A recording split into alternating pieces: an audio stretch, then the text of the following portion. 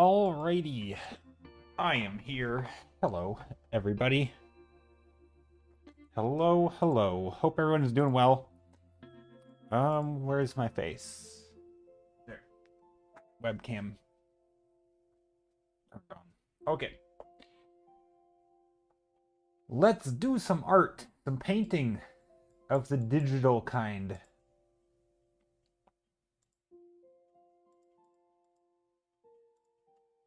Alright, let's see. The live stream stuff's working. I'm a little tired today. Today's going to be kind of, I think, a pretty mellow stream. Or mellow... I don't know. Sometimes I say that. It's going to be a mellow day. And then I end up ranting more. Because, like, when I'm tired, I probably have more... Or less impulse control, kind of. Like, I don't know. Like, if it's something pops in my head, I'm more likely to just say it rather than, like, think about whether it's something I want to get into. And also, I tend to go longer when I'm tired. Because it takes me longer to arrive at a place where I'm happy to call it done for the day. At least that's been my experience, so we'll see if that holds true. Hopefully it doesn't, because I would like to make it shorter and also not ramble about stupid stuff. But rambling tends to be how we do it anyway, so I don't know if that's going to change. But I am starting off with a thumbnail from last stream because it didn't win the vote last stream because we had 3 normal thumbnails and then 1 extremely like long aspect ratio of a thumbnail, which when you have like 3 of something that are the same and then 1 that is different, that one stands out, and that's it won the vote. So this is what we worked on last stream. Hey, howdy Skittle, how's it going? So that's my plan for today. I didn't lay out any plans, but other than, I guess I did, kind of, try to keep it mellow and hopefully not go too long. But, yeah, I'm just gonna jump in. Maybe do some, maybe it's a chill stream today, so it's gonna be a icy, I don't know, an ice scene. I think in terms of actual art stuff, it's kind of, I'm gonna try to sort of do the thing where, like, because, like, I did it again. Where I have, like, 2 objects that are the same size, right? I could go smaller, but even then, I only have 2, right? Like, some number between 1 and 4, right, is typically what I have. I want to do, like, I don't know, 10. What if I put, like, 10 objects in, just have smaller objects, more of them, more shape variety. I had a reference last stream that I thought was pretty cool. They were of these rocks that were very white. I think I ended up adding them in here, except they're not in this image for some reason. But basically some like whiter stones. Yeah, lots of thingy things, exactly. I had a reference of like this white stone, and it had a lot of like nooks and crannies and shapes and a lot of little stones. And maybe something like that, but I don't know. Just different materials, different stuff. So that's kind of my goal. It's sort of I guess it's part of like you could treat it as a mini study, but I'm not really studying anything in particular. More just painting stuff and seeing where it takes me. Maybe this one will have some, I don't know, light. This is looking already very glacial. I don't know if I want to do glacial stuff today, though. But yeah, how are you, Skittle? What are you up to? Are you arting along? And if so, what are you working on? I feel like I don't know. Maybe I do. Maybe what you were working on last time I raided in.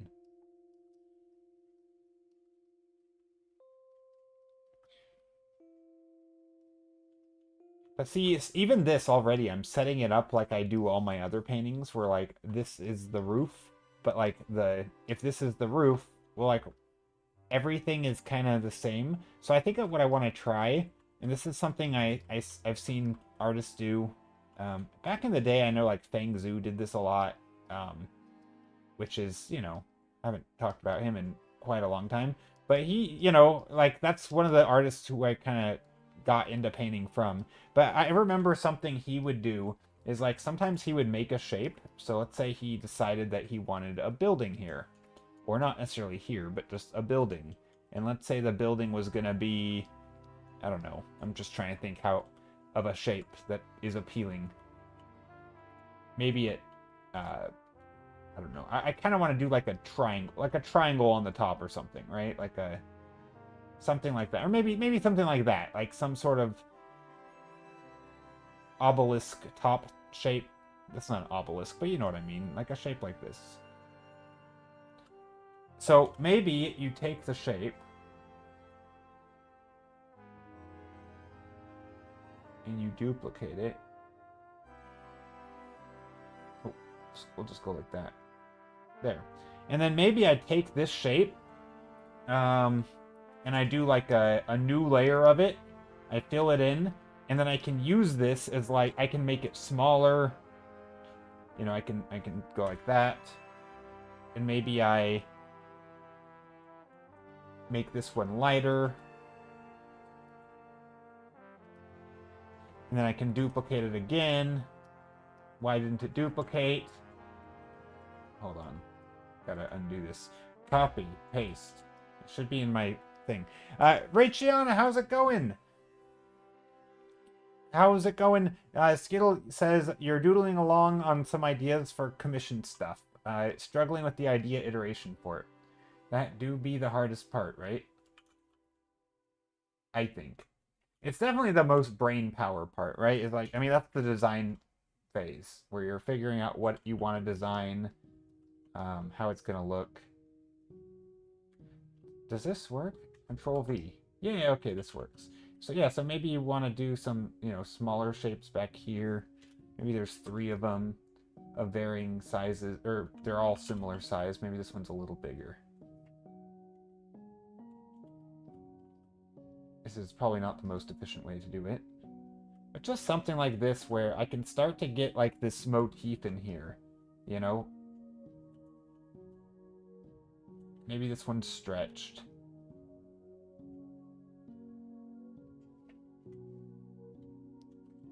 Maybe this one is doing work again. Nice. Hopefully work's going good. Maybe this one's a little bit darker because they're closer up. And maybe these motifs also have some overlap that aren't again, maybe some of them are, oop, that's really big. But maybe we even go like that. So I'm trying to repeat some of the shapes. That way we get like more of a, almost like a fractal pattern in a way. You know, there's like just a bit more shapes, because a lot of times when I'm painting shapes, I'm not, I don't want to, like, I'm not going to go into this much detail early on and, like, make a lot of small shapes. Oh, let's go like this. Tall. Some tall shapes. Doing fine. It's tolerable. That's good. So yeah, that way I can just, here I can make some smaller shapes, right? And it doesn't feel like, it feels like there's more work already being done, because a lot of times it's very like time consuming to go in and figure out all the little shapes that you want. But a lot of times you just want like some sort of motif or repeating pattern, or some shape language established early that you can like yes, everything looks like it's part of the same design, right? So hopefully this looks like it's that, you know, similar design, similar patterns. And of course I can, so that's kind of my goal today, is do more small stuff.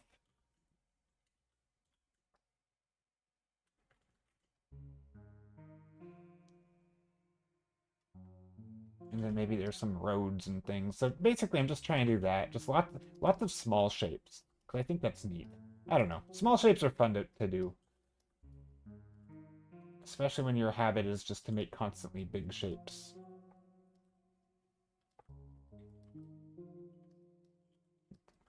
But yeah, tolerable is good. My day's been long already. I already worked for like 8 hours, like a full day, and then I just got home. I took a very quick 30-minute nap, and now I'm streaming. So I'm kind of already like drained for the day. So we'll see how I hold up with chatting and being enthusiastic. But I am having fun. I do, I'm happy to be painting and I'm happy to be here. But sometimes my energy will just,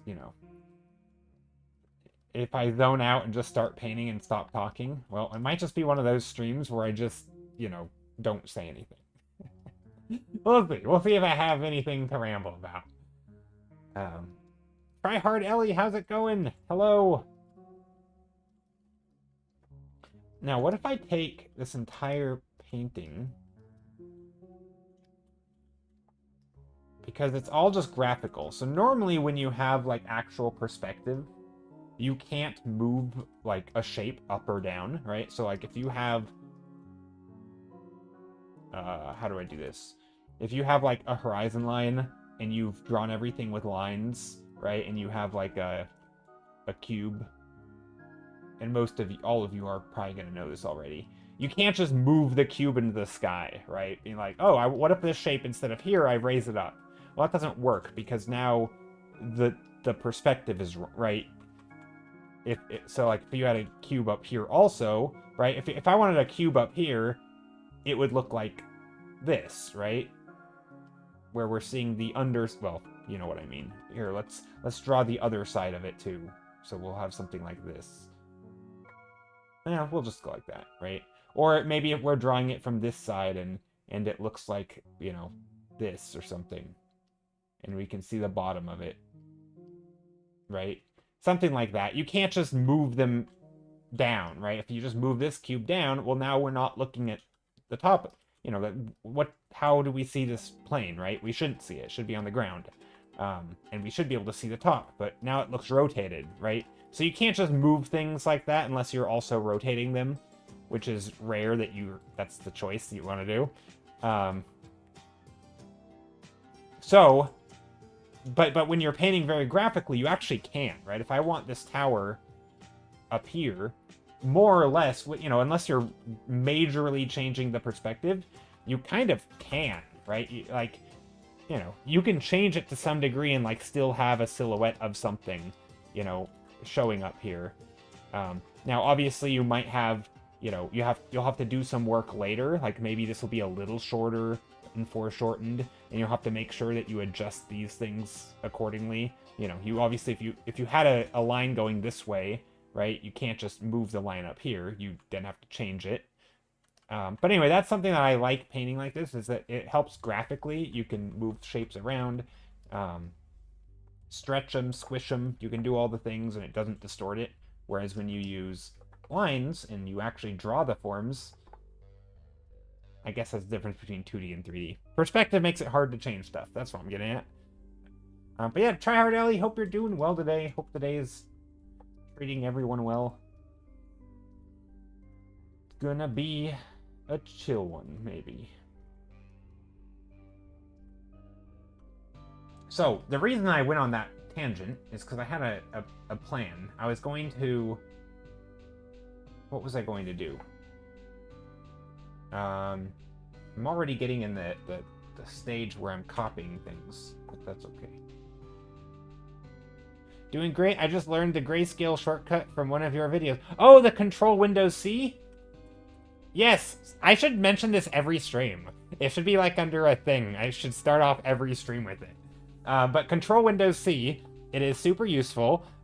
Just for those who don't know, if you're on Windows and you open up your Start menu and you type in color filters, there is in your system settings, it'll say system settings, there's a color filters. And if you open it up, you'll see a window that looks like this.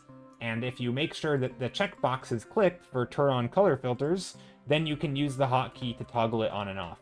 You can technically set it to these other things, but I think the default is grayscale. That's what I have it as, so that you can set your screen to grayscale. And it's setting your entire screen so that you can check your values quickly and see if things read, compositionally, they read graphically. It's very, very nice to do a quick value check. Definitely something that I think... I mean, there are exceptions to not using it. Like if you do... I always have to mention, if you're in Photoshop, there's a better way. Because technically this sort of algorithm that it uses to decide what color should be, you know, how dark gray or light gray a color should be. It has to do a bunch of math to you know, it's taking certain values of it and spitting them out and then making it grayscale. And so depending on what sort of math you're using, you're going to arrive at different answers, right? And this is not the most accurate to like what your eyeballs perceive in real life.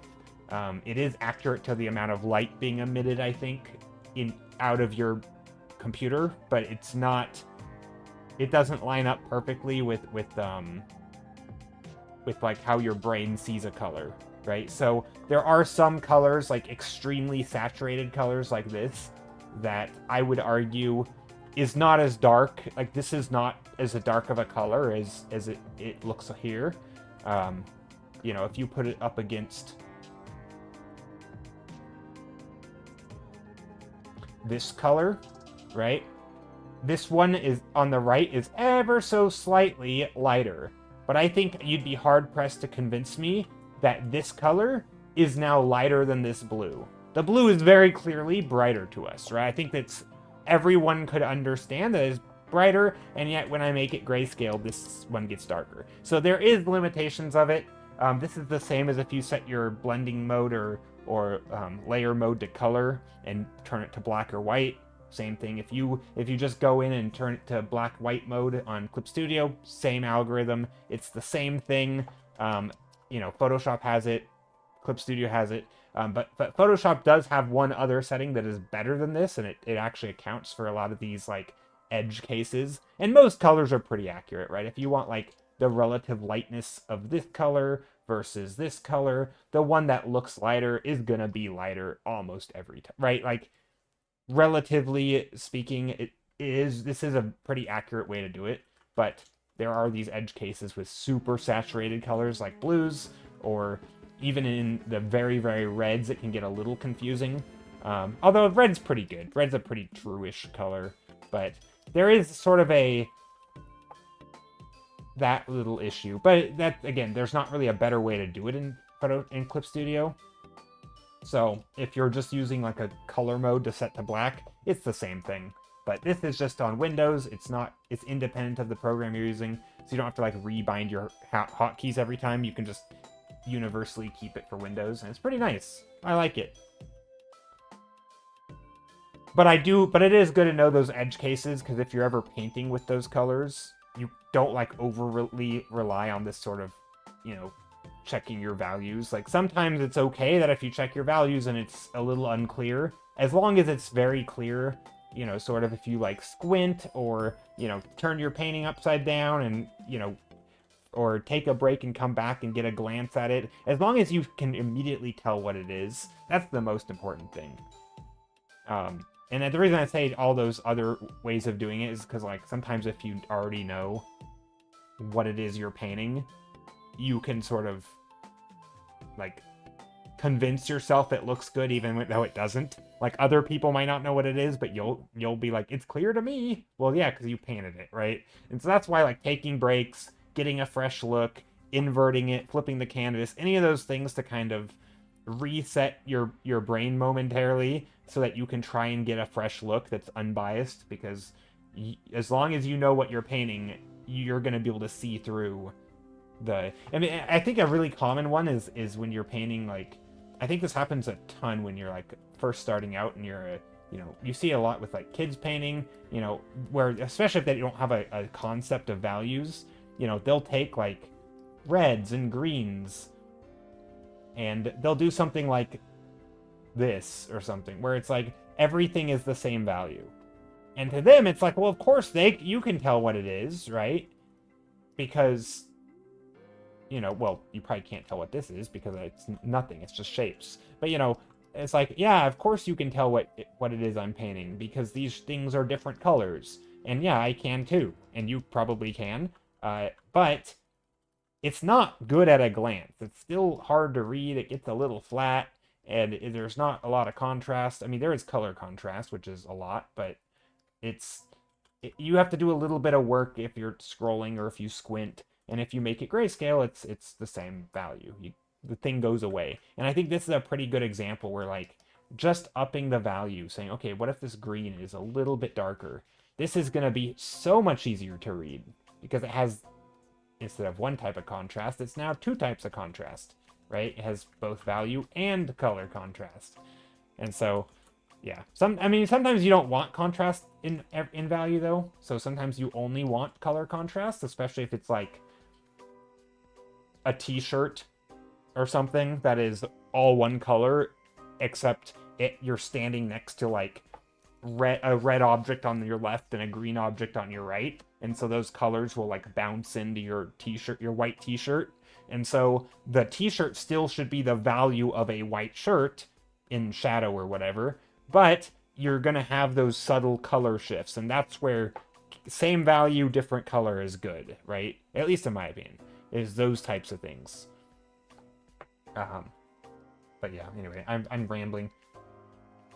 But the reason I went on that whole tangent earlier about the moving the shape up and down, though, before I got to the color rant and the grayscale thing, was because I wanted to make an adjustment on this thumbnail. I wanted to move this upward just a bit. And normally you can't do that, but when you're not really painting in perspective, you kind of can. Although in this one, it's literally moving the whole horizon line up as well, which is okay. It's intended. So yeah, that's the thing. Just lots and lots of stuff. But wait, so Tryhard Ellie. So now I'm curious. What I got from that, though, you said you're doing great, just learned the grayscale shortcut from one of my videos. You're saying you watched one of my videos. I didn't know people actually watch those. Oh, do you mean the on Twitch, like the clip thing? I assume you don't mean a VOD. Probably a clip. People don't watch VODs, do they?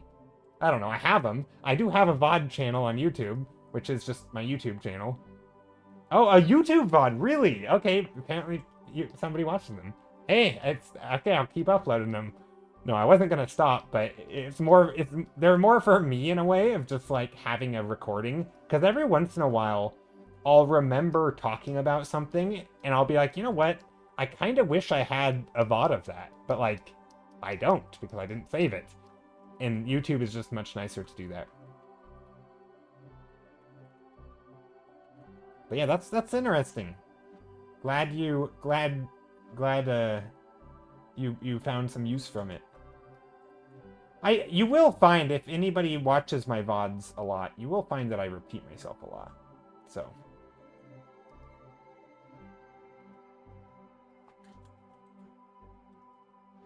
But I guess if there's ever like a question, right, or something, that's where Twitch live streaming is really useful. It's like you can then show up and be like, hey, you said this. I think you're wrong, or what did you mean by that? You know, and then we can talk about it.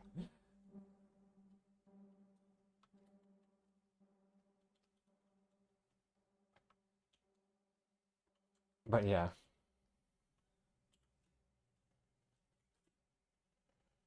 But yeah, I'm trying to make some smaller shapes today. That's gonna be maybe the name of the game. Small, shapy stuff, as Skittle said. Shapy shapes.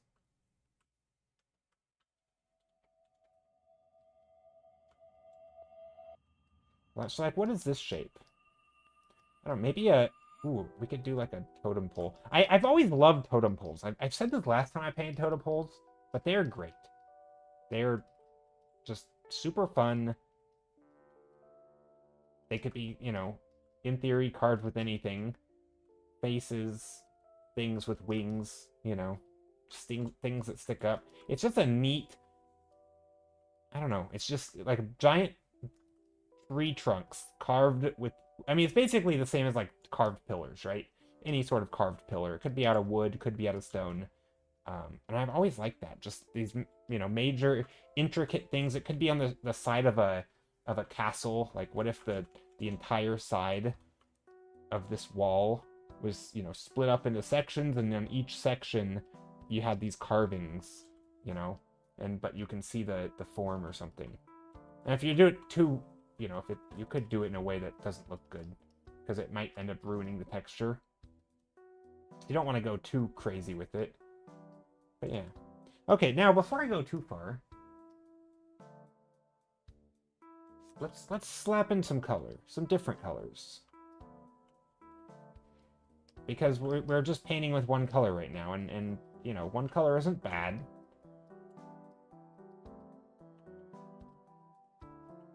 It's not bad, but we can definitely do better. Some red, maybe. I do like the different, you know, different color blues in here. Maybe we get some greens. I mean, I know red, blue, green is a risky color palette to start out with right away. Not ideal, probably. I'm gonna blend a lot of this together. Go super gray.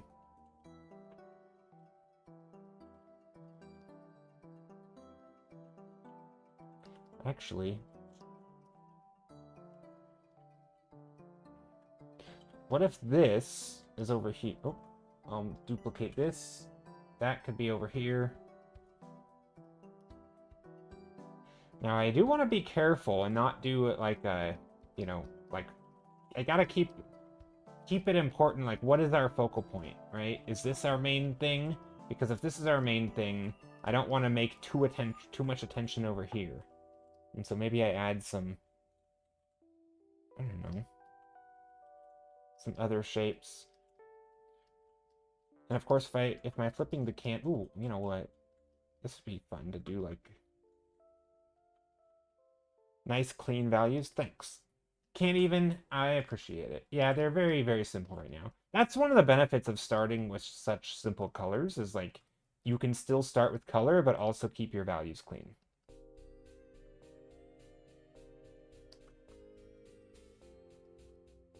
And of course, you can check values with Control Windows D if you're in Windows. You do have to enable it first. If anyone wants more info on how to do that, let me know. I already talked about it once today, but I'm happy to repeat myself because it is one of those things where, like, someone will learn it for the first time every single stream if I say it. Because there's gonna be someone who doesn't. Like, it's one of those things where I've only heard a few other people talk about it, which is where I learned about it.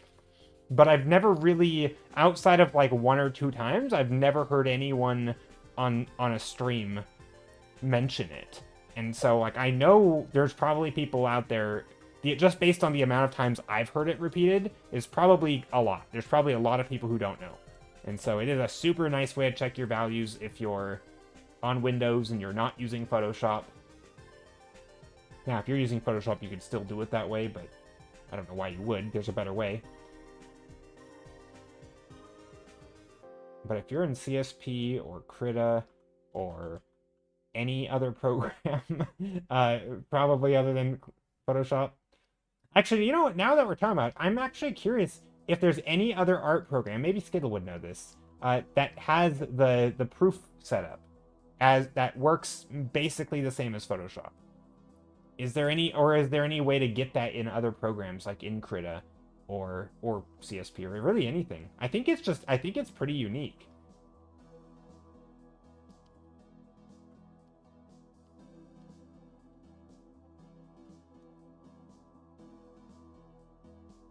I'm adding a lot of green.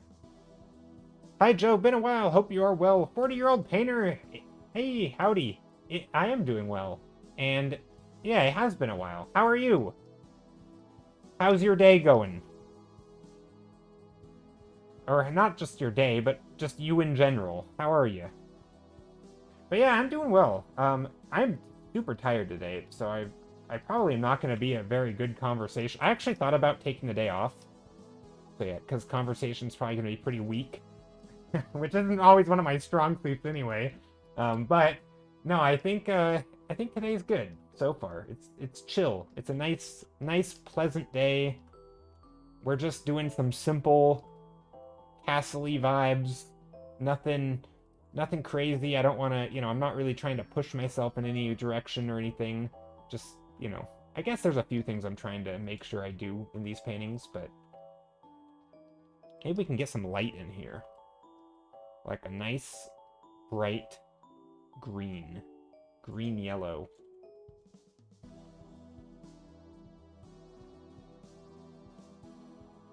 Right up here along the edge. Maybe these, maybe the front of these. I don't know. But yeah, how are you? Hope you're doing well.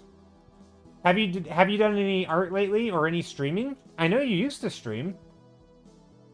I would give you a shout out, but I don't want to shout you out if you haven't been active, because then that's, you know, it always feels weird to like go follow this person and then they never stream and you're like, why am I, you know, it can be weird. But yeah, if you've been streaming, I'd love to know. Actually, let me go snoop. Let me snoop. I guess it doesn't really tell me when you last streamed, does it? It will only tell me if you have a schedule or videos. If you have videos, it'll tell me, right? It says that you stream Tuesday, tomorrow, at 9 p.m. Oh, that's late. Okay, maybe you... Have you been streaming? I don't know. Now I'm curious. You haven't been streaming, been focused on production. Nice. Yeah, if you want to be productive. I missed some stuff. Good to hear. I'm doing well. Back into creative flow. I usually unplug to recoup. And yourself, what's keeping you engaged? I mean, art's been pretty engaging, and you know, day job stuff. But yeah, no, I've been just keeping it steady with art, and honestly been having a ton of fun.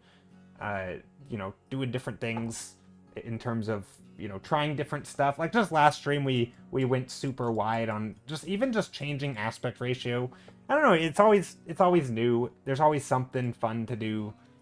Whether it's, you know, designy stuff or more just like chill landscape painting, kind of like today is going to be probably. But yeah, it's been pretty chill. Thank you for letting me know. I need to cancel that reminder. Gotcha. Yeah, I wasn't sure, and I can never tell because a lot of people, especially with like all the music and stuff, copyright stuff, it's like a lot of people don't auto-publish VODs anymore, and so it's really hard to tell if people are active streamers or not, because a lot of times the only way you know is by seeing if they have recent VODs, and if they don't put those on Twitch, then, you know, and Twitch has like more limited, I think it's a more limited amount of time that the VODs can be active, or maybe not, maybe that's still only 2 weeks, I don't know. Ooh, what if we take a chunk out of these?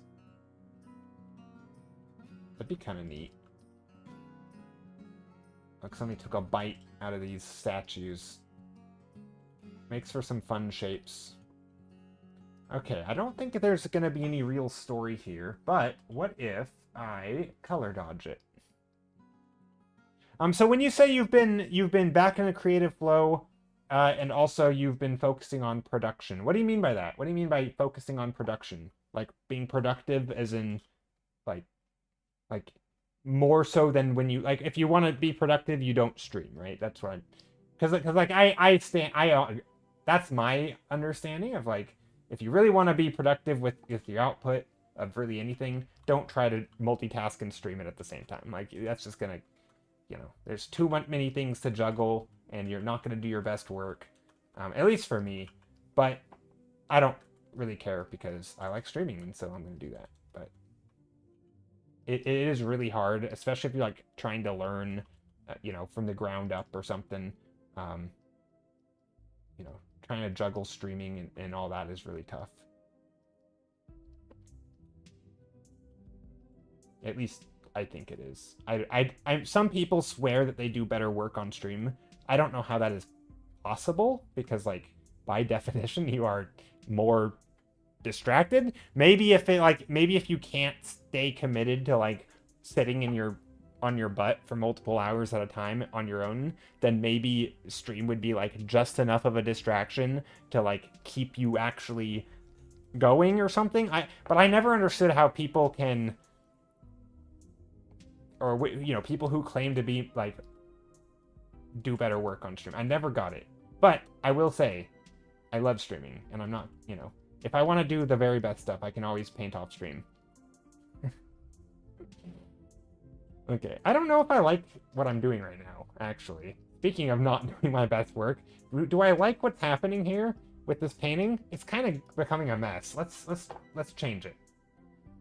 Let's go in here. We're gonna duplicate the whole thing. Just copy paste it. Ah, the joys of digital. And then I do like these grays though. We got some of these blue grays in here, red grays. Very nice. Yeah, no problem. I'm a concept artist on a grassroots animation project, lots of CSP time and deliverables. I'm also working on painting collection for 2006, so I'm bouncing between both. Oh, dang! You sound busy. That's cool. Well, I hope everything goes really well. Okay, let's scrunch. Like that. And then raise it up. Get some nice loftiness to these shapes. A good old hill. We like a good hill in our paintings. Raising it up. Cheers, same to you. Yeah, that you sound like you're working on some cool stuff. I'm pretty so like as far as like art work goes, I occasionally have commissions, but honestly, streaming is most of my art time. Which I like. I mean, I you know, I certainly wouldn't turn down a paying art gig. Well, that's not true. I do turn down paying stuff, but I wouldn't, you know, if it's something that interests me and that, you know, like I would love to do like full-time art if it was something that, you know, was like, you know, compensated me enough for my time to make it worth it, and you know, but you know, or such that I could like quit my day job, but I don't have an absolute ton of pressure to do that. Like I'm in a position where I feel like I can say no to stuff, which I like, because then I don't feel like I'm, you know, drowning to like, you know, I'm trying to use some swimming analogy, but you know, I don't feel like I'm sort of treading water and trying to like stay afloat and having to take anything that comes my way, and I feel it is pretty comfortable. It's nice to be able to just kind of do what you want and not feel too much pressure to do what you don't want to do outside of like day job stuff. So I will say I'm pretty chill right now. Hey, Figuro, hi, gosh, your name is hard for me. Figurotai. That's how I'm gonna say your name. Hello.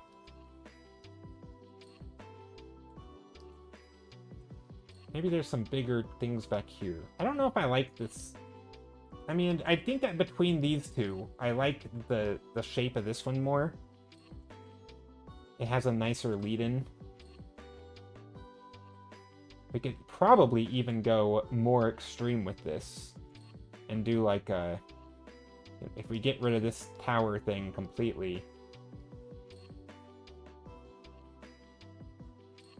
and really focus on elevating this castle, this land formation here. So this could be like some rocks in the foreground. You could probably go more extreme with values, but I don't know if I need to right now.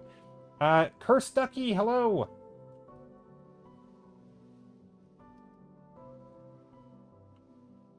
And then maybe there's some like foothills back here or something.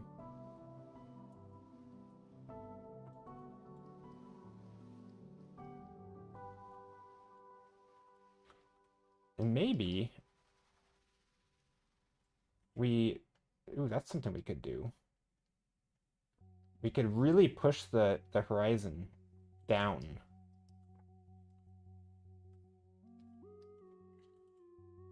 I don't know if that's quite doing the job. And then this could be like a wall type thing, or like more rocks. So the horizon could still be... Like, that way we're looking up at everything, and we're kind of in the valley. I don't know what I'm painting here.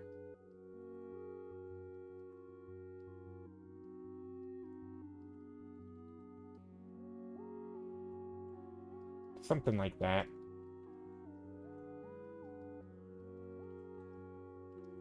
And then I don't know what all this stuff is. But that adds a loftiness to the whole thing, which is nice. Gotcha. I've mentioned you in a project for environment concepts. If the EP has a need, we'll reach out. Oh, that'd be cool.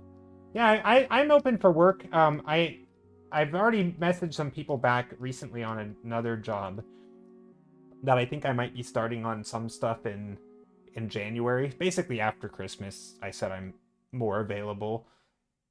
Just because holidays get really busy and I don't really want to start anything right now at the holidays.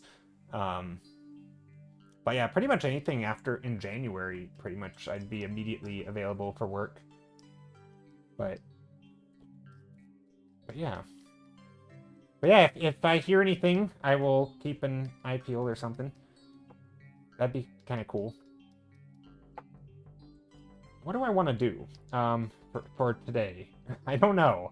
I don't know what I want to do. Maybe you know what? Maybe I'll just keep doing like iterations, but each time I'll change something drastic until, because like normally when you do like a design thing, right? You have a goal. You have some sort of theme or a prompt. You know, depending on what stage in the process you're in, you oftentimes have a pretty clear goal in mind.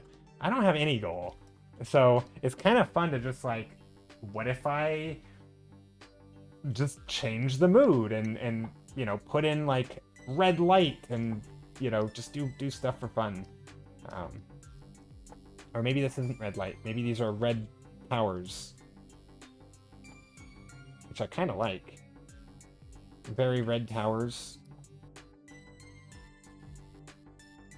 Sounds good. Yeah. Okay. I do like the random red things. Also, like the trees, you can have some redwood type trees. Is redwood trees really red? I don't know. Kind of ish, reddish. But we could have some reddish trees in the background that are actually red. That's kind of nice. Actually, there's sort of this deep blue up here, which is kind of neat too. That makes it feel a little more magical, I feel like. Having those vibrant patches of color. Yeah, it's a little bit sunset-y, but also we don't have to have this as the sunset. We could, I mean, you know, I put some light here. But we could do like golden hour lighting, and the red could be the actual color. Right? Because sometimes, especially in this early stage, I find that like, just because you slap a red light looking source on the building, you could also treat it as like paint, right? It could be paint or it could be light. And sometimes that difference is, you know, it can be subtle. But it, you know, if I add another light source in here, right, I can give the illusion that it's not so much sunset, but more just but lighting. Like maybe I want the light to come in across the scene.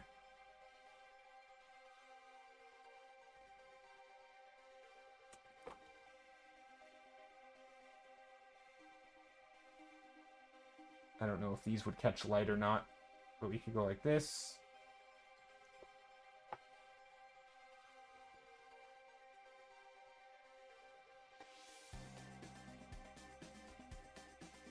So we could do something like this, where we bring in some light across here, maybe some light, you know, coming up into the trees. That way it doesn't feel so much sunset as it does like just these buildings are red. Right? At least that would be the goal. And maybe there is some, like, bounce light or something that brings in some orange or... I don't know. At this stage, I'm not trying to put any polish. No polish necessary. But yeah, 40-year-old painter, I appreciate you name-dropping me. That's always very kind.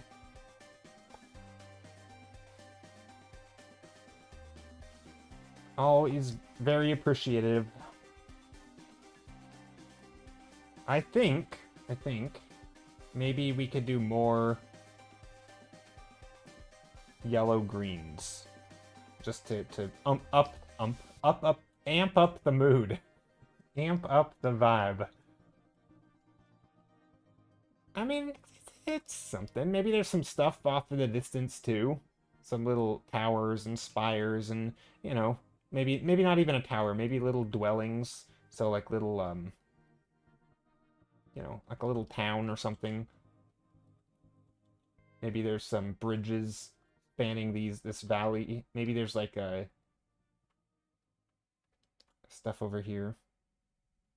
Shapes. It's like there's two hills being spanned, and then you have this hill down here. Maybe we even do like another, like a bridge over here. I don't know where this bridge is going, but maybe you can see more of this bridge.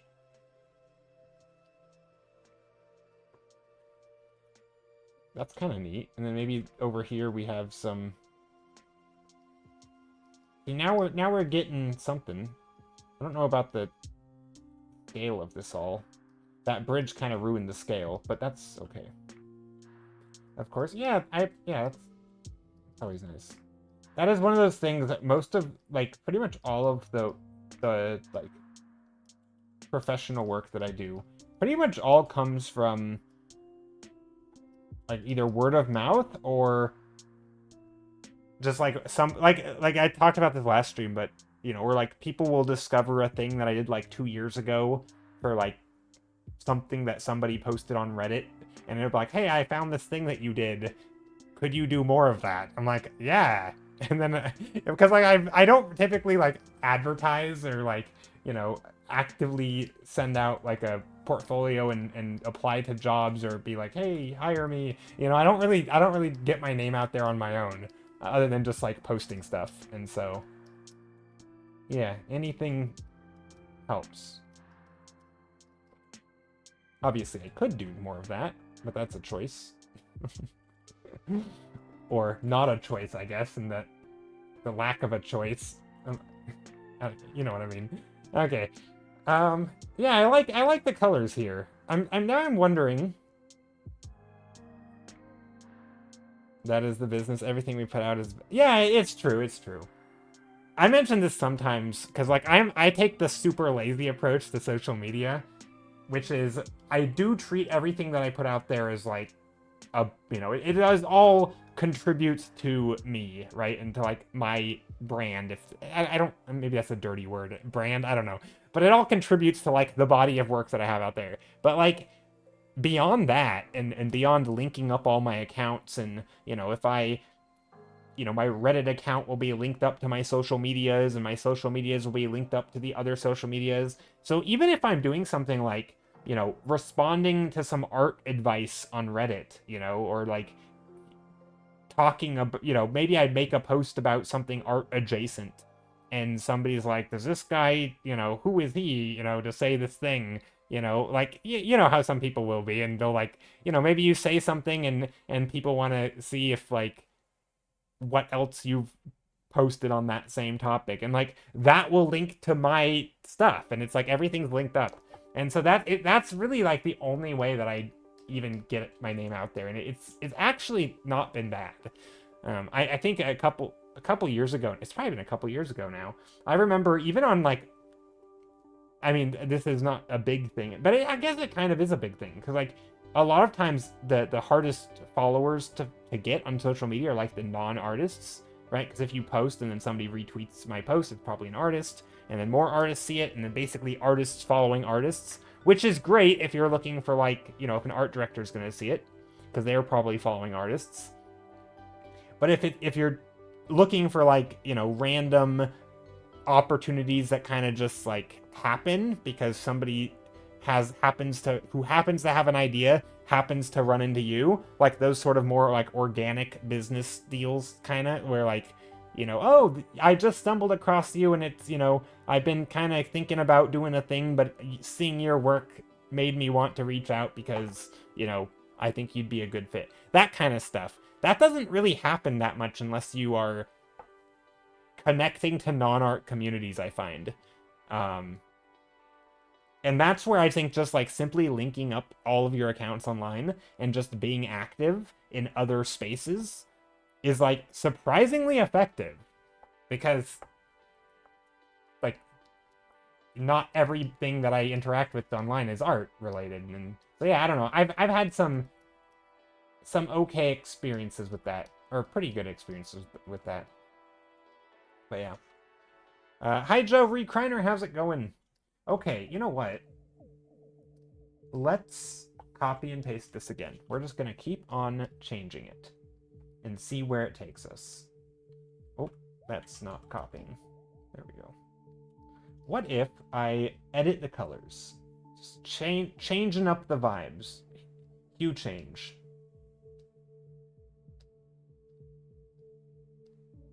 Ooh, those are fun. Okay, so this feels very sunsetty, and I don't think I really need it to be sunsetty.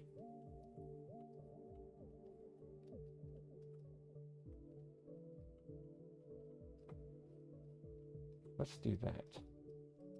Right smack dab in the middle. I mean, it still is sunsetty. These could also be like glowing stones, right? We could have like stones down here that are some sort of, you know, it almost looks like a quarry in a way. Not really a quarry, but like, you know, some sort of canyon. There could be a quarry, but maybe there's these pylon thingies of this energy. This is one of my go-to sort of like, I've always loved this concept of just like other sources of energy in fantasy worlds, you know, special materials that are mined out of the ground that are different than anything we have here on Earth, that sort of give this other thing, and, you know, just sort of having these things visible. I don't know, it's always been fun. So maybe there's these towering pillars of blue crystal. Maybe some of it's glowing.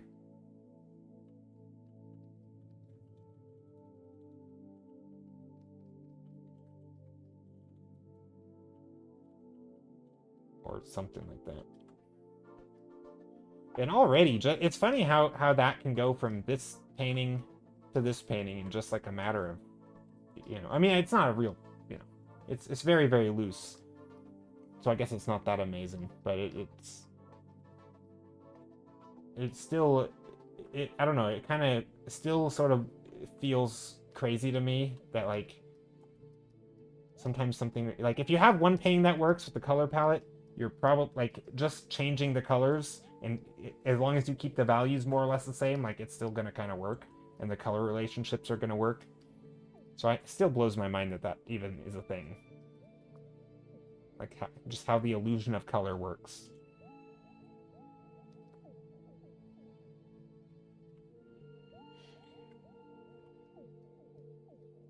But yeah, Recriner, hope you're doing well. Yep, happy Monday. Today is a little bit more of a mellow stream because my brain is extremely tired. I almost canceled stream today, but I thought, you know what? Let's keep going, or yeah, we'll my day will be long, but that's okay.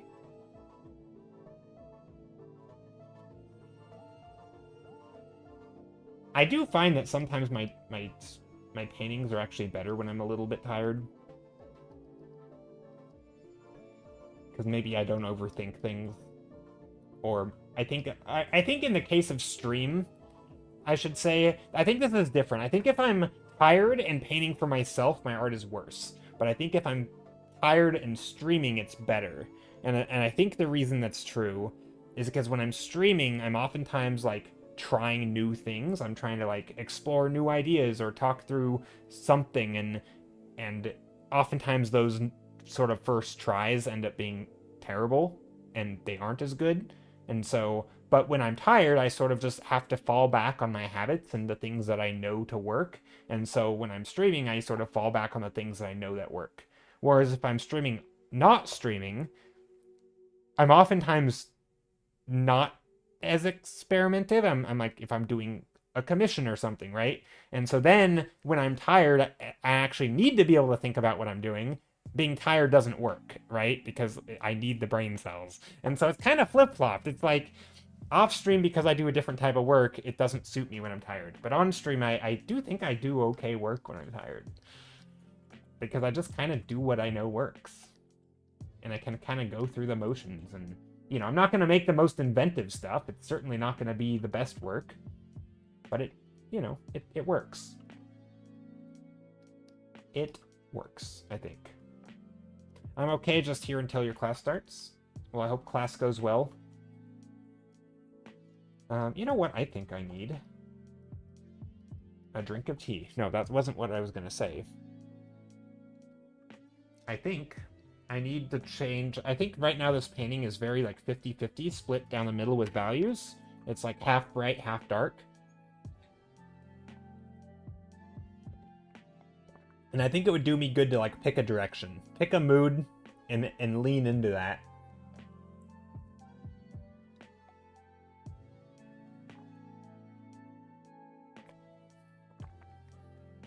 Which to me, I think that's been one of the most sort of important things that I find when I paint. If you're painting from imagination, is sort of just, even if you don't know exactly what it is you're painting, knowing the mood or even just picking a direction, you don't have to know it, but like guessing at the mood you want to go down or the route you want to go down, and then just pick a direction and go. That way every decision you make builds off of that direction, right? It's sort of, you're using the same sort of,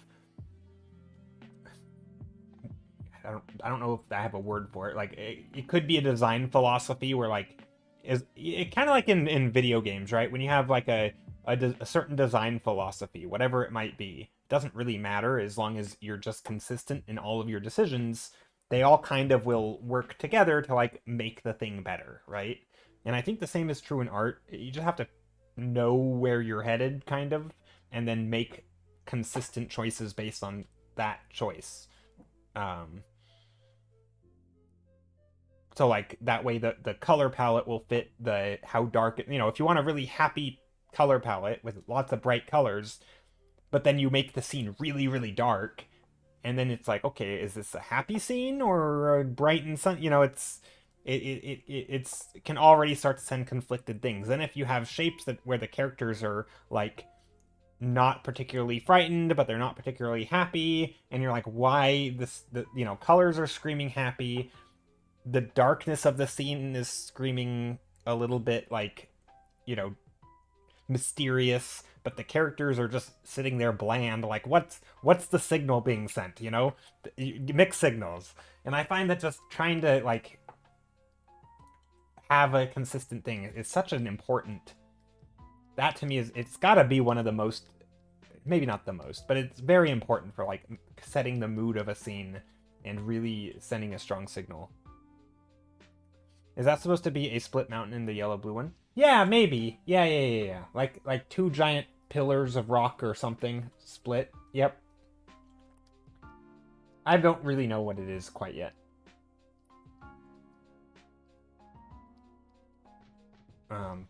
There's actually a thing that I saw here, and I almost want to do a duplicate of this again. Maybe I will. Sometimes when I'm painting, I'll find little, because this is very much exploration. Sometimes I'll find little things that I like, and then I'll be like, what if I took the entire painting in that direction? I like that, so there's this dark red in here, and then there's this bright green, and I really like that. And so what if all of this purple was basically not there, and instead I used this green and red classic complementary color thing. But really, I want to do this more because it's not because it's complementary, but because it's dark, and I wanted like a dark foreground. I could also put the blue in here, but I wanted a little bit of dark foreground.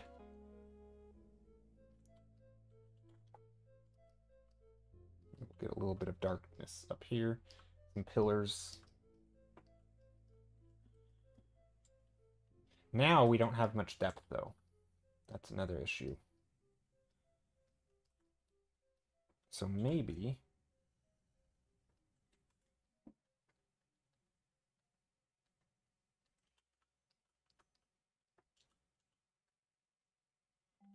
Something like that. Maybe we bring in some of this bluish color, which it can also be quite dark.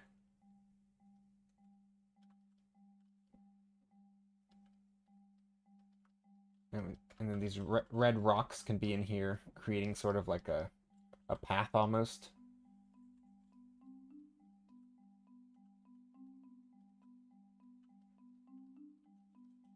Just breaking up the scene a bit.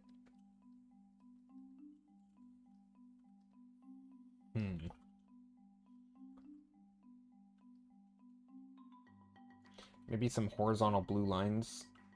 It's one of my favorite ways to add depth is basically just add more horizontal lines. Which I know sounds like that's like a solution, and I guess I can explain the logic behind it. But basically,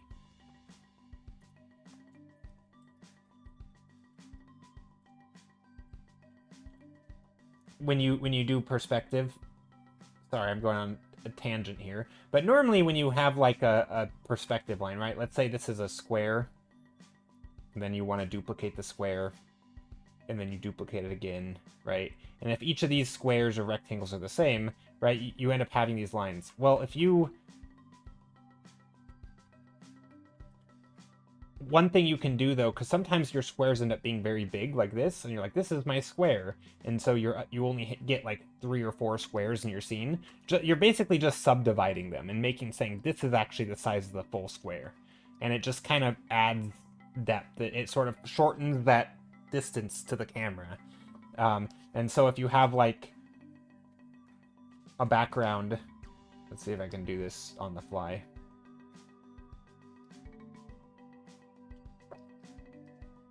Hi, these look wonderful. Oh, thank you. Yeah, they're all very similar right now. I'm sort of just iterating on the same one and going with the flow. But yeah, sometimes you'll have something like this and it'll feel a little scrunched. But if you just add like another layer, so let's say these are my layers. I find that just adding another layer in here and saying, okay, well, what if I add a layer in here? You know, what if I add another layer back here, right? And it doesn't have to be the lighter value. It could be between this and that, right? You could just keep going back. But basically every layer that you add back here, as long as it, you know, you can kind of maintain the, you know, you don't want to like make the horizon line higher, but you can sort of, as you subdivide it and you keep going backwards, or even in the foreground, right? If you add another layer in the foreground, maybe like that, right? So here's another layer. You're basically just adding like hills or things in between, and it just starts adding depth. I find it helps a lot. You know, obviously shapes that protrude upward help, but even then, you know, if you go back here and just add some lighter ones, and every time you add a new layer of lightness going back, it just adds further and further back, keeps pushing it. So you can oftentimes just imply that with just like a horizontal line. Just adding a few extra horizontal lines. I do this a lot with like light. If this image is looking a little flat, let's say, it's all one value back here, just come in here and add like a streak of light, and it'll just help add that little depth back. And then of course sometimes you have to clean it up, but mostly you can get away with just some very quick horizontal lines. Anyway, that's how I like to add depth. It's one of the easiest solutions if it's like this, where I have, you know, you can't see the ground plane, all you can see is this mid-ground. Or in this one, where you see the mid-ground and then the background, but you don't have anything back here. Sometimes just adding extra lines back here can help push it. I need to learn doing too. I am always stuck in the details. I was gonna ask a cheeky question. How do you know what to detail if you haven't done the other stuff? Like,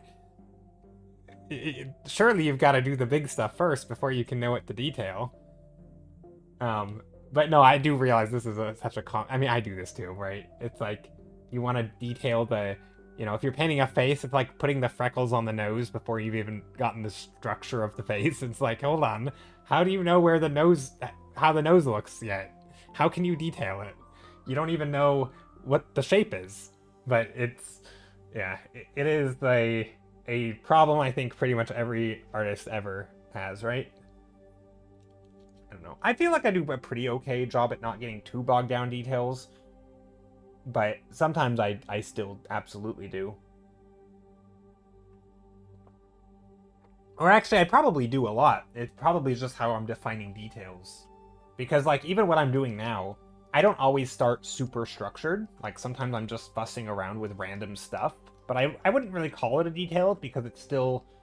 It's more like I don't know what I'm doing, so I'm just spinning my wheels, and I'm sort of, like, not really doing anything. I'm just making marks and moving, fiddling with things. It's like an idle fidget or something where I'm just, like... I don't have a direction, but I don't think of it as detail. I don't think of, ooh, I'm rendering it. It's more like I'm just moving things, shuffling around. And I do that fairly often. And when I should be like in that stage, I should be like, oh, gotta step even further back and let's change the big structural stuff, right? Let's change composition, overall value structure, like stuff that's actually gonna make an impact, not the little stuff. And so I guess I do technically fiddle with details. But like sometimes I'm fiddling with like color choices, not because I think I'm at the stage where that matters, but because the color choices can help give me ideas for like the direction I want to take. So maybe I'm just like self-justifying or rationalizing why I do I do that, but I think I do that as well. Probably just making excuses, to be honest.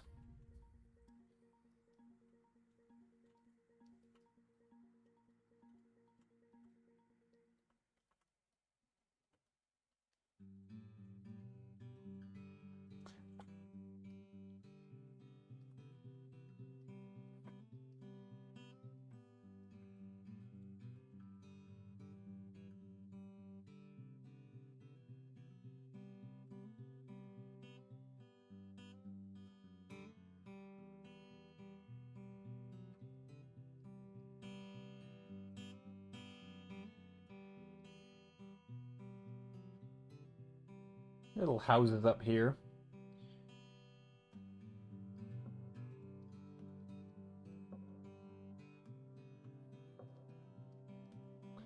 Houses with some glowing light. It's a little dark. The scene is a bit dark. I don't know if I make it too bright, it might end up actually killing the vibe.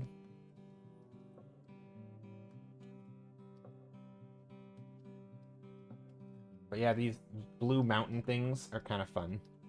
I don't think you would get that color in real life. But you know what? Let's do something. Speaking of this color.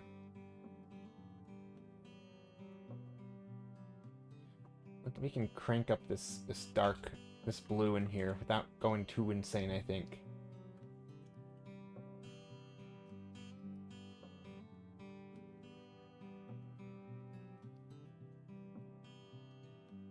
Some magical light blue lighting in here, just kind of going along the valley.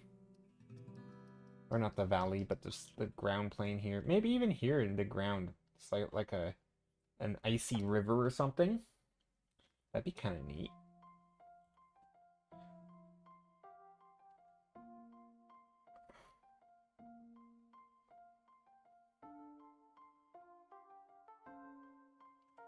Like something like this.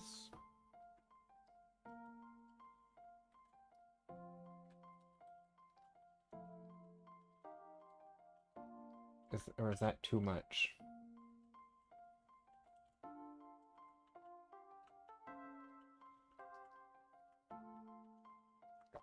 Or maybe there are tracks. Maybe it's like...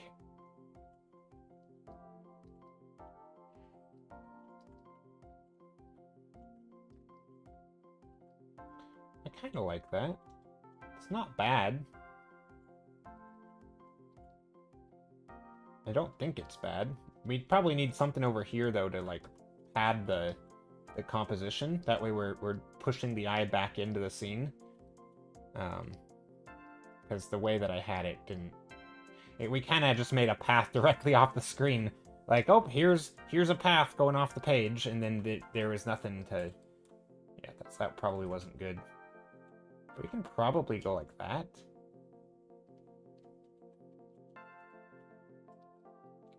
Again, I do like these little, like, swooshy little lines. Almost like, not really swooshy, but like kind of chicken scratchy lines of sort of like a brighter color up here.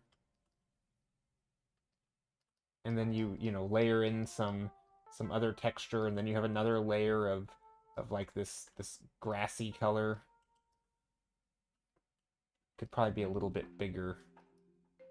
I think doing some more texture work would be fine, but I don't know if I want to do that yet.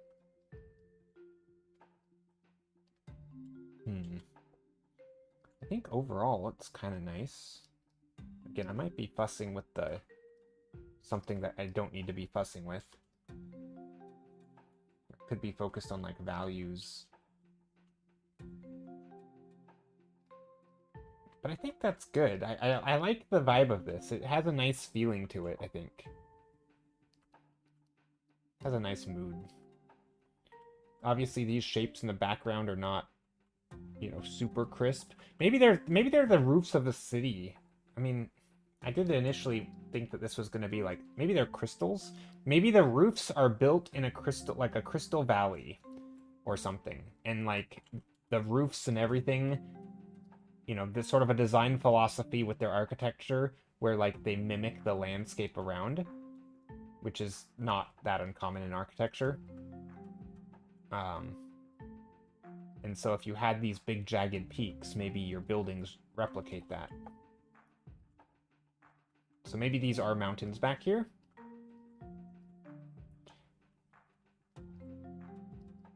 And then the buildings are also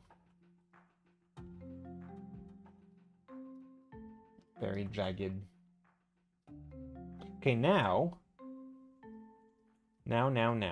Oh, Figurotai says, or Voitai says, I wanted to share this again with you. I double-checked again after your advices, and I tried to do something different. Ooh, let's take a look.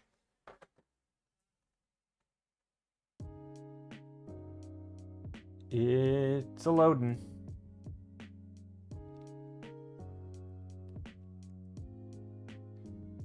I still like it. I have a hard time remembering what it looked like last time. But yeah, I like it.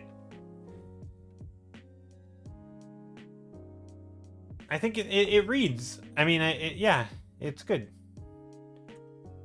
I think the colors feel a little more natural this time. It's hard for me to remember.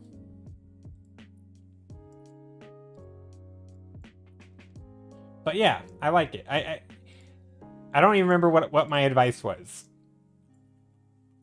But yeah, I think the mood of like a nighttime mood, it definitely comes through.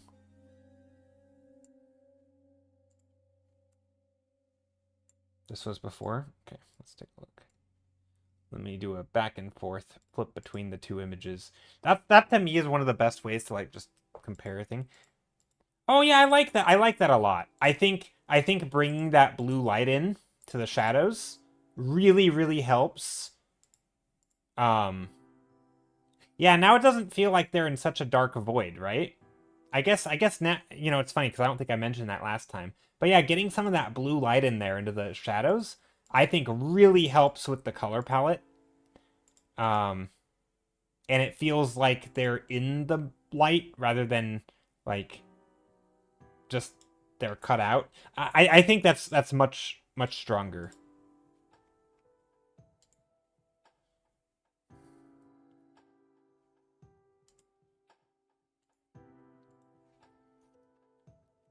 Yeah, it definitely pushes it to a certain mood, which, and I think to me that mood is like nightlight, right? It's the moonlight.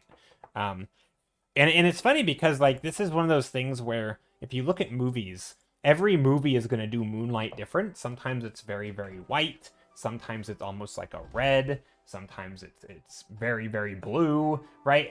And it almost doesn't matter, right? What matters is, like, is the light actually affecting the stuff around it, right? Is it gonna reflect off of things the way moonlight might, right? Is it lighting the scene too much? Because then it's not gonna read as moonlight at all, right? So it's sort of this, like, it's more about the consistency of the lighting, and I think you brought that in a lot. By bringing that lighting in to flood the whole scene, everything is affected by that light, and it definitely reads much more now as moonlight.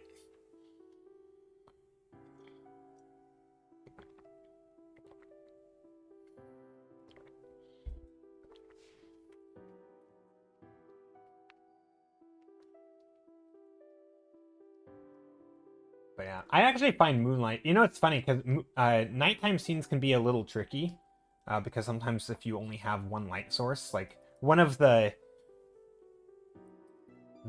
like if you've ever watched any like lighting videos on like for movies, like cinematography type tutorials of like how to do lighting, you oftentimes see them use a lot of different lights. So like a warm light and a cool light.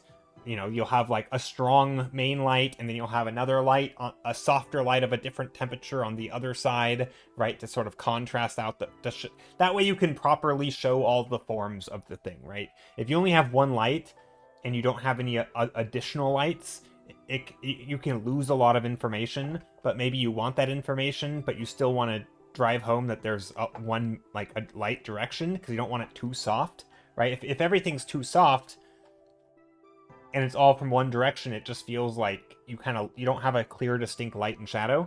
So by using multiple lights, you can kind of get the best of both worlds. You can still fill in the shadows with another color of light, but they still read as distinct shadows from the light, right? You get all these, you get all the good stuff. But if you're doing like an indoor scene or a nighttime scene, you oftentimes only have one light source.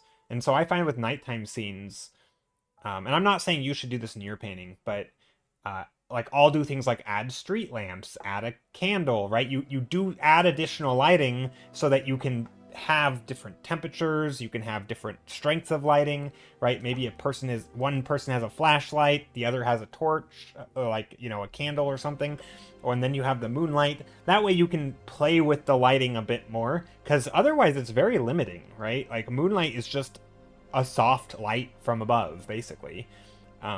Whereas like in the daytime you have a soft blue light from above, but then you have a super strong whitish yellow light, or a warmish white light, or it's not even white, but you know what I mean, like a warm light. And so you are already in like a daytime scene, you have these two distinct light sources, but at night you kind of have one. It's either in moonlight or it's black. Like you don't get a lot of fill light, right? So yeah, it's very tricky. Both indoors and nighttime scenes for the same reason. And then you're doing both. You're doing an indoor nighttime scene. And so like in real life, if you had all the lights off in your apartment or in your house and you opened up a window with the moonlight coming in, you probably wouldn't be able to see anything in your apartment. Like, it'd be totally dark, right? You'd have a little bit, like if you're right by the window, you might be able to see a little bit, but like you wouldn't have much light. But like that's obviously it doesn't work if you're doing a painting or an illustration. So this is where like we have to take liberties and you have to fudge the lighting a little bit. Let some of that moonlight be extra strong, right? Nighttime lighting can be really tricky, and I think you did a good job though. I think it reads. Vexchester, how's it going? Hello.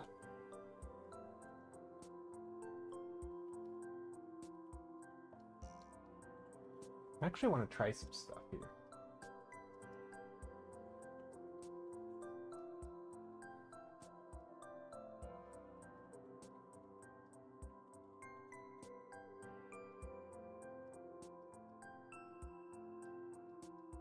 I don't think I want to do that. And I think if I go color dodgy, it's gonna look terrible. Doing well, how's it going, everyone? It is going well for me. It's a little bit. I'm a little mellow. I've had a long day already, and so I'm a little bit exhausted. And so I don't know how good of a conversationalist I'll be. I'm already feeling like I'm struggling, but that's okay. Some days are just like that. And if I were smart, which I'm not, I might have taken the day off from streaming. But I like streaming. It's a lot of fun. So I decided to not take it off. Also, I like this lighting. A little bit of like a lens flare. A little bit cinematic vibes right there. Look at that.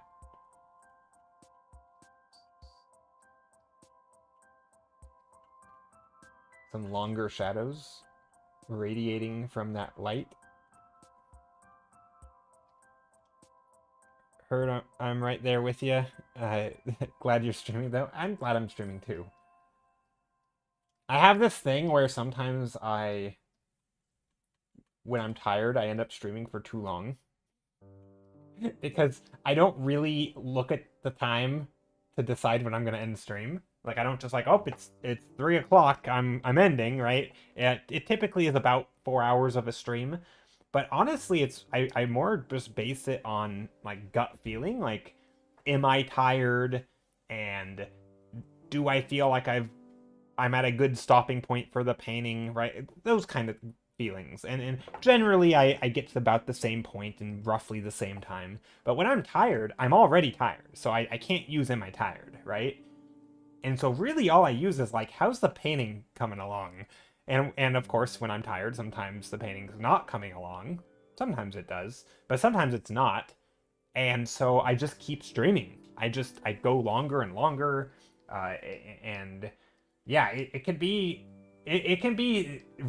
risky for me to stream when I'm tired because I can just it ends up being like I overdo it. But I think today is going to be a good day for this because I'm actually already liking the paintings. Stramigo, hello. Hello, I like the flare, thanks. I like it too. It's always a nice touch to put a little... I mean, I also just like the colors. The colors are fun. I don't know. I think it's a fun painting. We do like a smoggy environment. Lots of thick, dense green fog. Obviously I'm just painting green. Green and orange. Kind of a weird color combo. This super like yellow sky. Anything you're working on particular today? Nope. Today is just a chill day. I'm trying to do a bit of iteration, so I pretty much started. This is the first thumbnail I did. No. Yeah, this is the first thumbnail I did. Then I iterated and then did this one, and then I color shifted it and did this one, and then I color shifted again and did this one. So they've all stemmed from the same painting. And like this one here, it was a duplicate of this one. Or actually, this was a duplicate of this. But now that I found something that I like in this one, I'm going to go back to this one and change it. So I'm kind of just painting on top of things. There's a lot of iteration. That way I can feel like I did a lot without having to do a lot. Hey, welcome in! Ronald, welcome. Welcome,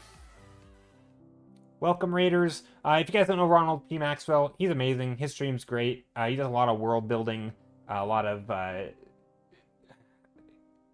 like real-time world building with his stream, designing things based on the world that they're building. They also play a game based on the world where stuff happens and then he draws it. It's very cool. I feel like I could ramble about Ronald for quite a bit. Just all of the I'm in Ronald's Discord, and sometimes I'll just like look through the channels and just be in awe of the sheer amount of work he has done. It's really inspiring. Neon Indigo, please. Oh, redeem a color pick. Okay, neon. I don't know what that means though. Neon Indigo. I don't even know what color indigo is. Wait, Roy G. Biv. Indigo Violet. So red. Hold on. Red, green, blue, indigo. So, I don't know what indigo is. Can you color pick it for me? I don't know what indigo is, let alone what neon is. I mean, violet is like this, right? Isn't indigo just purple? Like this? Is this what we're talking? Just super saturated purple? Or, because this is violet, right? The more reddish color is violet, so indigo is just purple? I actually don't know what indigo is. I don't know color names. Oh no. I feel like this is indigo. Neon indigo? That's pretty, I don't know. It's like blue, like a blue violet. Dang it, I don't know what violet is either. This? Sorry, hey Joe, I think of a dark blue sky. Think of like a dark blue sky. It's like, so like this, like very dark. Like just pure blue? Because like an actual dark blue sky isn't that color of dark, right? It's typically like, you know, it might be like this or something. And then this is that an indigo? I love how everyone is like, this is what indigo is. Oh gosh, somebody should color pick it for me with the hex color picker. The pinkish purple one. Oh my gosh, they're all pinkish purple. This one or this one? Wait, hold on. Let me write some numbers. Hold on. This will okay. 1, 2, 3. This I think is the same, but I'll go 4. I'll go 5, 6. I don't know.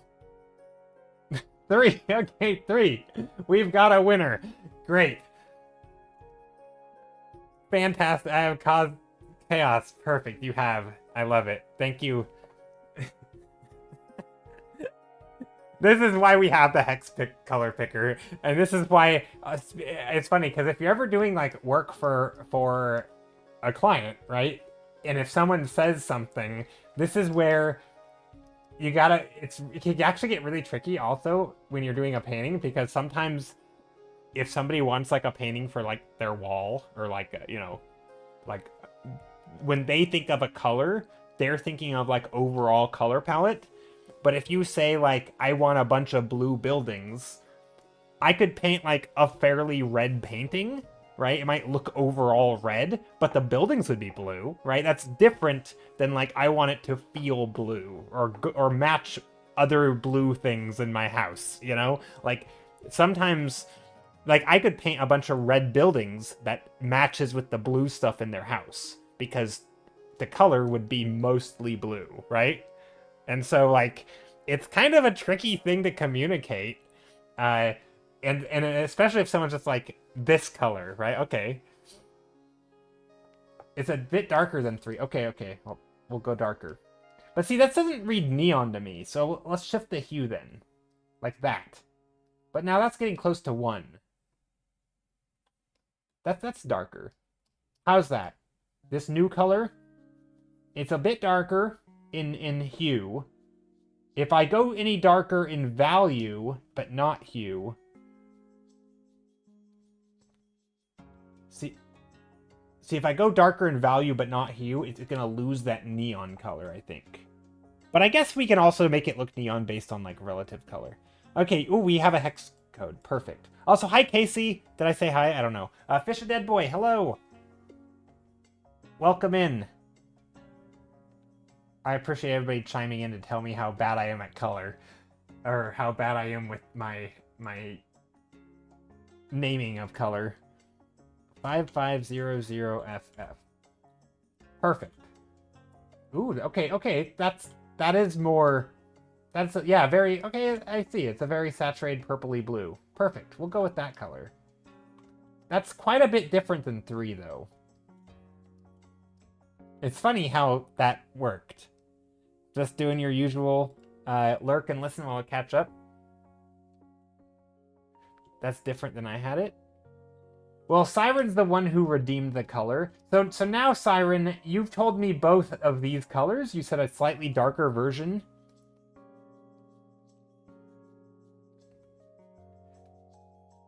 Well, Siren's the one that chose the color redeem, so I'm letting Siren be the one to guide the color. Okay, this is the one that 40-year-old painter has. Let's see what that looks like. Well, that's like the color of a night sky, but I don't think that's gonna be... See, that's not gonna be the color of, like, a neon. Because they said neon indigo, right? Which, yeah, that would make for a nice night sky, right? Or even a little brighter, depending on what you want to do. I mean, really, you can get... I actually mentioned this earlier. You can pretty much get away with any color for a night sky. It's more about the relative vibe. Everybody's throwing out color hexes. So many varieties. See, I don't even know what indigo is. This is why when people say color names... Ooh, okay. See, that looks neon compared to the other colors, right? And this is one of those things where, like, if you have... Like, if you want to make one of these colors look more neon, you just put it against the colors that are already there.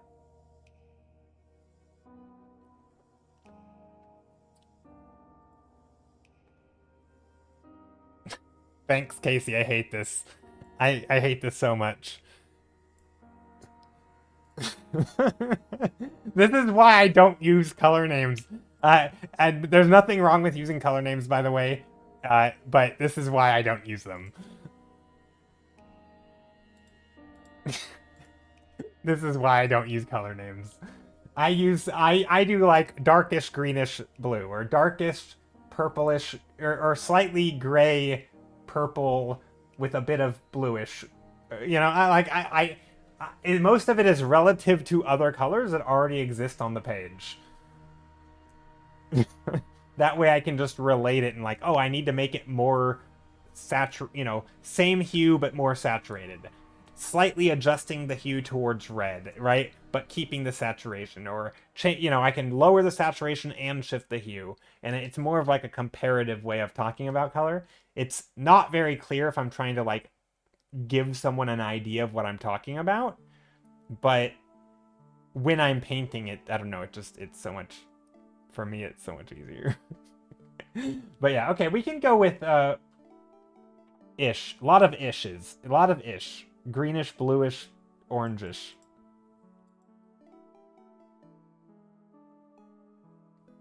After committing 10 sins against the laws of physics. I just realized we are dead already. I don't know what that means. RD draws. But hope you're doing well. Welcome in.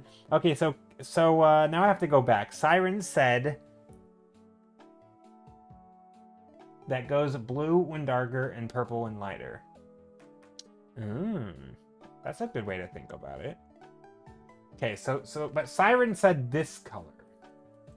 So darker than this. Okay. Gotcha. Okay. That's a good color, and we can definitely make that feel very vibrant. Especially against like a... Okay, let's do a painting with this. And we might even mix in, we'll do a gradient. So one of the things, especially if you're doing like a night sky or something, or a sky at all, or even not a sky, just anything, any sort of, really anything. A little bit of a gradient can be nice. We might even use some stuff like this, right? So like then now the sky can feel indigo, but that indigo is lighting all these other things, right? And so you can have other colors in here. So we can just use all of them.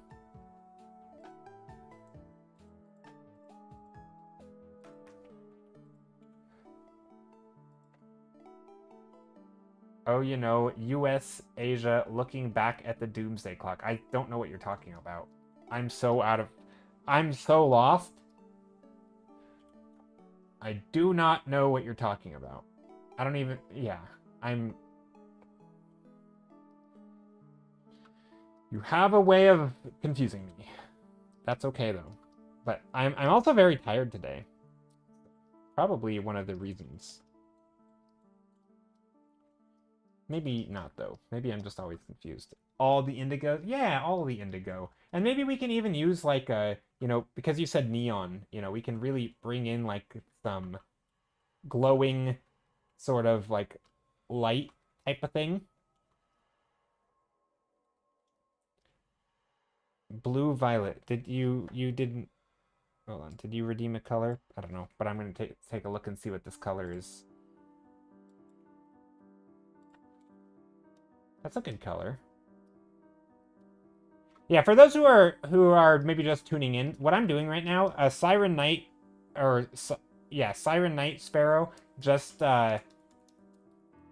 redeemed a color palette redeem or color redeem with channel points, where they pick a color. You don't know how to redeem a color. You have to do it with the thingy.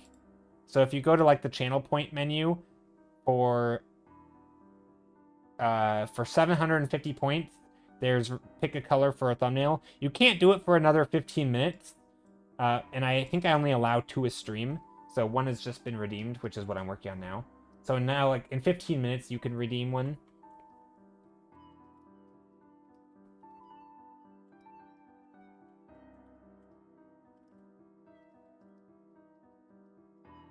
But yeah, that's what I'm doing. That's why I'm going off of what Siren Knight Sparrow is saying, because otherwise, they're the one who redeemed it, so I can't, you know. But yeah, colors are tough. They're tricky when, Ooh, I like this. Hold on. I'm feeling good about this one. Didn't know. Yeah, no worries, no worries. But I really like people chiming in, though, about what color they thought stuff is, because it's... I'm always interested in that, and yeah, colors are weird like that. Everybody has a different take on what a color is, or what colors are, what the names of them are.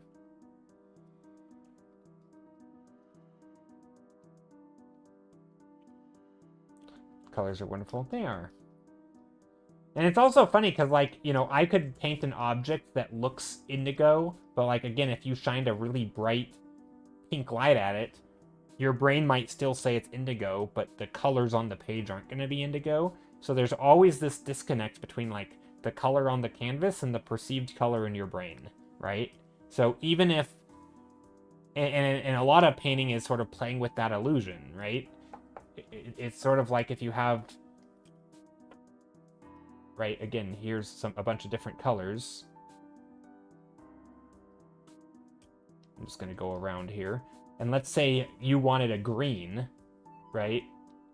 And then I put a bunch of other colors in here, like reds and oranges. If I took like a blue light, or a blue color, and I went like this, your brain still can understand that that is green, or at least certainly more green than the rest. And yet when I color pick it, it is decidedly not a green, right? I mean, it's a little bit green, but it's a blue. This is a blue, right? Compared to something like this, it's not green at all. In fact, it's the only not green in here, right? All of these are greener than this other green, and yet this green is the most green in this lineup, right? And so it's like, it's just a tricky thing to do, you know, if you're like, I want a green in the nighttime. What is happening? Well, wait, are these bits? Thank you so much for all the bits. That's a lot of bits. It's not making any noise. Why is it not making noise? It should be going like, ding. I thank you so much for all the bits. I don't know why there aren't notifications.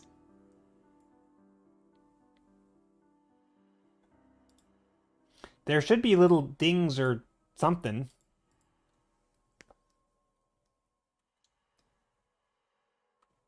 Thumbnail from a previous stream. All right, so this option, if I can I can explain what that one is, if you don't know, but I will explain it for other people in case they're confused. So the redeem a thumbnail from a previous stream, which is what Fish and Dead Boy. Oh, you didn't? Okay, I can refund it.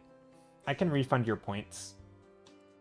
Just don't do it again, or else you're gonna lose those points. Let me refund, though. Pick a Wait, can I not? Oh no! Maybe I can't refund it. Oh no. I can refund pick a color for a thumbnail, but I don't see the other one. Maybe it needs time to appear in the queue. I might have it set up to autocomplete. Oh no, I can't undo it. I'm sorry. It's not in my queue. That's bad. I know. Okay, so that's okay. So what that redeem does, so that redeem is basically you can take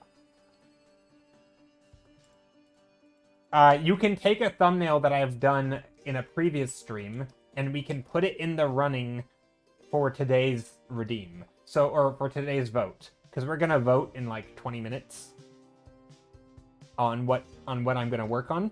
And so let's say, I mean, there's a few ways to do this. You could also just switch it to like do a color thumbnail if you wanted, and just we could call it that one. Because I don't want you to like lose your points that you redeemed. That's sucky. So here, let me load up Discord and show you.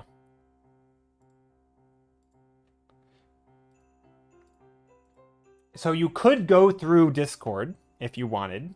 This is one way to do it. You could go through Discord, and basically anytime there's thumbnails, you can pick one of these and say, this is the one, right? Or maybe you want, from this batch, you like this thumbnail down here, number 5. Or maybe you want, you want to go way back in time to this day and say, I really like the thumbnail number 4 you did. And then, that's that. So these are, you can basically pull one of the thumbnails that I've done previously, especially if I've never worked on it, and you can add it to the running. Hey, this is like the one we're doing today. Neon Indigo. Maybe you liked this one or something, one of these.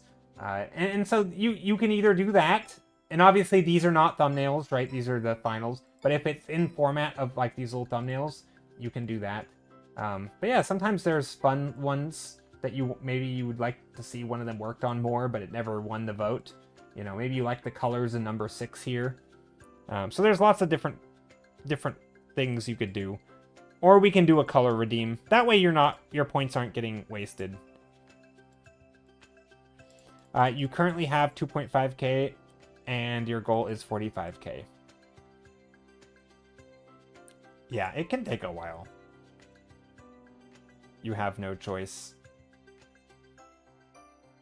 Wait. You must pick. Yeah, you must pick. You have no choice. So yeah, you can either pick a thumbnail or give me a color. Just do a color redeem. All right, that works. Which color would you like? Do you have a hex code or a couple colors? It doesn't have to just be one. You can technically pick a color palette if you want.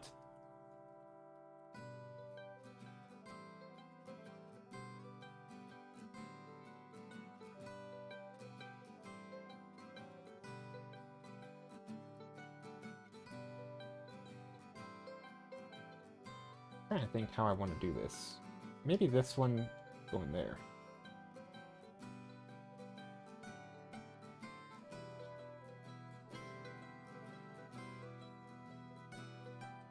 Ooh, we could go kind of cyberpunky. Maybe not cyber. I mean, maybe a little cyberpunk.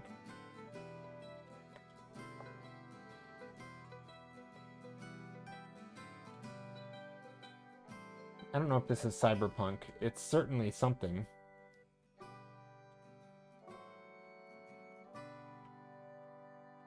Yeah, I don't know if this is cyberpunk or not.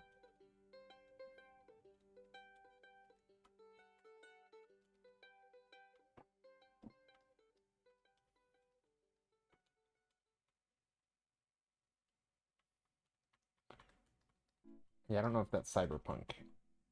A big old moon? Oh, we could put a big old moon. Put a moon in here. That's the most dull moon you've ever seen. What about a... Yeah, we can go like this. I'm trying to think of how do I want to do this.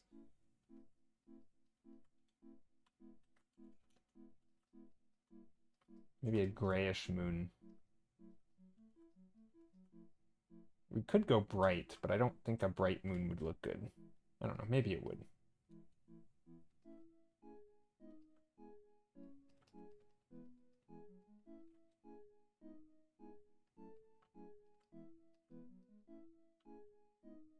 In fact, Stiller, in fact, it would look good bright. Yeah, maybe. I don't want to go too bright though, because then it can look funny. But maybe a little bit bright. Like that works, I think. I tried to get out of my comfort zone all the time. But not always when I'm streaming, and not always, especially like today when I'm tired. Not today, because it requires more brain power. So trying to do things with like dramatic perspectives, really like steep angled or 5-point perspective type stuff with fisheye, anything like that's going to require a lot more attention to not to detail, but like more deliberate mark making. And when I'm trying to like hold conversations and read chat and jump between things and talk and also paint, it's just a lot. It's just a lot to juggle. So I tend to stick to sort of a little bit more comfort zone if I'm really tired. Do you feel streaming changed your painting process? I mean, I paint, yes, well, kind of. I paint differently typically on stream than I would for like a commission or something. But if I were to do a commission on stream, it would still be the process that I would do for a commission, right? And the reason the process changes is because what I'm doing on stream is more like just doodling and painting from imagination, and I don't have an idea of what I'm going to do ahead of time. But if a commission comes in, typically there's like a goal in mind, right? And so I'm going to start differently because I already know kind of what the goal is, and so I can jump straight into iterating on, like, I don't need to use color, for example, in the sketch phase of a commission. If I already know the mood, I don't have to play with mood. I can just focus on composition, design, whatever the thing, whatever the project demands of me. And so I might do like black and white thumbnails, but they're not going to just be random. They're going to be directed at solving a problem, right? So I wouldn't say that streaming inherently changes the process, but I do a different process on stream because it's more for like sparking ideas and coming up with fun stuff to paint, things that, it's sort of an exploration in a way. So it's just a different goal. It's kind of like a couple streams ago when I did plein air painting or virtual plein air painting, right? My goals there were different, right? It wasn't specifically a study. It was, here is a scene that I think is interesting and let me paint it, right? And so in painting it, I might exaggerate things, I might leave things out, right? The goal isn't, here's this thing I don't understand and I want to understand it better. I mean, there's a little bit of that, but like, right, because the goal is different, my objectives when painting are different, which means my process is different, right? If I were doing a study of, say, some architecture, that's not just going to be me painting what's in the image, right? And I'm not going to, like, ruin the proportions, because part of studying it is to try and understand those proportions, right? And so my goals change, which means my process is going to change a little bit. Maybe I do more construction drawing if I'm trying to do a study. That way I can really break down those forms. But if I'm just painting, like, a plein air painting, I may not sketch out all the forms because maybe I'm just going to jump straight into, like, the vibe of the space, right? If it's sunny, maybe I start with the bright colors, right? It's less about the forms, but it's more about the feeling. And so process is going to change depending on what your goals are, and I think it should. And so streaming has its own set of goals, and so I think process changes a little bit. So yes, it does change because of that, if that makes sense. But yeah, and I think that goes hand in hand with the, do I get out of my comfort zone? Just a couple streams ago also, here, we did these recently. Let me open up this. We did a series of, well, I guess this one was that. These were the plein air paintings. Again, I hadn't really done this on stream before much, so that was mildly out of my comfort zone. Although the scenes themselves were quite streamlined and straightforward, because they were all same perspective and all that. But this one, these were all top-down scenes, so these were out of my comfort zone in that sense. Hey, Error Macro, how's it going? So these were all out of my comfort zone because they were directly top-down or mostly top-down, which means it's just you have to think about things differently. Like, you know, the house doesn't have a house-shaped silhouette, right? This house, or this building, the silhouette of it is, well, not house-shaped, right? Whereas sometimes when I start, you know, I want to do like, I don't know, I'm doing this in pink, but you know, you might start with like a house shape. It's very hard to do. It's very hard to do if you're trying to do like a downward looking view, right? Because a house from the top view might be a square, right? With like mild incline on one edge or something. And so if you're just thinking about silhouette, there's a big difference between this and that. You know, one is down. This changes, you know, this is a lot harder because I'm not as familiar with it. So that to me is comfort zone shifting a little bit. I typically have something when I paint on stream, or really just always. I have something in the back of my mind that I'm working on, even if it's not something that's super hard. It might just be like, you know, a thing that I've noticed in my painting that I do a lot, and maybe I want to change it a little bit. Maybe I find that, you know, I always have a limited color palette with just like one warm color and one cool color. And so maybe I say, let's try to use 5+ colors in my painting today. You know, let's use a handful of them. Rather than just 2, I'm going to, you know, quadruple that number. You know, and just see how it goes. That's not something that I struggle with necessarily, but it's something that I don't do as often as maybe I would want to, and so, you know, it's kind of like brushing up on an old skill. Joe attempts to be Marco Bucci. I mean, sometimes, and sometimes not. Like, this one is as far away from that as probably possible, right? But yeah, sometimes I do want to play with all the colors, and sometimes I want to play with a lot of grays and keep it very muted, and other times I want to go crazy with all the bright colors, right? It kind of just depends. You know, maybe maybe I notice I'm painting a lot of really dark scenes, and so I say, let's paint a really, really bright scene, you know? That might be it getting out of my comfort zone. We teach the second graders that sometimes silhouette is less important compared to scale of architecture to commute function. Yeah, scale is, right, that's another thing. Instead of focusing on silhouette, maybe we focus on scale, and maybe we focus on something, right? Like, there's so many other things to focus on. And especially on stream when I'm, you know, when I'm rambling for a long period of time, or I'm just painting, it's very easy to kind of neglect those other things. It's not that I'm necessarily uncomfortable with them, but painting is like juggling 100 things at once, and so it's easy to forget that you had a thing you forgot to pick up, you know? You left it in the corner, and you forgot that you could have been juggling it, and so it's like, oh, I need to go and, you know, brush off this old skill, you know? So I do a lot of that. There's a lot of like, what thing have I not been focusing on, and let's just focus a little more on that. So I guess to an outsider, or to a viewer, right, not to me, it might look like I do a lot of the same stuff, but to me it feels very different. I think this is actually a similarity between like painting the way that I do and like playing a game of League of Legends or playing a game of chess. You know, if I play a game of chess, every game is new to me.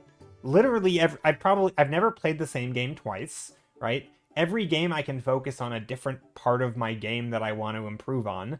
Maybe one game I want to play very defensive, and another game I'm doing, you know, I'm going on the offense and I'm attacking a lot, and I'm trying to do very like sharp and tactical lines as opposed to like positional play. And maybe another game I'm, you know, like focusing on, you know, end game stuff, so I'm trying to trade down. Like, there's ways, like, every game turns into its own thing, and that's how every painting is. Every painting has a thing I can focus on, even if to a viewer they all look like the same thing. Oh, it's all a chess game, it's all a League of Legends game, right? But if you've ever done those things, you're like, okay, they are all different, and there's new stuff happening. And that to me is what I kind of like about painting a lot. So yeah. I don't know if that was like off tangent or off, you know, not what we were talking about, but I think it's useful. Another raid! Welcome, raiders! Why is my OBS not making noises? Is it just really delayed? What's happening? You put the hex above, don't know what it's for, but it's there. Oh, that was for the color redeem that you redeemed. Let's see what color you've redeemed. We're gonna use... Oh, that's a good color. Yeah, we can use a nice brown. A nice brown, golden brown for a painting. Actually, we can include it right in this one. Let's get rid of that. I like these colors. Yeah, hey, Commissar Skull! I don't know where the raid notification went. Let me go to my Streamlabs dashboard and turn off and on the bot again, because I don't know what happened to that.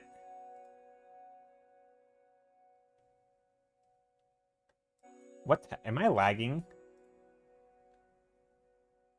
I cannot load up Streamlabs dashboard. Did Streamlabs crash? Like, is the entire site down? What is happening? Is this am I still here? I cannot load the web page for the Streamlabs dashboard. Let me delete dashboard from the URL and see. Okay, now it let me go. Log in. That was weird. I thought it's laggy. I don't know what's happening. I don't think it's a me thing. My internet seems to be fine.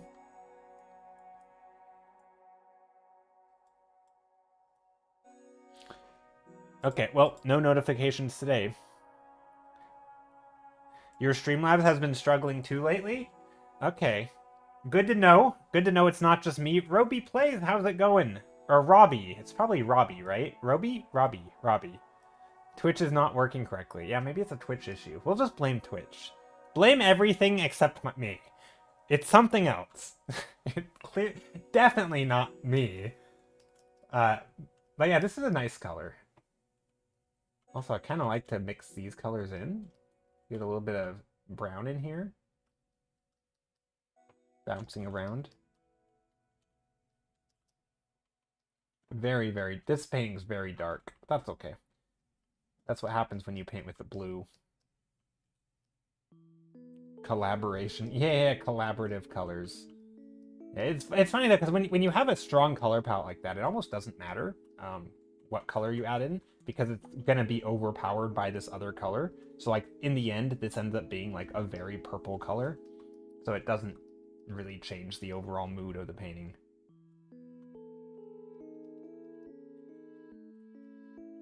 You know what? What if... I like this. I like where this is going. We got some like power line type things in here. But yeah, Commissar Skull, how was your stream? What were you working on? Would you know the drill, art tax, all that. Share your art.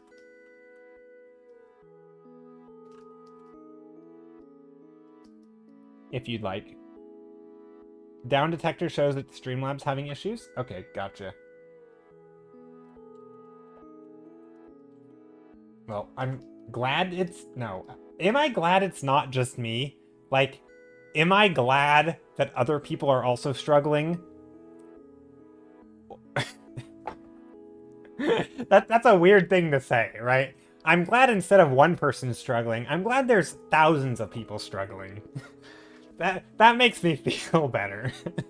That it's actually a serious problem. And not just one random person being incompetent. Boy, does that sure make me happy. You're glad that you're not struggling. I know, but it makes it sound like I'm happy that more people... I'm happy that there's more people struggling. That just doesn't... I don't know, framed like that, it makes me sound like a horrible person.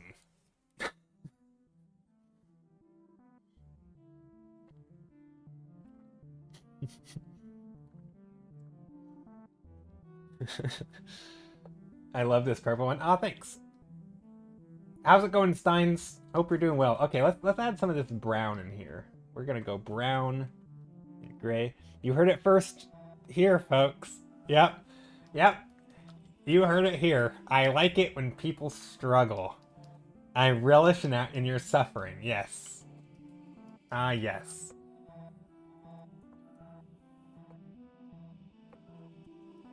Glad I'm not alone.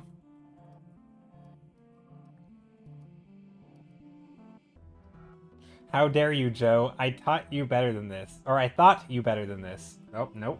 You've thought wrong. Good, thank you. Always learn some good color tips when I'm here. I'm happy. I'm happy that you learn good color tips when you're here. Yeah, I don't know if I have any good color tips, but if I do, I think the biggest color tip from today is like mix your colors. I find that mixing colors, even if you're doing traditional work, is just so useful.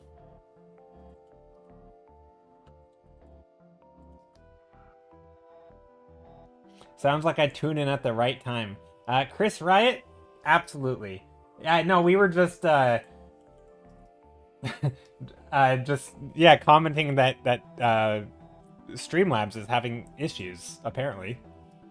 And I'm like, glad it's not just me, and then I realized the implications of that statement. But yeah, hope you're doing well. How goes the day? Happy Monday. It is a Monday, right? I guess for some of you it's probably already Tuesday. Oh, here's your offering. Great. We have art tax. Perfect. Ooh, look at this. Some design. I almost said some industrial design. It's kind of industrial. No, it's not. I mean, it's vehicle design.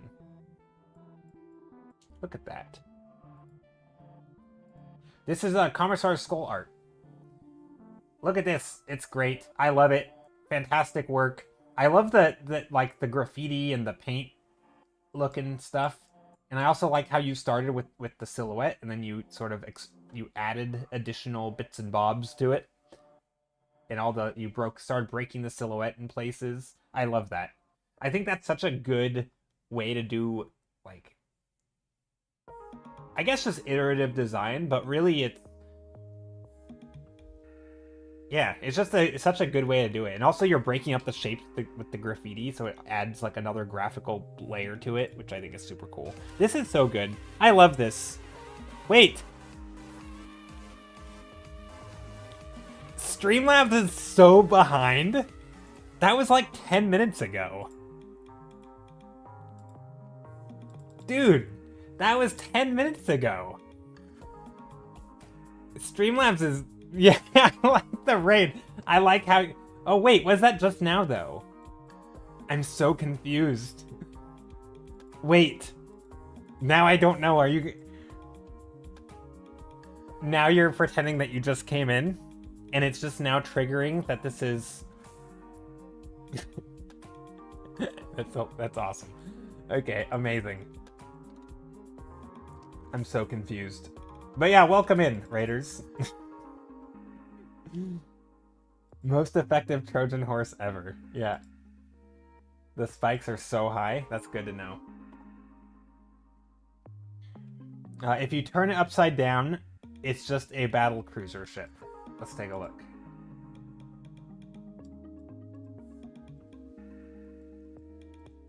How do I do this?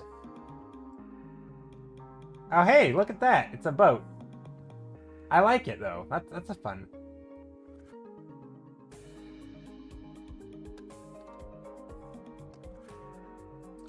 It does look like a boat, doesn't it? But that's cool, though, because I would have never known.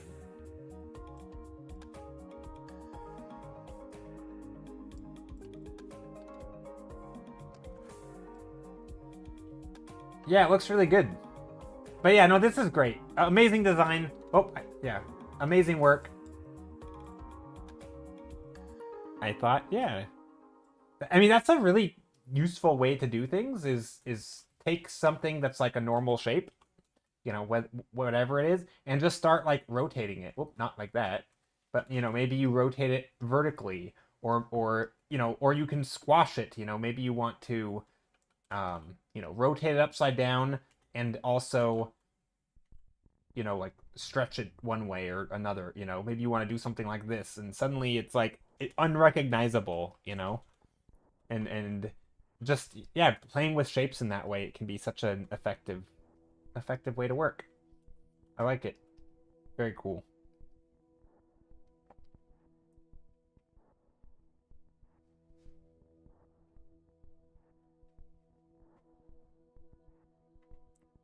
They need to shoot upwards. So if they need to shoot from the stratosphere, then they turn it upside down. Oh, gotcha. I don't really know how that works, but I'll trust you. Brutalism. No, so we're gonna do one more. I think what we're gonna do is actually get rid of this one, unfortunately, because they're the same. I'm gonna do one. This is the last thumbnail that I'm doing today. But we're going to use lots of grays. Maybe some blues. This is like a brown, so getting a nice blue in here would be pretty cool. Get it? It's pretty cool. No, that wasn't intended to be that cheesy of a pun. But it is a very cool color, temperature-wise. It's also very neat. How neat is that? It's blue. Okay. Maybe we get some top layered in here. Some brutalism? No, I don't think we're gonna do brutalism. Sorry. Maybe next time. I just always say that. Maybe next time. And then there never is. I mean, there is a next time, but it's never brutalism. No, I'm not opposed to brutalism. I just never know what to do with it. Oh, your ship is brutalist. Oh, yeah, a little bit. It has that industrial vibe to it. Yeah, a little bit brutalist. Well, I'm not against it. I just never know, like... I feel like for stuff like that... I mean, I guess I could just do, like, the vibe of brutalism. Because that's kind of what I do with, like, fantasy stuff, right? It's more about, you know, the colors and nature-y stuff and shapes and forms that sort of fit a certain mood, even if I don't know exactly what the narrative is. And I guess I could do that. I just think a lot of times brutalism, to me, would go hand in hand with, like, a really dismal, overcast vibe. A lot of, like, it's very gray. And I don't like painting that. It's just not fun. And so, like, if I'm going to be painting a gray scene, I don't also want to be painting a subject matter that I don't enjoy painting, right? It's like, I have to lean into multiple areas that aren't as enjoyable for me. And I'm not against it, right? I'm not against painting in brutalism or anything. It's just, I don't know. I just don't do it much. But anyway, let's figure out what I want to do here, because I have no idea. So I'm just playing with color. I'm putting some color down. I'm thinking I'm going to do a little bit of top-down view.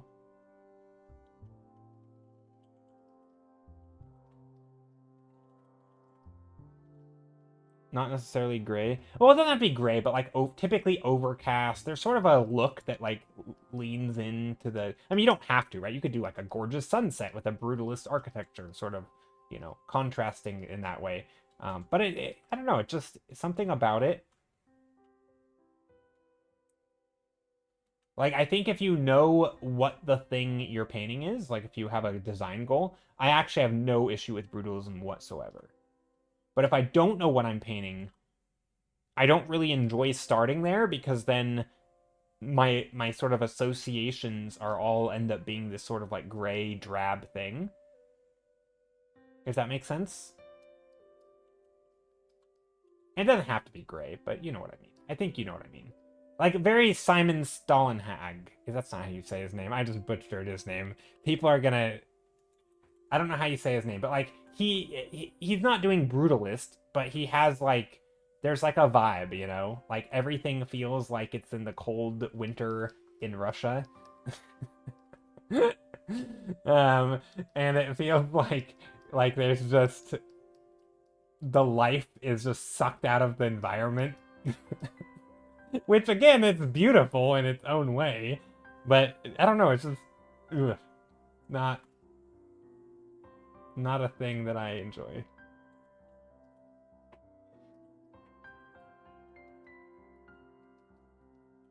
Okay, but I speaking of enjoying, I don't know what the heck I'm painting. I'm literally just scribbling right now. And, you know, that's fine too.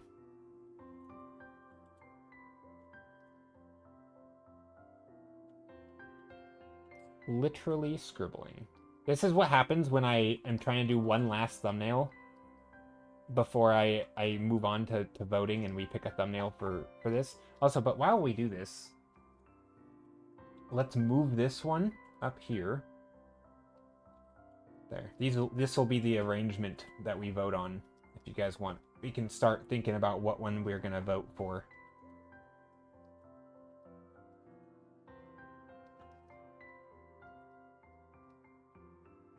Let's play around some colors.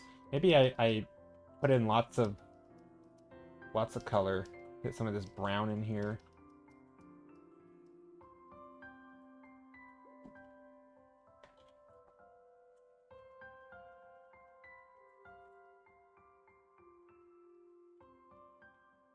Ooh, I could do this. We could do like a winter scene. Speaking of cold environments.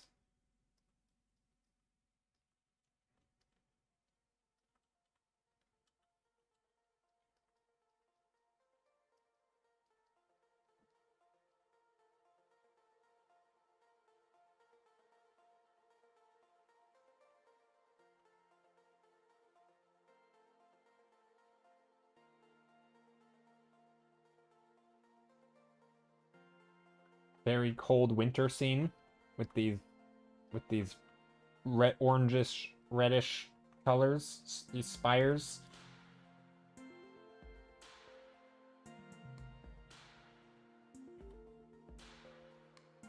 Gonna add some snow up top on these spires.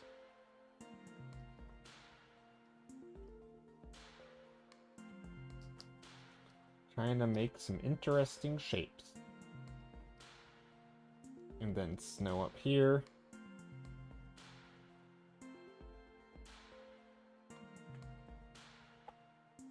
And here.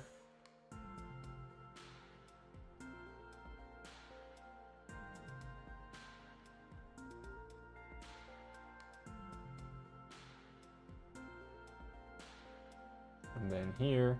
I'm liking this. I will say I really enjoy my naturalistic scenes, you know, rocks and stuff like that. Which, you know, I think to some people that is far more boring than brutalist architecture. What if we do like a chasm in the ground here? Oh. Some sort of cliff. Ah, thank you for the follow. I don't know how long ago you followed. It might have been right now, and it might have been like an hour ago, because the bot is so far behind. But if you just followed,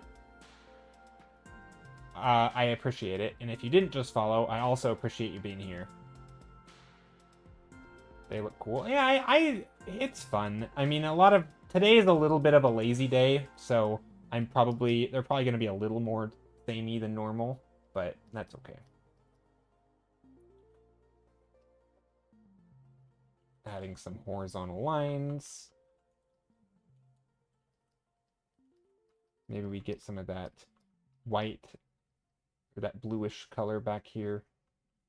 Like, you know, like a bright white from the snow drifting in.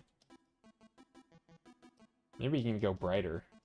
Like, how bright can we go before it gets too bright? Now, I will say, one thing we haven't done in this painting is adding snow. So maybe we...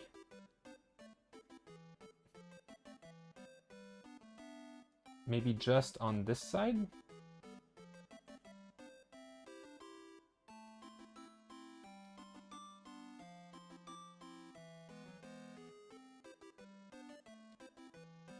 This is a very beat-boopy song. Maybe some snow right there, like that. And then maybe this thing is like a giant rift. I don't know.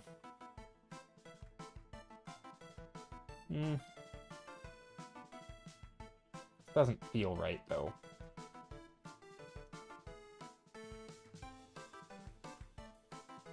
I don't like that the light isn't guiding our eye in anywhere in particular.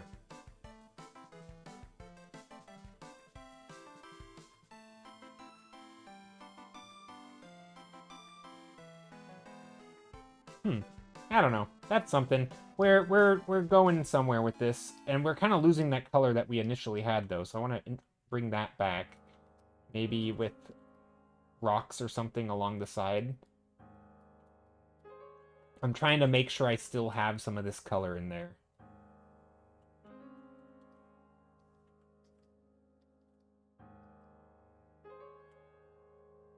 But it's hard. It's especially in the background. It's hard because you don't just want that color. Ooh, this is kind of neat. Kind of like a weird... a shoe shape.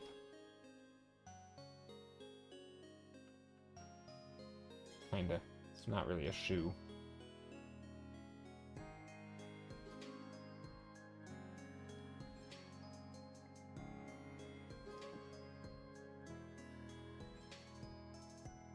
And then here, maybe there's like these rocks going that way. And maybe this way.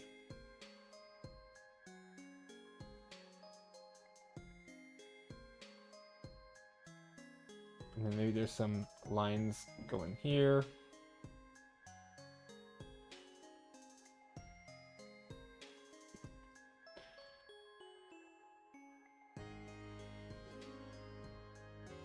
Stuff like that, maybe?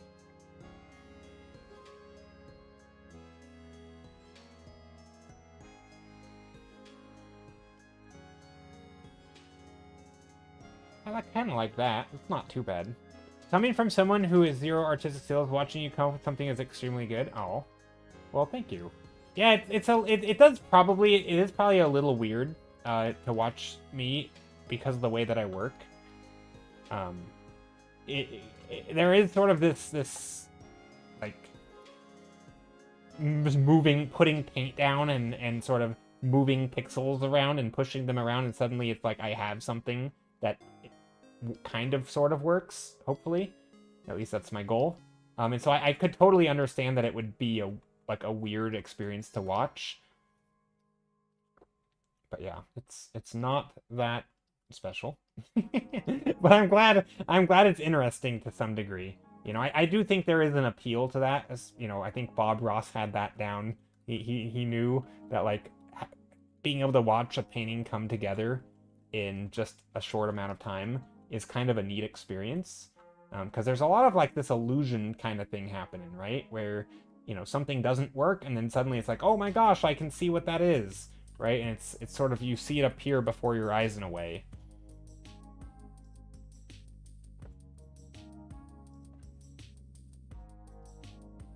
You know, or maybe I come in here and I make a choice, you know, and you're like, oh, how did you decide to do that? You know, or like sometimes the choice might feel I mean, this looks stupid, but actually doesn't look that bad. But I don't want to do that. But sometimes, you know, it can be, I don't know, there's definitely something to it, right? It's interesting to see it come together. Okay, I'm gonna darken this though. Mostly in the foreground, and I'm probably gonna lighten up the background here.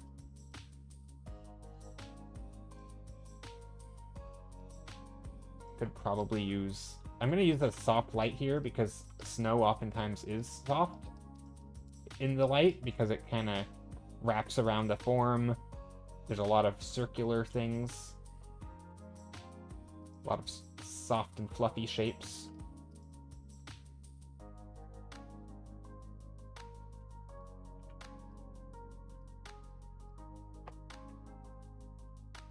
What's that? Yeah, I think that's better. Okay, we can just delete all of this.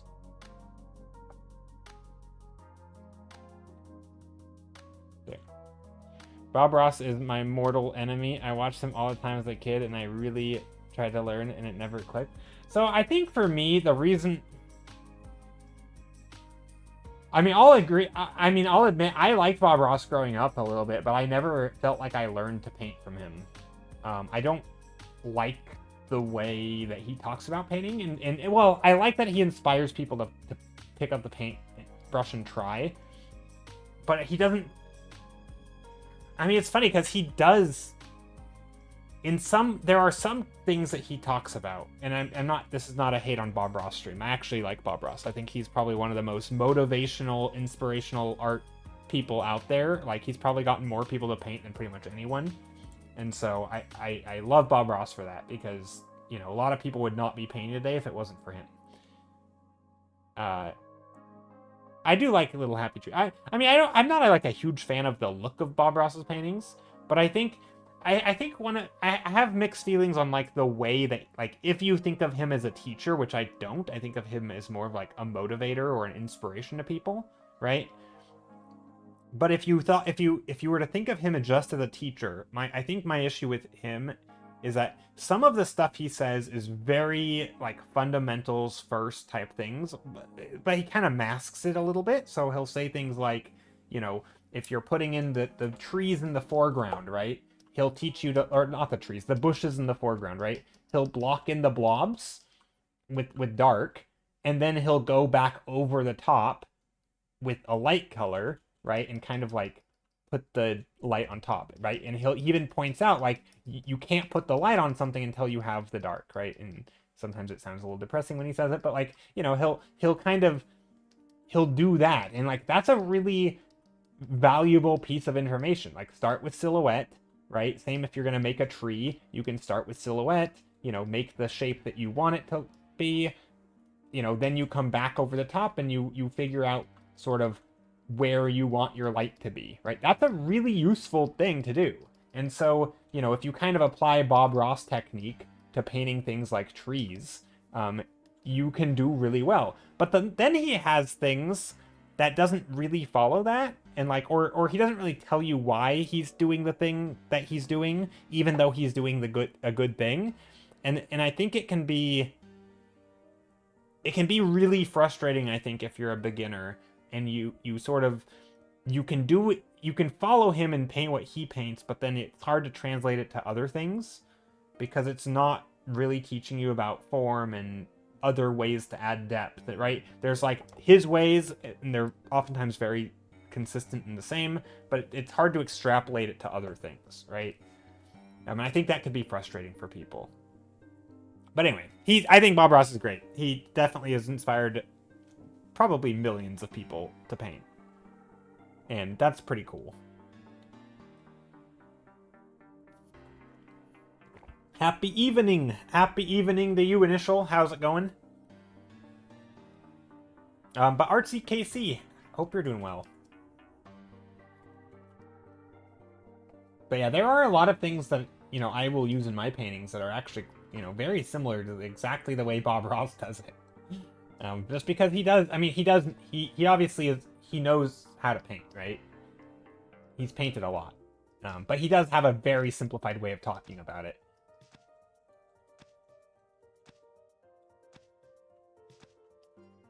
That's pretty much the way I saw it, and it pretty much joke around when I say he's my enemy. It's because I can't seem to get anywhere no matter how hard I try. Yeah.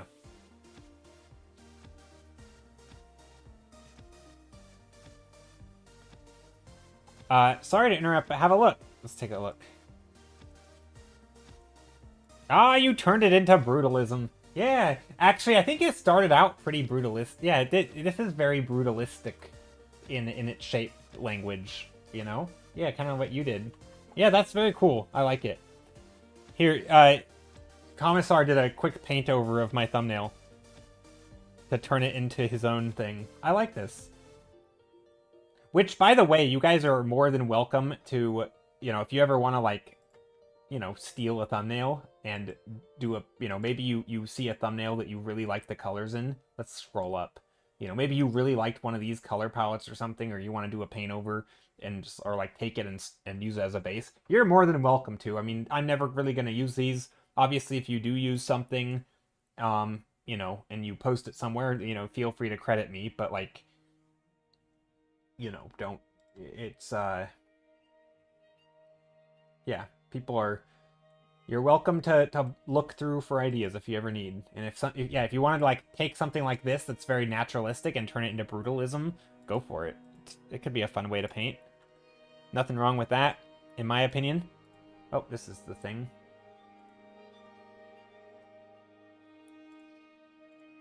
Where did my chat go? Uh-oh. You know, I just realized if anybody chatted on YouTube, I didn't catch it. Because my stream... Hold on, let me double check. Okay, phew. Nobody said anything on... Thank goodness nobody's watching on YouTube and chatting, because I would have missed the message had you been. Okay, but anyway, let's vote on one of these to work on till the end of stream. This one, the colors did change a little bit, but I think we maintained some of that color in there. Okay. I'm going to make a straw poll real quick.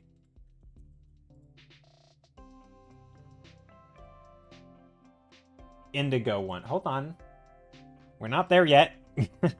Was just to show a point, but maybe I'll work on it if it work. Yeah, you're welcome to. I mean, even just like as a color palette, I mean, you don't even have to, you know, some people would, you know, if there's ever a color palette that you like, you know, like this blue, and maybe there's something that you're like, you know, what's the actual colors, right? And maybe you see how gray this is, or how not gray some of these are, and how saturated. Like, I don't know, it's fun. I mean, I sometimes will return to my own paintings and take my own thumbnails and be like, I'm gonna use it as a base. Okay, let's do a quick 6 options, multiple votes per person, or multiple selections per person, not multiple votes. Pepperly, thank you so much for the kind words. All right, so here, I'm going to post these in chat.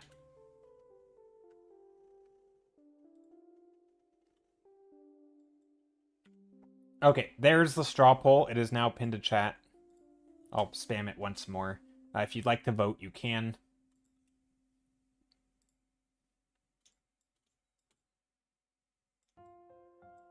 We'll just do that. Is that big enough? I don't know. Also, my webcam has like a wobble to it. Do you guys see that? It has like a wave. Woo. I don't know what's happening. It's like there's a little graininess to it. It's almost like I'm... Ooh, that's almost annoying to look at. I'm sorry. Well, it sucks for you guys. Anyone who has to look at it. I'm glad I'm not looking at my own stream. Okay, I'll try to fix that next time. I don't know how to fix it other than just turning off the webcam. Well, it sucks for you. No. That's how I stream.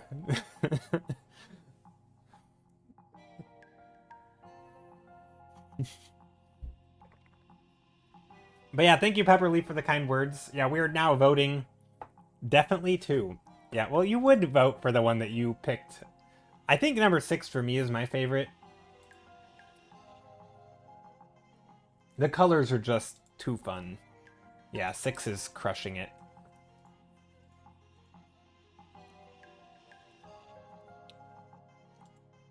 Number 2 is up there, though. Number 2 is in 2nd place. Funny how that works. I like 5 as well. The colors palettes in 5 is nice. It's very simple. You know, that's your classic brown and blue. Kind of like you're in fashion, right? You have like, you know, blue pants, brown shoes, that kind of thing. Very, very common.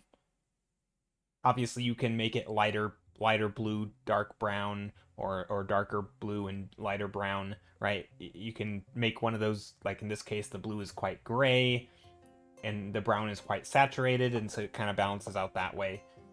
But that I feel like blue and brown is very standard. I mean, it's basically orange and blue, right? It's just complementary colors, because brown is a gray, or is a darker orange, right?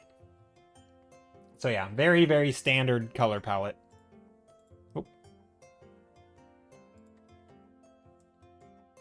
Actually, this will work.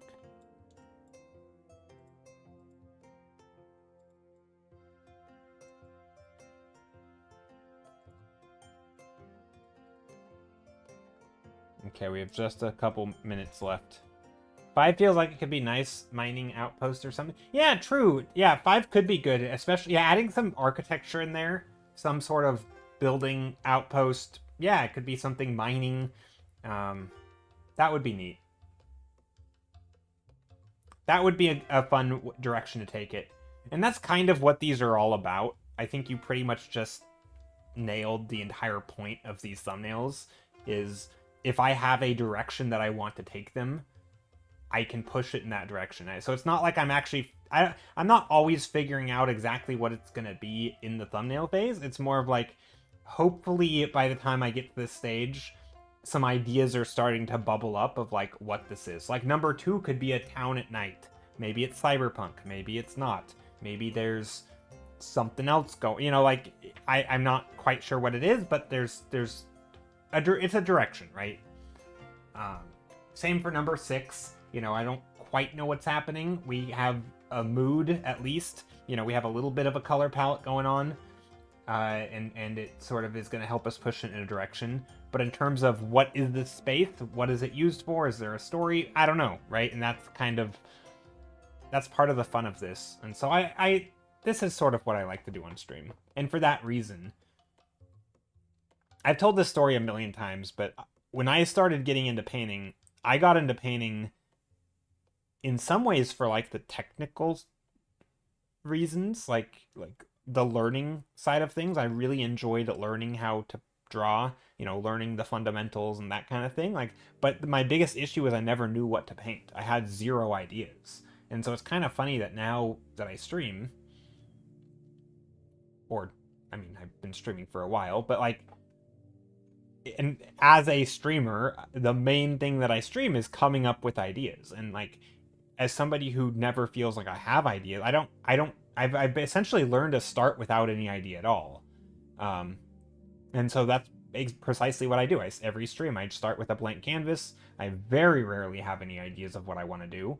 And I just start making shapes, start playing with colors, sketching something, make something generic and build on it from there. You know, do some iterative design stuff. You know, start with a tower, duplicate it, make 3 towers, bridge them together. Now we have a bridge or something. Oh, let's put a canyon for it to go across. What if we made an army marching across the thing? I mean, again, that's very narrative, but you know, it's that kind of process where it's like, okay, let's build it out. You know, oh, we have a giant ravine in here on number 5. What if there was a mining facility, you know, a mining operation going down into the ravine and mining, you know? Or what if you had people rappelling down, you know, and they're like rock climbers going down into the ravine, you know? Or what if I were to do another painting, not this one, but another one, where the angle is,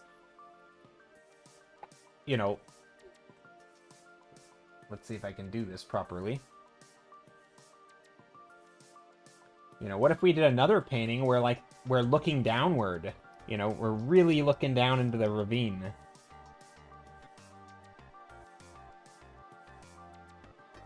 And the bulk of the image is like what's down there, you know? Like that sparks that idea, and I think it's just neat because you don't need to start with a good idea, right? You just start with something. The idea could literally be, let's paint a tower, right? It could be, let's paint with indigo.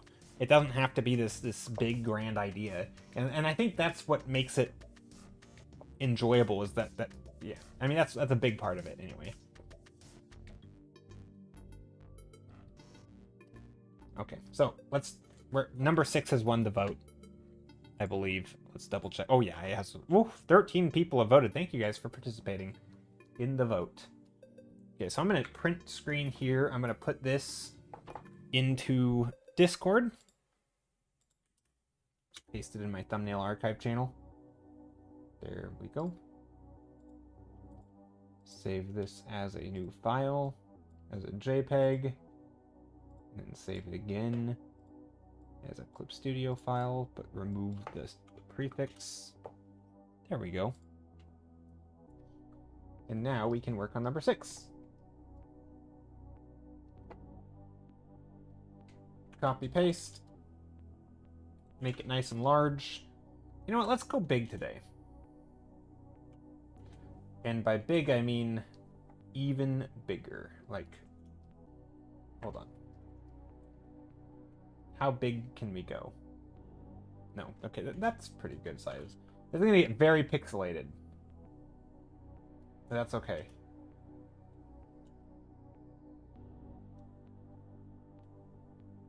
There we go. That'll work. Okay, now, because for fear of my computer struggling, I'm going to close some of these. So I just made this very, very large. And what I like about this is a lot of people, as they paint, they do res up. They res their painting up over time. And actually with environments, this is a really fun way to work. Because then, well, maybe if you're a little bit more self-controlled than I am, but like if you start out with just your bare bones of your image, so very structural stuff, think graphically, you know, composition, maybe, you know, some values, that kind of thing, and then you res it up, as you start to work and you sort of narrow in on your focal points, right? You start with maybe general colors or something, then you res up. Then maybe you do a little bit of detailing in, you know, just a little bit, right? But not like just a one pass of texture or something. Then you res up again. And by the time you get to the focal point, everything else is just kind of lower resolution. So it sort of has this like, it's kind of pushed to the background anyway. It's a bit more grainy, it's a bit less clear, and it's all the stuff that isn't that important ends up being not in the focal point. So it's actually pretty, it's actually a pretty nice way of working, because it kind of forces you not to spend too much time on the insignificant stuff. And if each time you res up, you just focus on the important stuff, kind of. And so you kind of can go in stages. It's not bad. It's kind of a nice way of working. It's pretty cool seeing them close up, them up close, and then they're just big blobs of color. Yeah, they're super rough, and, you know, they're just big shapes. You know, big shapes that stand out against the background, hopefully. You know, and so we can come in here and define the shapes a little bit. Although I don't really know what shape we want yet, so we gotta figure that out. If only I could find the Discord.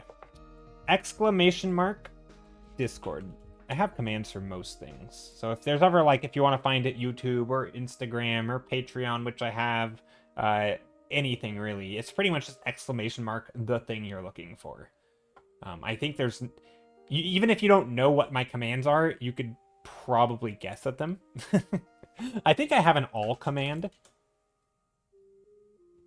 I don't know if it's actually all of them, but it's a lot of them. I think that's just as many as I could fit.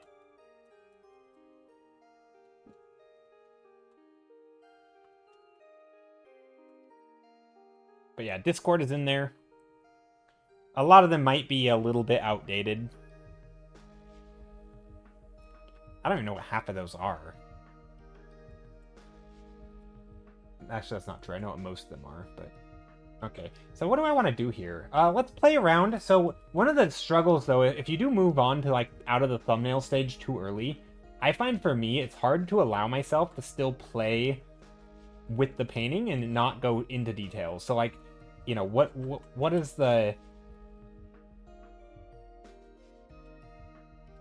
You know, what do these towers look like? I don't know. Do we want towers to look like this? Or maybe they aren't towers at all. Maybe they're magical, you know, devices that channel electricity up and they blast it into outer space. You know, they shoot lasers. Maybe... Again, maybe there's some stuff here. So I'm going to just take what I'm going to do is I'm going to take a dark blue. I'm just going to start sketching. And so let's figure out where my horizon line is, which I think is probably here.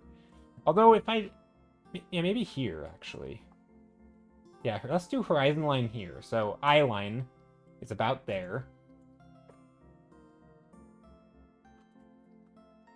I'm just going to sketch in a line here. It doesn't have to, I don't have to, but I'm going to do that. So I'm kind of looking up at most of this stuff. right? So these, but this one I'm kind of looking down at, right? It's sort of, we're looking, because we're right at the eye level, right?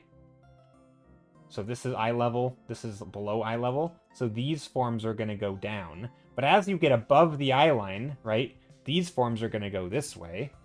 And so one of the things I like to do when I'm just playing around with shapes is basically go through and do a quick pass where I just add in some lines. They can be little contours. If I want to do play around with details, like maybe there's little halos on top of here, or like, additional top pieces to this. Maybe I sketch in some of those ellipses right now. I don't even know, like, we don't have to have them there. We can delete them later. But just coming in and adding some of these contours can help my brain try to understand what it is I'm looking at, right? This is a contour, so we can go that way. This is going to go above. Right, that way it's just starting to lay in the perspective a little bit.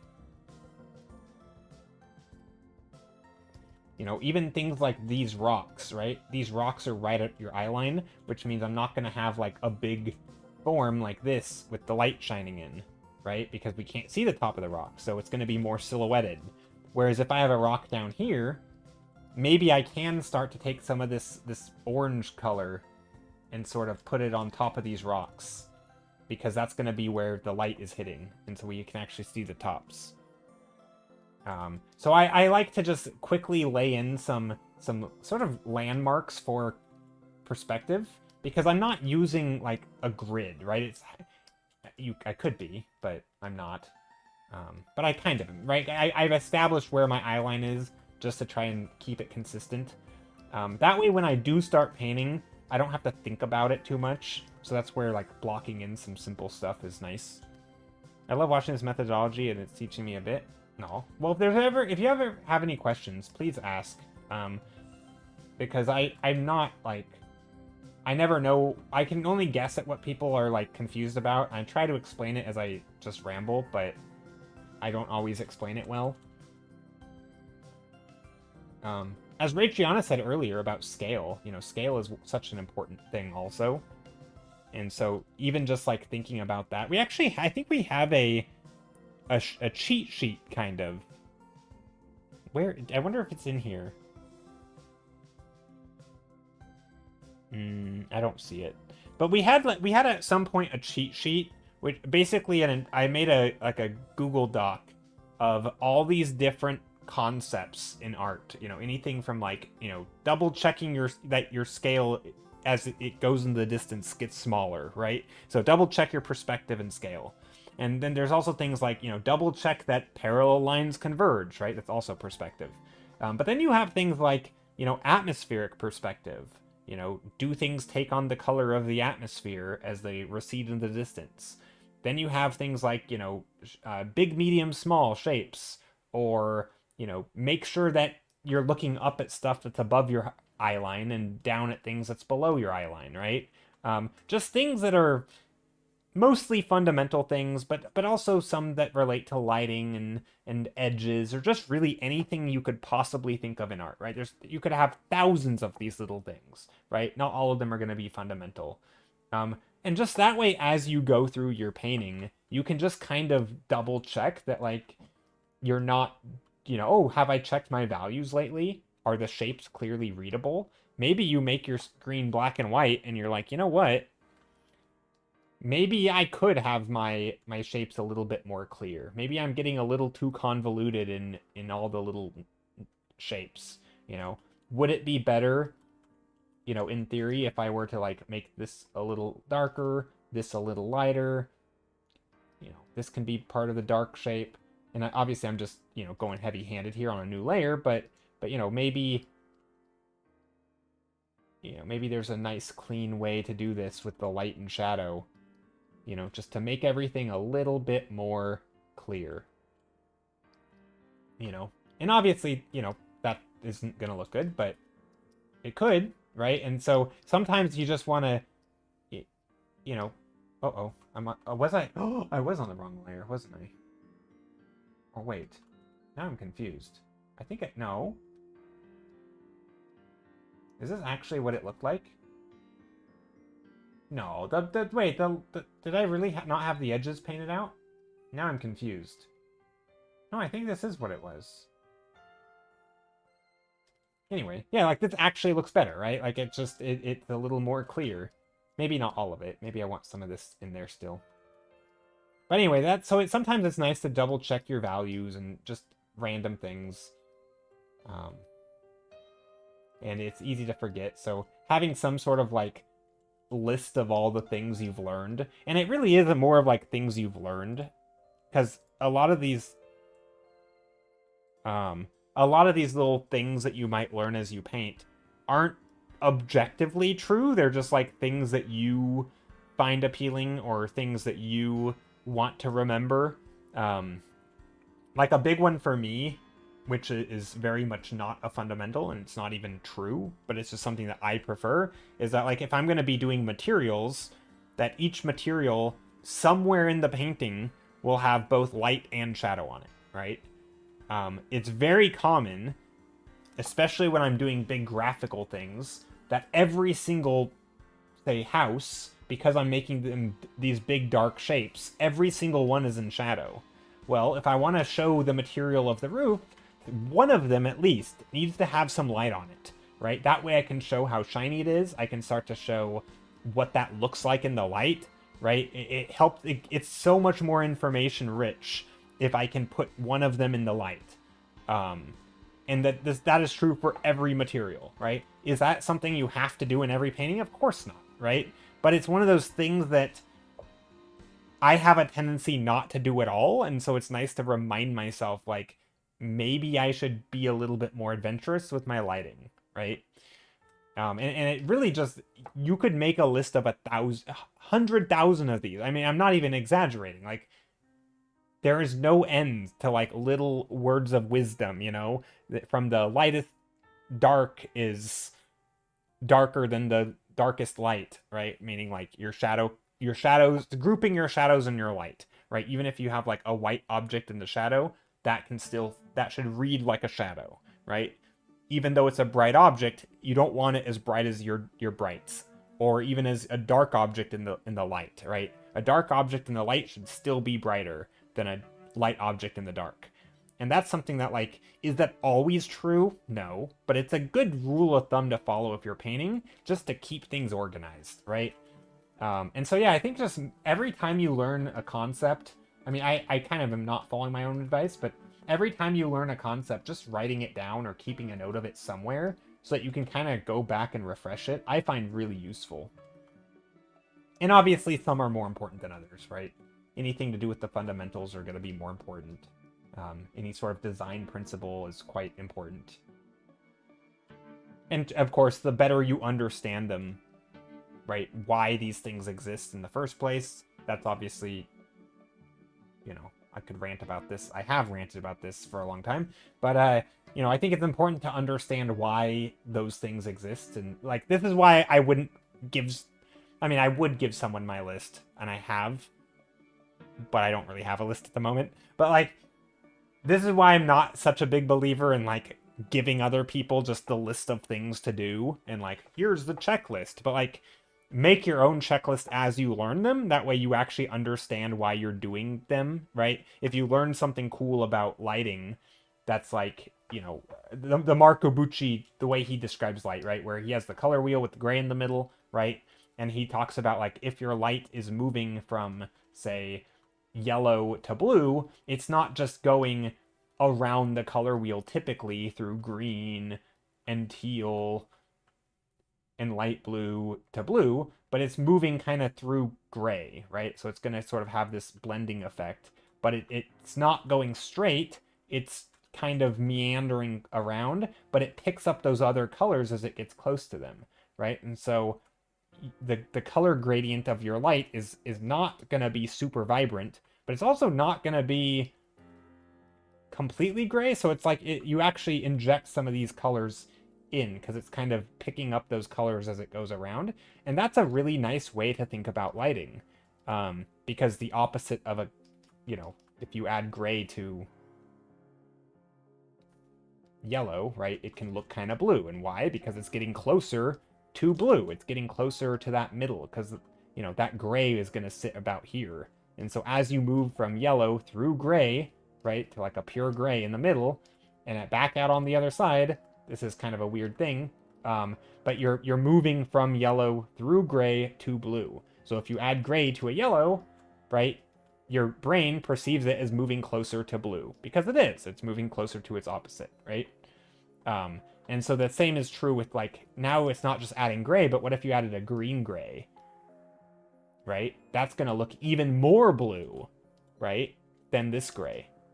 This gray looked blue, but not as blue as this green gray, and not as blue as this darker grayed version of this, right? And then a grayer version of this. Each of these are going to look progressively more blue, because, well, they are, but also they're still very gray, right? They're all grays. And then, of course, you pop out on the other side at, like, actual blue-gray. And then all the way back into saturation into blue, right? So you kind of go through this journey of colors. And, like, that's something that if you learn about this, make a note of it. And that way, when you're doing color work, you're not just adding black or white to a color to make it lighter or darker. You're actually moving through those colors, which is, like, that's a really cool thing to be aware of, in my opinion. Anyway, that's a random color lesson, I guess, or something. But, like, I don't think it's good to just, like, tell someone to, like, do this, you know, when you have edges, you know, try to maintain the corners and only blur the interior forms. That's not objectively true, but, like, if you have a logic of why you want to do it that way, I think it's good to just write it down, and that way, when you have to kind of go over your painting and be like, what's wrong with it, then you can solve those problems using all those tools that you have. My colors look flat. Great, let's add some extra colors in there.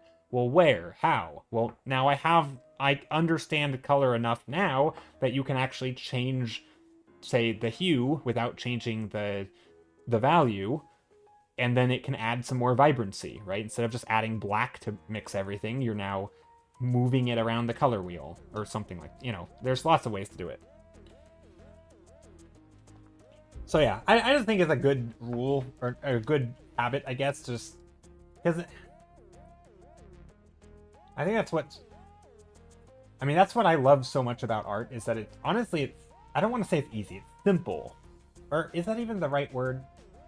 It's like, there's nothing in art that I feel like is so complicated you couldn't learn in a 20-minute video. But the problem is, there's 1,000 of those 20-minute videos, and now you have to juggle them all at the same time in one piece. So it's like, you're gonna forget, because there's just so much. Like, any one thing is easy, right? It's not like a more complicated field of study, right? Where it's like math, where you're building on, you know, addition, and then you're building on that to a new thing, the multiplication, and then you're like, here's algebra, and then here's using, you know, you gotta do some trig, and to do some trig, you need a little bit of this occasionally, you know, other math skills, and then you apply it to other things, and, like, you can kind of build on math, keep building and building and building, and you can't just go teach someone a complicated math topic if they don't understand the stuff that came before it, right? But in art, you kind of can, in my opinion. At least most of the time. The problem is, it's juggling it all. And also actually understanding these little, like, rules, so that you're not just remembering the outcome, you're remembering, like, the why. That way you can actually use it in practice. Which is, I guess, I don't know. I ranted about this a while back, and I think Sarah disagreed with me, but it was basically like, I think it's because there's so many things, I think we have a tendency to just remember, like, the outcome. Like, we remember the rule, but we forget the reason. But then because we don't know the reason, it's hard to problem solve with it, because we don't know why or when. We just know to do it, and it's very hard to problem solve if all you learn is, like, a series of steps, right?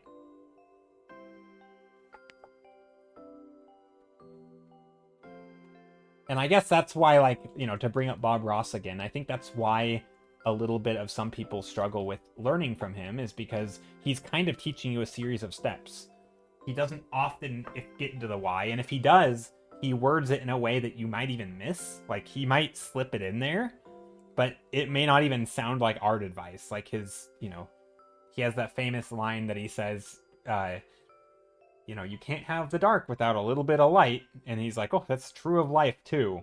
And it's like, dang, Bob, like he's going heavy there. But like it's totally true in painting, right?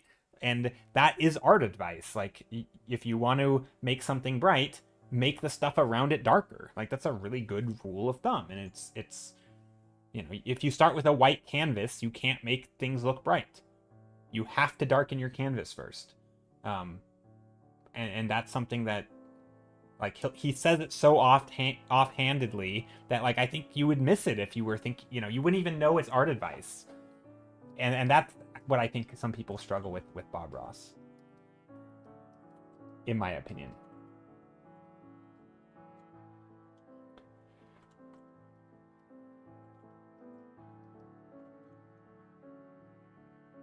Okay, I got a little preachy there. Thanks for coming to my TED Talk. Okay, you know what? Speaking of color, let's add in some color on this roof. Or on these roofs. Multiples.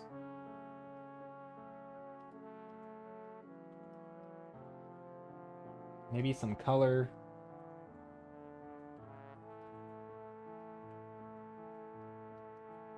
And gray them down.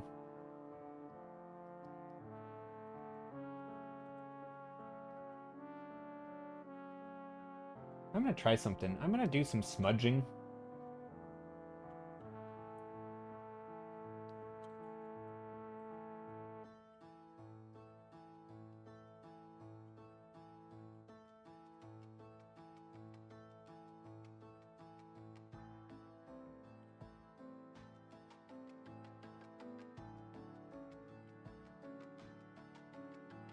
Okay, what's happening here?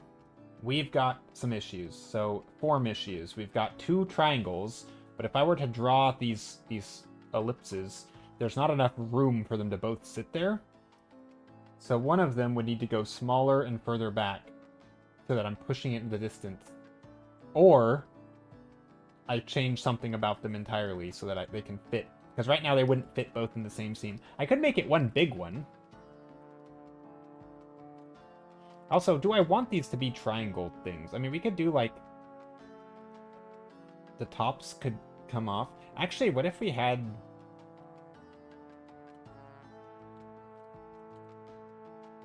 I don't know, little, like, top thingies that stick up? Oh, weather vanes? Not weather vanes, I don't know, something. Hello, hope everyone's doing good. Hey, Just Fiction, I am doing well. I hope everyone's doing well also. Yeah, today's a very chill day. I know I keep saying that, but chill being code word for tired. And so when my brain is tired, it's just like I'm kind of on a little bit of autopilot, but I try not to be. Funny enough, I'm actually doing stuff today. Like, today's painting is surprisingly, I don't know, involved? Is that the right word? Maybe not involved. I feel like there's actually a bit happening.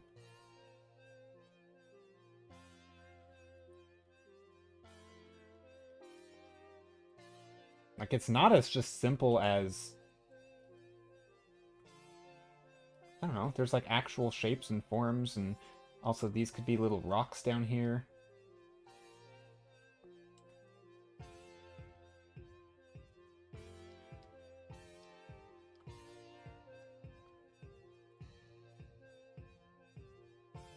I kind of like this. I don't know what these are, but I sort of like that there's these floating things.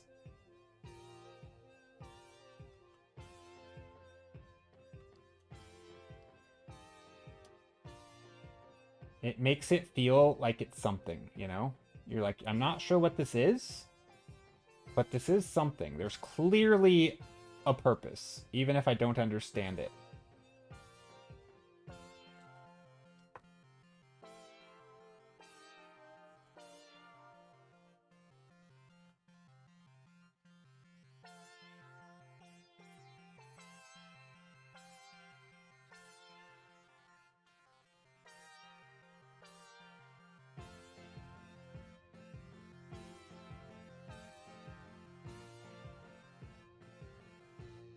maybe there's some shadow under here. And here, and then maybe this stuff can get some fill light in here, just a little bit, so we can go a little brighter.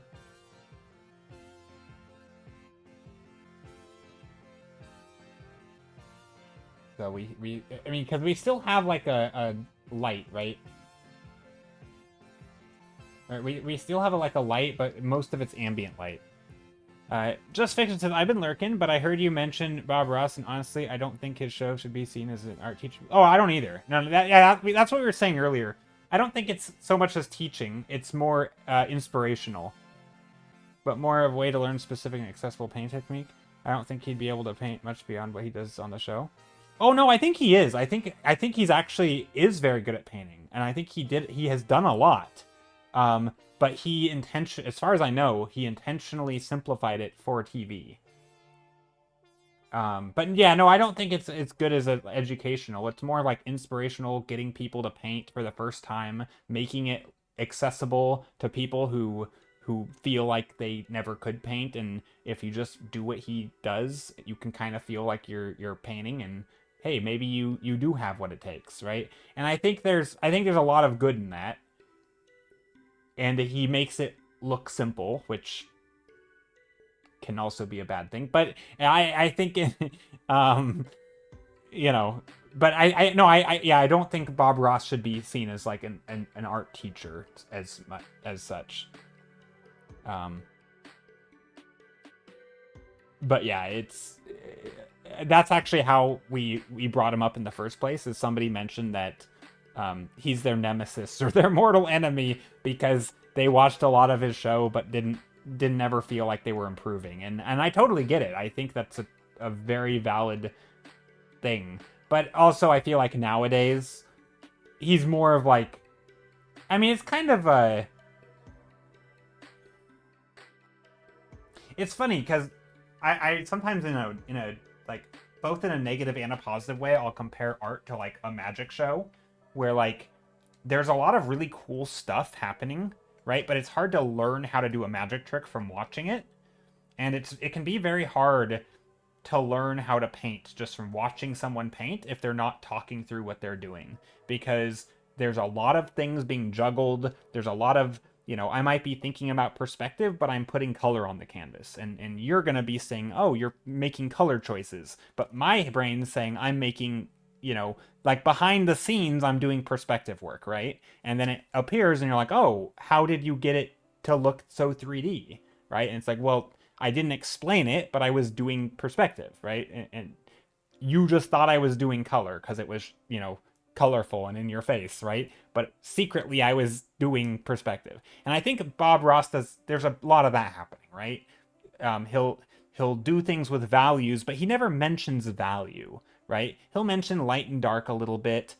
You know, he'll mention light and dark, but you don't always know when is a teaching moment and when is like an instruction, like a step-by-step moment, right? Like he's giving you the recipe. Some of the steps of the recipe are like things you could actually apply to your own work, but some of them are very specific, and it's hard to know for a beginner which is which, right? Like I think he has a lot of good advice in his art, in his show, but yeah, it's hard to know what to learn.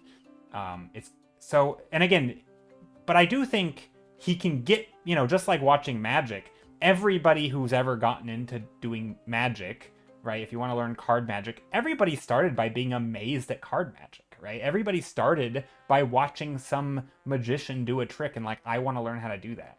And especially nowadays with YouTube, I think Bob Ross is, you know, more powerful than ever in that like he can make people be like inspired to go and learn a thing, and then they can go and learn it, and they'll then, you know, there's loads of people who can teach them how to do the behind the scenes stuff. And so I in some ways I like Bob Ross more as I get older because he's still such an inspiration to people, and they still kind of like, they make them want to paint more than ever. Whereas if you just like tune into YouTube and see Proko talking about painting, nothing's gonna make a new artist be turned off from painting than seeing someone talk about, you know, talking about it like it's science, right? Like that's not what they want. right? I mean, if you're a total beginner, like, don't get me wrong, Proko is great, right? He has a lot of good stuff. He has a lot of behind the scenes sort of how the magic is made. And that's how you, if you want to be a magician, right? Or again, I don't like comparing art to magic because it's, but there's stuff happening, right?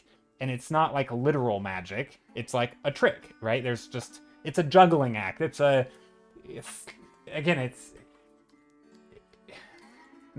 not a perfect analogy, admittedly, but I do think it kind of works sometimes. I don't know. Maybe it's a terrible analogy. I don't know. I just think sometimes people think of it as like literal magic, when in fact there is actually a lot of stuff that you can learn everything, right? There's every single thing happening. Even if you can't see it, you can learn it, right? It might only be happening in my head when I paint, or when somebody else draws a character, and they're like, how do you make it look so good? Well, maybe it's gesture, maybe it's perspective, maybe it's form. You're not seeing them do it if you don't know what they are, right? If you're not looking for it, you're not gonna see it.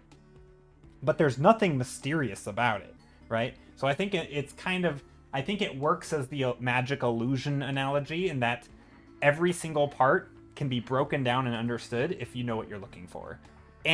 Or if the person explains it to you, right?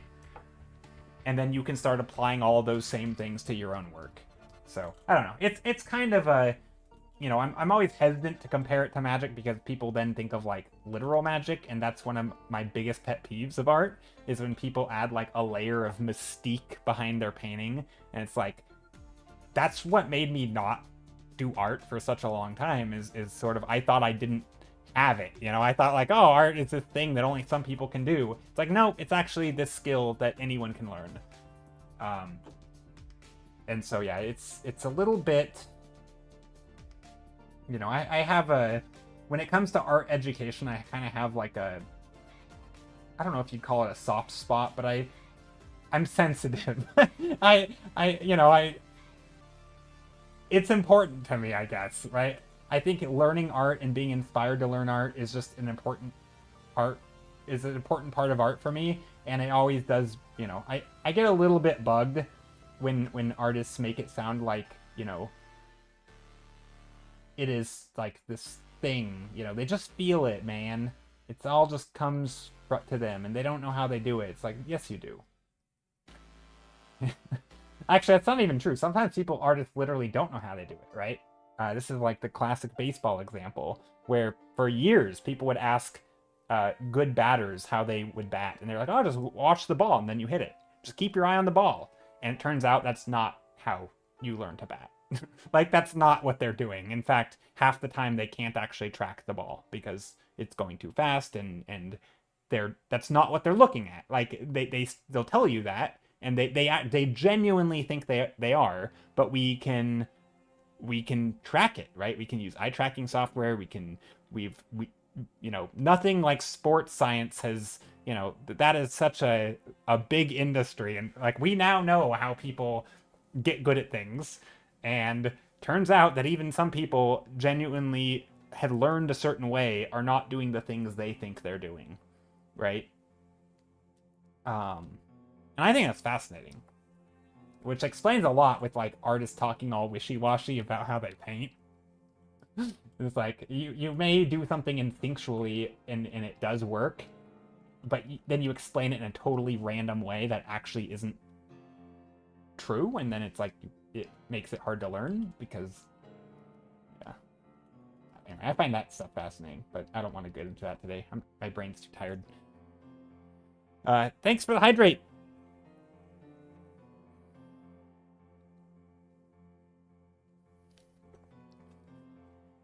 But yeah, today's going to be a chill stream. I'm only going to stream for another like 40 minutes, I think. Hopefully I can turn this into something. Some people definitely don't like sharing their secrets. I think that's so stupid, because in art, like, the secrets are so basic. Like, okay, so going back to the magic analogy, unlike magic, this is where the analogy breaks. A lot of things are building on each other, right? They'll do one sleight of hand, and then when you think it's over here, they'll do something else to this, right? So it's like, here, maybe I can draw it. And actually, I actually enjoy like illusion magic and how it's done a little bit. I don't do it, but it's sort of like a mild interest of mine. But sometimes you'll have like, you know, something over here, right? And they'll sleight of hand it, and then you think it's like under the cup, right? But it's no longer under the cup. It's actually been moved, right? So they move the thing over here, and now it's moved. So now you're looking over here, and then they do another piece of sleight of hand or another thing where they take it from over here and they switch it out, right? They swap it with a different one or something, right? So you're already looking over here, right? This is where you think it is, but then they switch it to another one, so it's another sleight of hand. And then they go back, they palm this ball, so it's another step. So step 1, step 2, step 3, and then they, on the 4th step, they switch it back under the ball and they swapped it out, right? So now the blue ball turned into the red ball, and you know, but like they could have done it another way, but they chose to do it in this particular way, let's say. The problem is that like every step depended on the step before it. With art, it's not typically like that.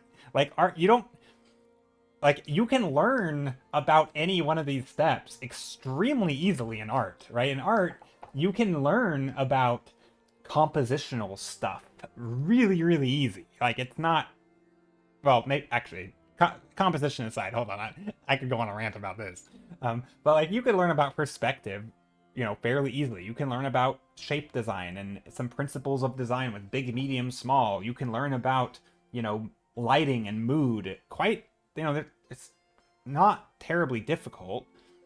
It's just that when you start to put them together, it's all juggling, right? And so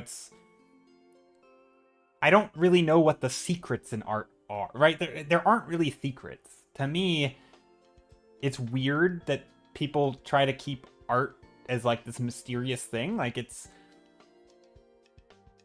there really isn't secrets. I mean, not really. I guess there's process, which I guess if you have a weird process, I don't know.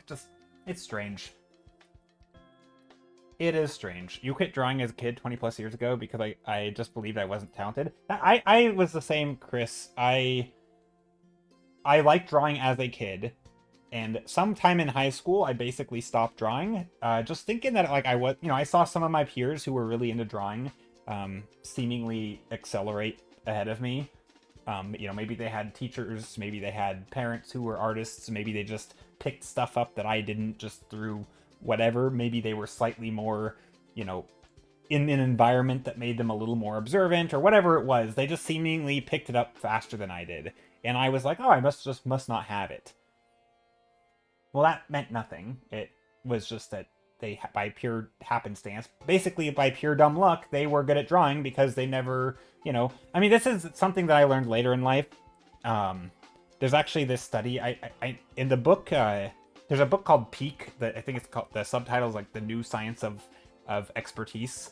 It's by the guy who, Anders Ericsson, the guy who did like the big study that Malcolm Gladwell took and kind of butchered, that turned into the 10,000 hour rule, that is like quoted to death, but also completely not how that works.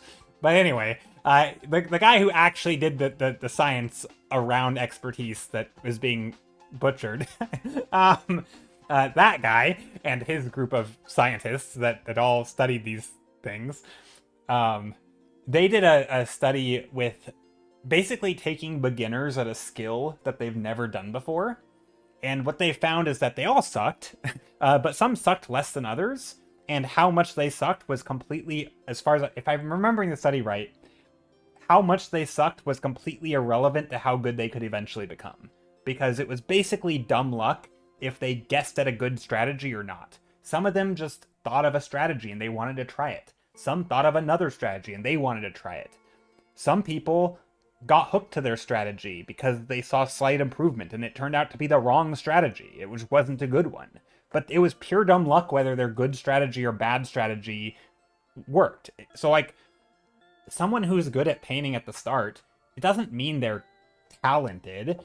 They just might have tried something and it worked by pure dumb, like, you don't know what you're doing. Everybody sucks when you start. All you do is try different stuff. And if something you tried early gave you good success, it's like, oh, you're so talented. Or you're just like everyone else and just fumbling around, and you happen to fumble into something that works. Like, it doesn't mean that you're special in some way. I don't know. So anyway, that was a big thing for me, like seeing my peers around me be better at art. And I'm like, oh, I just must, like, I liked it. I wasn't terrible.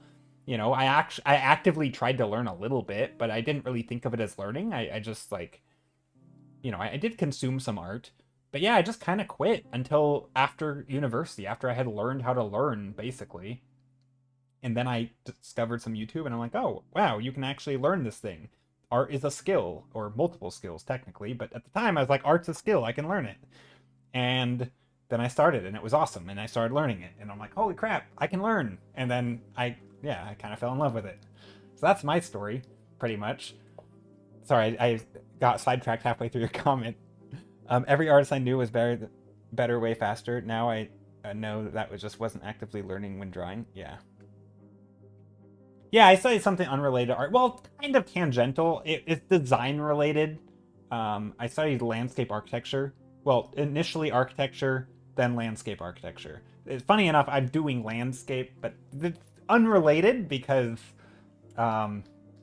design is still there, but 90% of landscape architecture is going to be things like, materials and grading and drainage and learning about, because it's very multidisciplinary, right? So a lot of it's like learning enough about enough things to make slightly informed decisions, right? And so it's not really about like drawing. There is obviously some design stuff there, but a lot of it's very functional, and the more artsy side is honestly wasn't really the focus. Designing to function was far more important. Obviously there's an artistic element, but I think that was either I just wasn't the best student, or that was kind of assumed to be like a thing you'll get better at as you learn more things to combine, right? As you look for more ways to use different things, you'll get better at sort of the creative side. But so we didn't really learn any of that. It was more about like, there honestly a very tiny portion of that was even relevant. Do you feel like you brought something from it to your work? I think it made, I think the perspective of like designing a painting, thinking about art as design in and of itself, I think was useful. So like instead of thinking about it as like, again, it's hard to untangle it, right? Because like you become a person through your experiences, and like, why you never really know why you think the way you do. Honestly, I think a bigger factor, it's always a story I tell anyway. I think a bigger factor is like video games. I think video games for me was a big one. Especially fighting games. So I never really got into fighting games, but I had some roommates and some college friends and acquaintances who were really into like the fighting game scene. And even just competitive games in general, like Dota and all that, like learning how to think of it less as just like, oh, this is an activity that I do, and more of like, this is a thing I can learn. Right? I can break it down. I can learn about the science of how this thing is coded. I can, practice very specific moves. I can study I can watch replays of what the professionals do. I can understand why they're making choices and apply those in my own game. It was a way of getting better at video games that was like this thing that I never thought of as a skill, really. Like, games were a thing you did for fun, right? And some people were really good at them, some people weren't. But to learn that, like, the people who are good at them are the people who know how to learn at them. That was something that, like, because it was applied to games, and games I kind of had the same view as art in a way, like, I liked them, but I wasn't necessarily good at them. But seeing sort of this competitive community around video games sort of, in some ways, taught me how to learn also. And then, of course, I had gone through something difficult, which is university. And so I sort of had experiences of, what does it mean to, like, put in a long out a long week of studying something, combined with how do you study something like art, right, or video games, and how do you get better at those things, right? So it's kind of those two things in parallel, I feel like really did change me. So that when I graduated, I'm like, I feel like I can look at anything and sort of think about it in this sort of breaking it down, you know, learning these individual parts, practicing them, see what the experts do, learn from them, and sort of go through this whole cycle of learning. I think in terms of like landscape architecture specifically, I mean, I think design was a one. It definitely helps, because then, you know, there were things that I didn't really have to. I'm trying to think. I mean, I guess just like an introductory to, like, you know, leading lines, compositional things. Some of that is familiar in design, you know, how to guide the eye, especially with environments, you know, a lot of like paths and roads, and there's these natural vistas that are in landscapes, you know.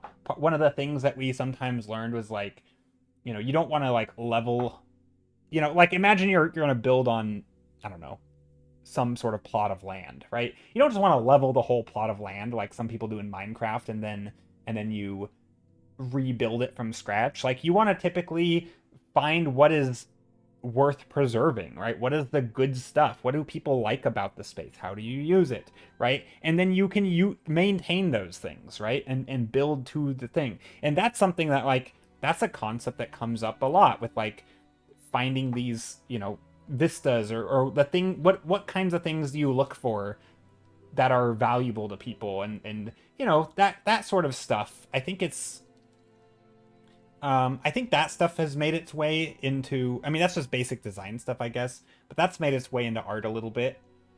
You know, framing scenes, leading the eye. But honestly, it's honestly not that big. Like, again, you could learn most of the art stuff from like a 20-minute video on YouTube, probably. Like, I don't think I learned a lot. I think that the stuff that I did learn that was relevant, though, I understood well enough to sort of not have to think about it anymore, because it did sort of permeate throughout my education, right? It wasn't just like a 20-minute video and then I'm done. I actually had to apply it. And so it was essentially 4 years of applying the most basic stuff you could ever learn, as it relates to art. There's obviously other stuff that wasn't as basic, but the art stuff was very basic. You know, we didn't learn much. A little bit of perspective drawing, you know, a little bit of like the tools of, you know, basic Photoshop, adding textures to stuff. You know, we didn't do any drawing in Photoshop. Skilly said, love the colors, dramatic thumbnail. Thanks. Or the dramatic thumbnail, or the dramatic lighting of this thumbnail. Yeah.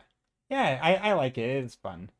But yeah, so I don't think my education really taught me a lot. It's just more, yeah, that I feel like I did learn the stuff, or I understood the stuff that I did learn, which definitely freed me up to focus on other things in art. But again, I'm not like you know, I mean, you can see from my art, I'm not like, you know, I don't feel like I'm a super pro expert who's like crushing it, you know. You know, I try my best. There's always new things to learn, always things to focus on. But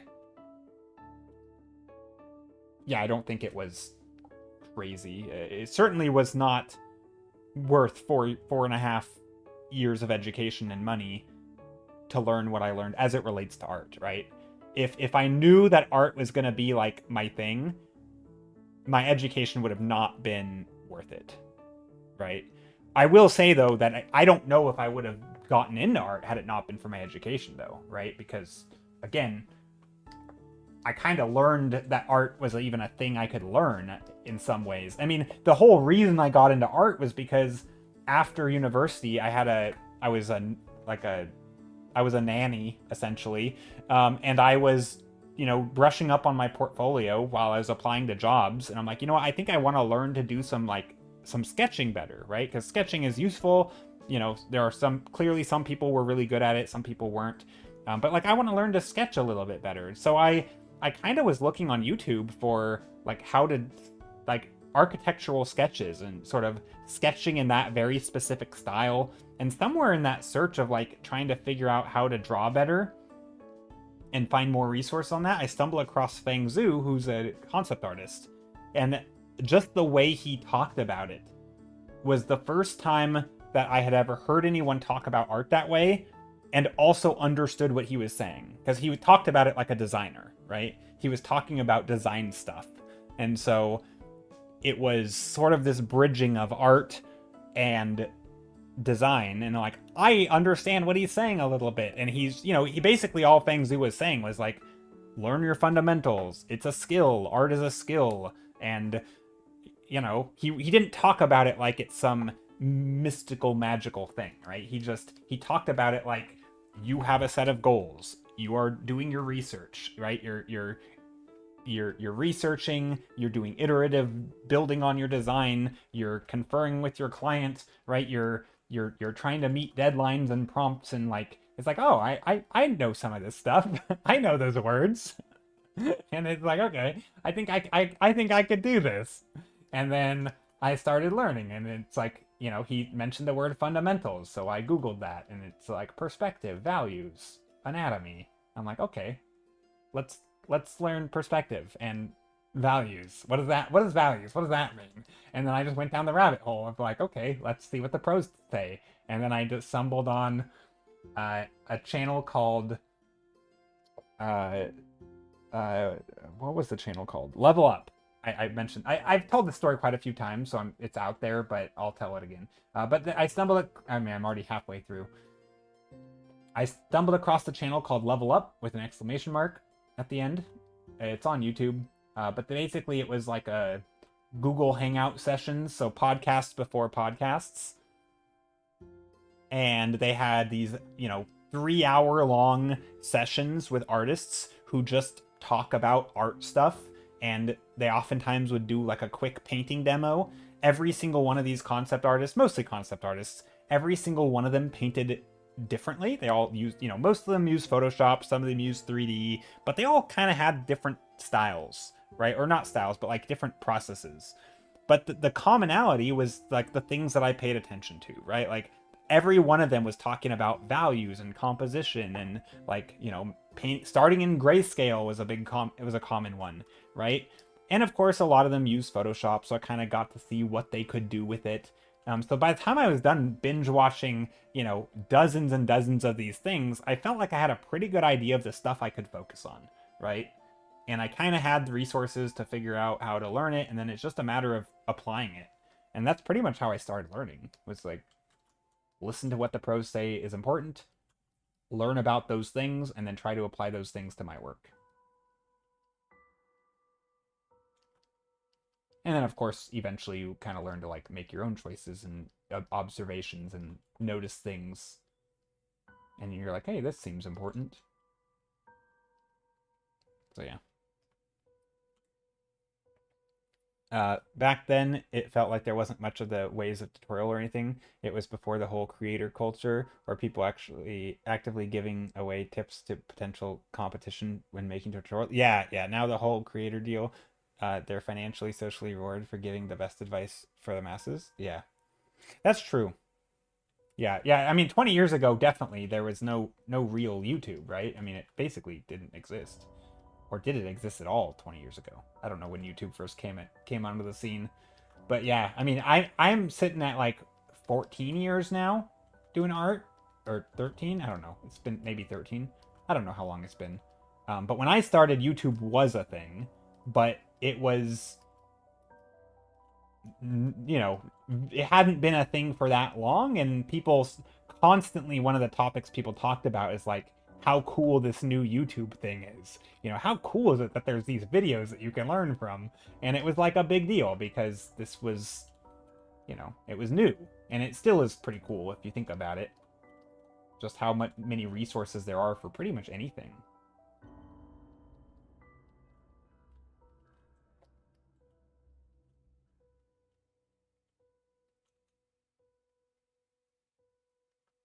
It's actually kind of funny to see, like, if you go back these, you know, 13 years or so to this Level Up channel that I watched. If you go through their video selection and see all the artist names, it's funny to see how a lot of these people they had on their channel nowadays are still, like, or have become very prominent people in there. So it's like, you know, you can see some of these artists that you might look up to before they got really big and like well known.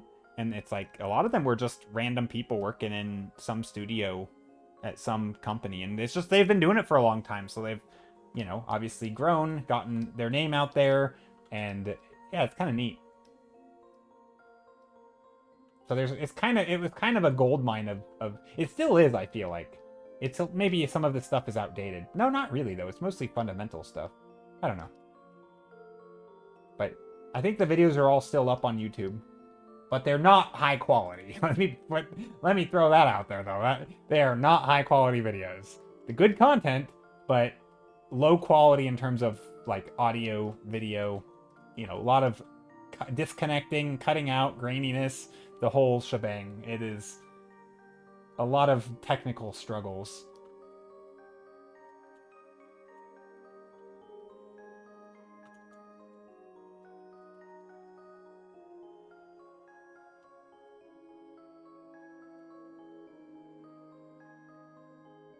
But that doesn't really matter.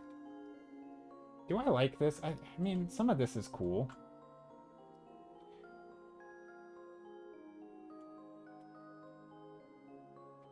A lot of free Bandicam licenses. Yeah. A lot of that kind of thing. Yeah, any of the free recording. I mean, I think they used I don't know what it was called. I think for a while was it just Google Hangout? It was one of those sites. And then they just screen share. I don't know what they recorded their screen with. Yeah, probably Bandicam, something like that. Is that still a thing? It probably is. Although nowadays, why you would just use OBS. There's zero reason to use a screen recorder like that. I can't imagine people not using OBS these days. I feel like it's just, if you want to screen record, that's what you use. But maybe I'm wrong. Maybe there's something better.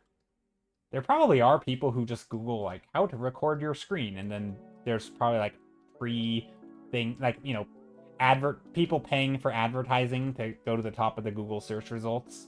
And you probably still do get stuff like that, right? I would imagine. I don't know. I haven't looked at, I've never Googled that.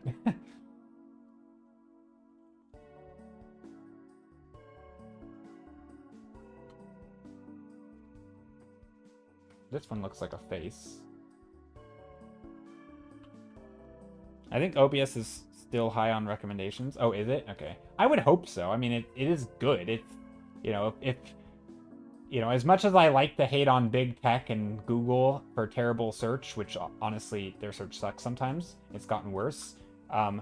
You would hope that if there is truly like an undisputed best, hopefully it would appear top of the results, right? I think that something as big as OBS not appearing on top of the results would put so much distrust in Google that, like, I wouldn't be able to even look at them if they're, like, not even recommending the best stuff, you know? Like, they can only... Their paid advertising can only go so far, hopefully.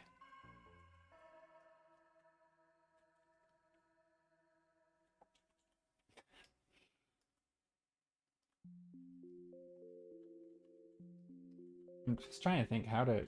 Ooh, a lot of red. Do we want red in here? This is going to get very, very saturated, and I don't know if I want to... Oh no, I'm on the wrong layer. Back up, back up. This is the right layer now.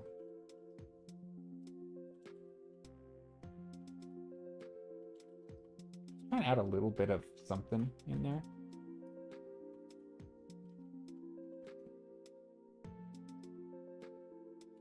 A little bit of warmth in some of these.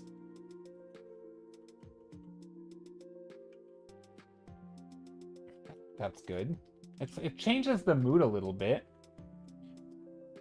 I mean, it's a little bit heavy-handed, maybe.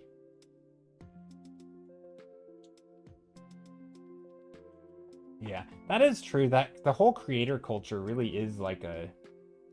I mean, it is kind of amazing just how much stuff is out there. But yeah, I are there probably aren't many artists who are like secretive about how they work, right?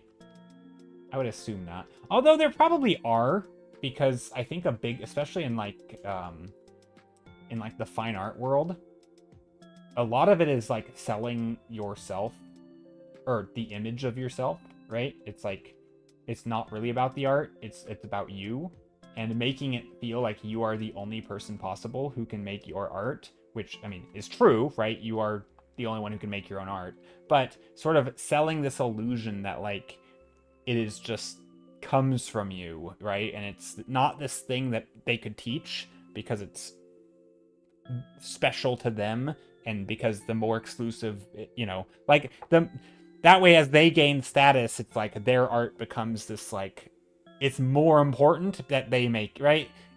Whereas I think like a lot of people who are first learning like just like say illustration, they think of themselves as like entirely a hired hand. Like if you want a character, you go to the cheapest person who can do a character. It's not about style, it's not about their special thing, it's just about like the work, right?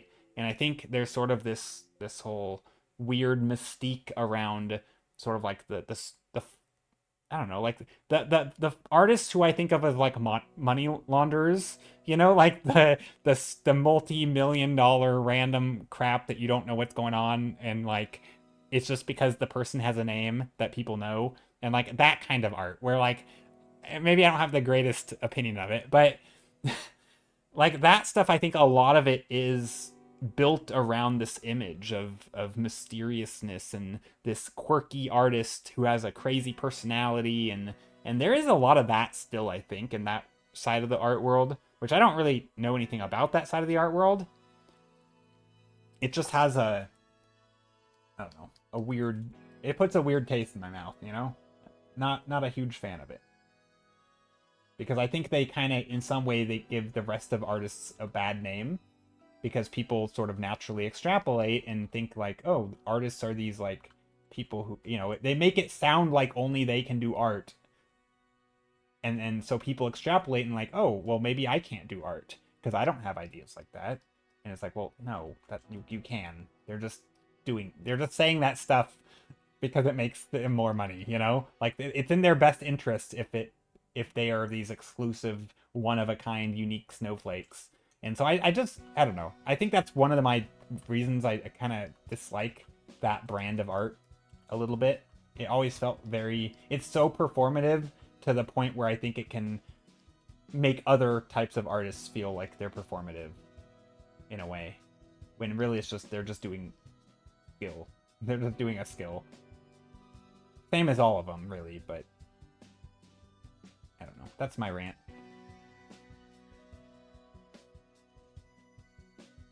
You still see high-profile artists get defensive about being asked what brushes they use. I get it, that though.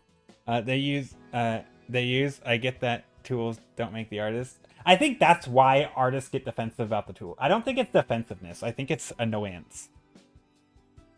Because I think there's this impression that like, I mean, it's funny because I think if a professional who has a name. Like, if you have a professional artist who's well-known, and I think if they were to ask another professional what brush they use, I don't think that artist would be annoyed at all. In fact, I think the opposite, right? I think, and I'm speaking from experience here, and I'm not like I'm not really an artist people ask for my brushes too much, but I kind of, so here's why I think it's more annoyance. Maybe some do genuinely get defensive, but I think it's more annoyance. And the reason I think that is because I felt annoyed. And I only get annoyed when I get the sense that the person asking is like looking for the secret sauce, right? They're not asking as like an experienced artist, or this is the impression I get, right? I could be wrong. I think sometimes they're not asking as like, they're an experienced artist and they're just think that the brush does a neat thing, right? It's more like, hey, I'm looking to improve. What brushes do you use? Right? And there's sort of this like implied, if only I had the brush, right? And that is annoying. That's annoying.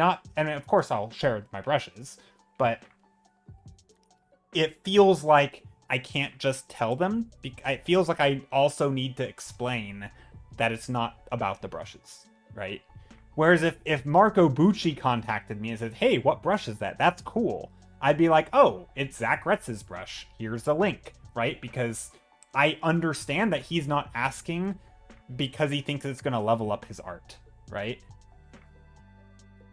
And so I think it's sort of, and especially on like my stream, right? Because a lot of times I cater to beginners, right? One of my big things that I talk about is like how anyone can learn to paint, right? Art is a skill. I'm basically preaching to kind of like younger artists who or earlier in your career, right? Who maybe want to get into doing something that they've never done before for the first time, like drawing environments. Maybe you've only drawn characters and you're like, environments seem fun, right? So when the majority of your audience is like fairly new artists, my immediate assumption when someone asks what brush do I use, right, is why are you asking? Right? And it's not a good response. By the way, here's my brushes. They're not actually my brushes. I guess some of them are my brushes. But yeah. Anyway, I'm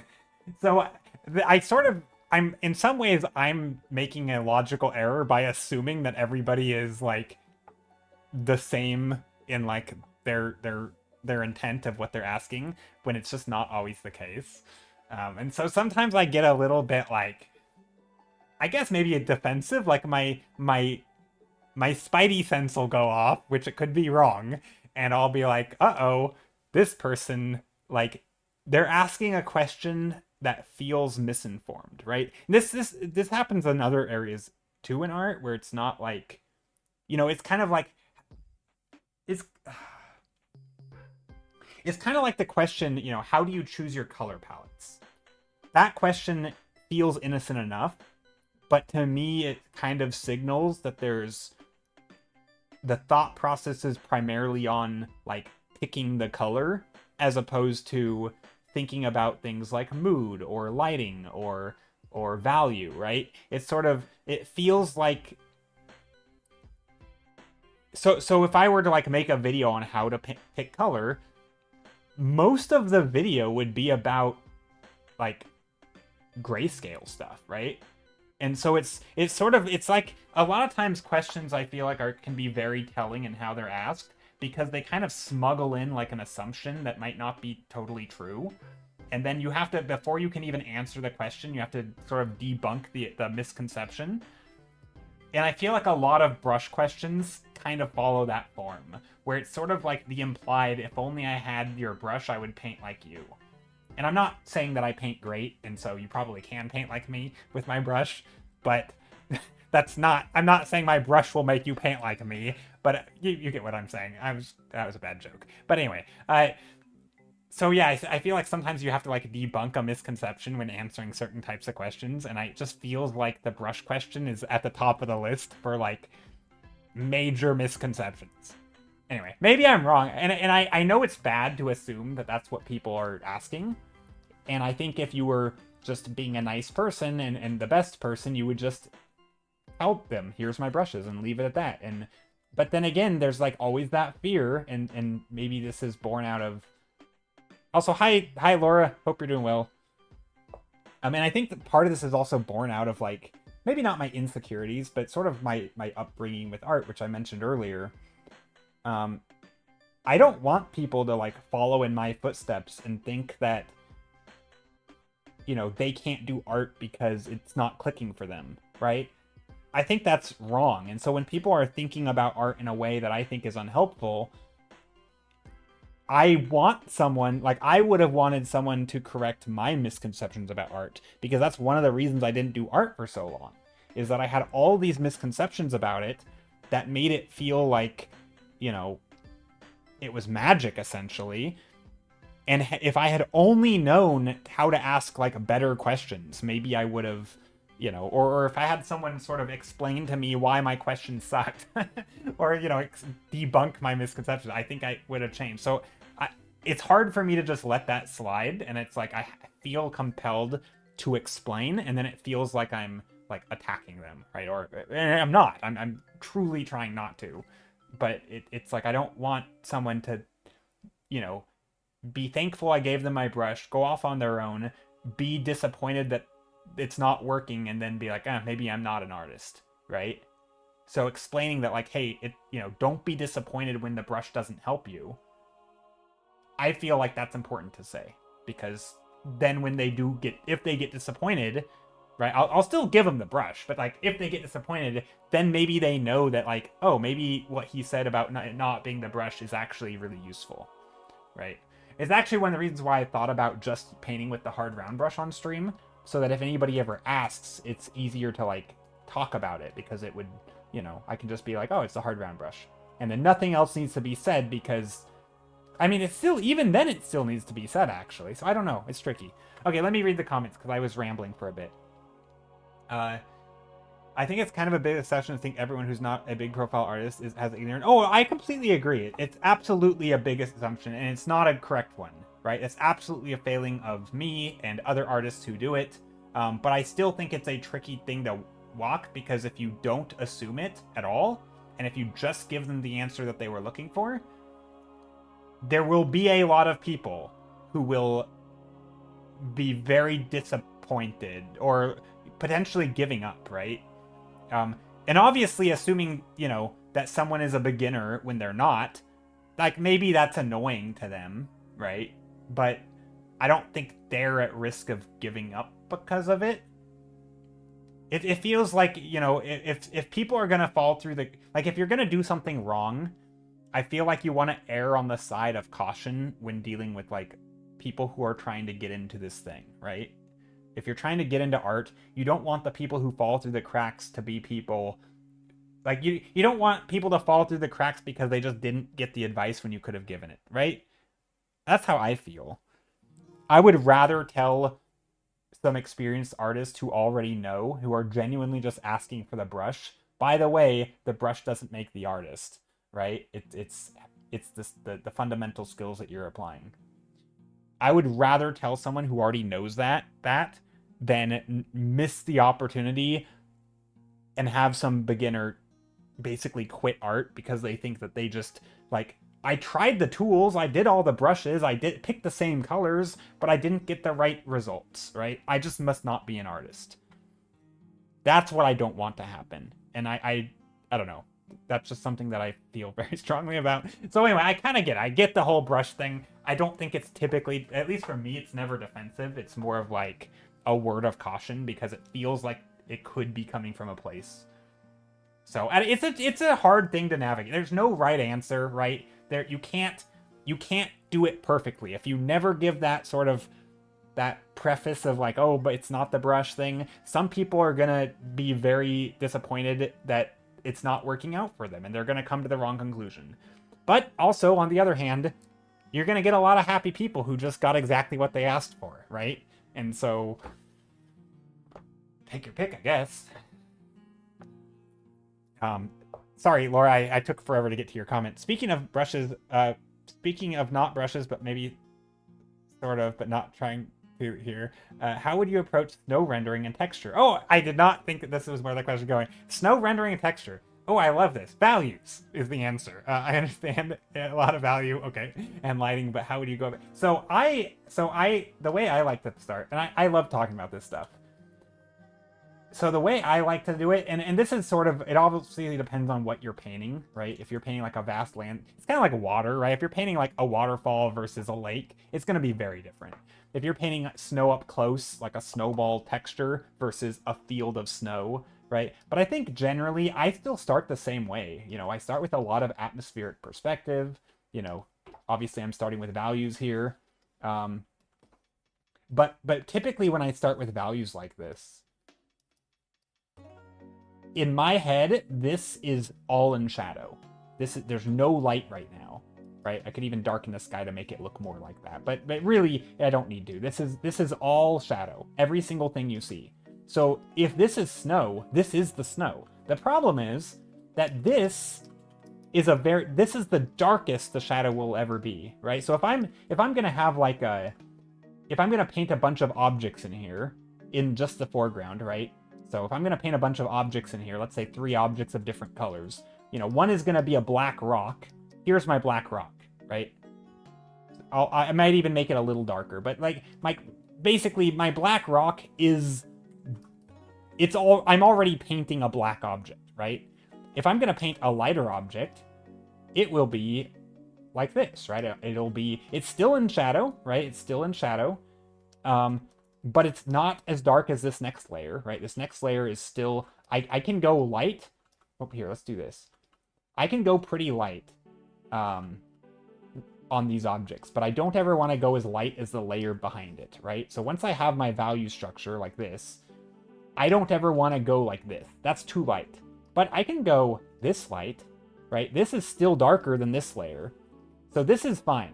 And this is about my snow, right? This is how light snow would be, is almost as bright as the layer behind it, right? So not this bright, but like, you know, a lighter, right? Or sorry, not lighter. So it's not full opacity, but it's like a slightly less than full opacity, right? Just enough to still be darker. And so what I kind of do is I still start with my shadow. You can think of this layer as like the occlusion shadow layer in a way. And anything I paint on top, you know, maybe I have snow up here, you know, maybe it's snow on the rocks. I will take it like that, and I'll add in this snow. Or if I want to do a big layer, I might make a layer like this.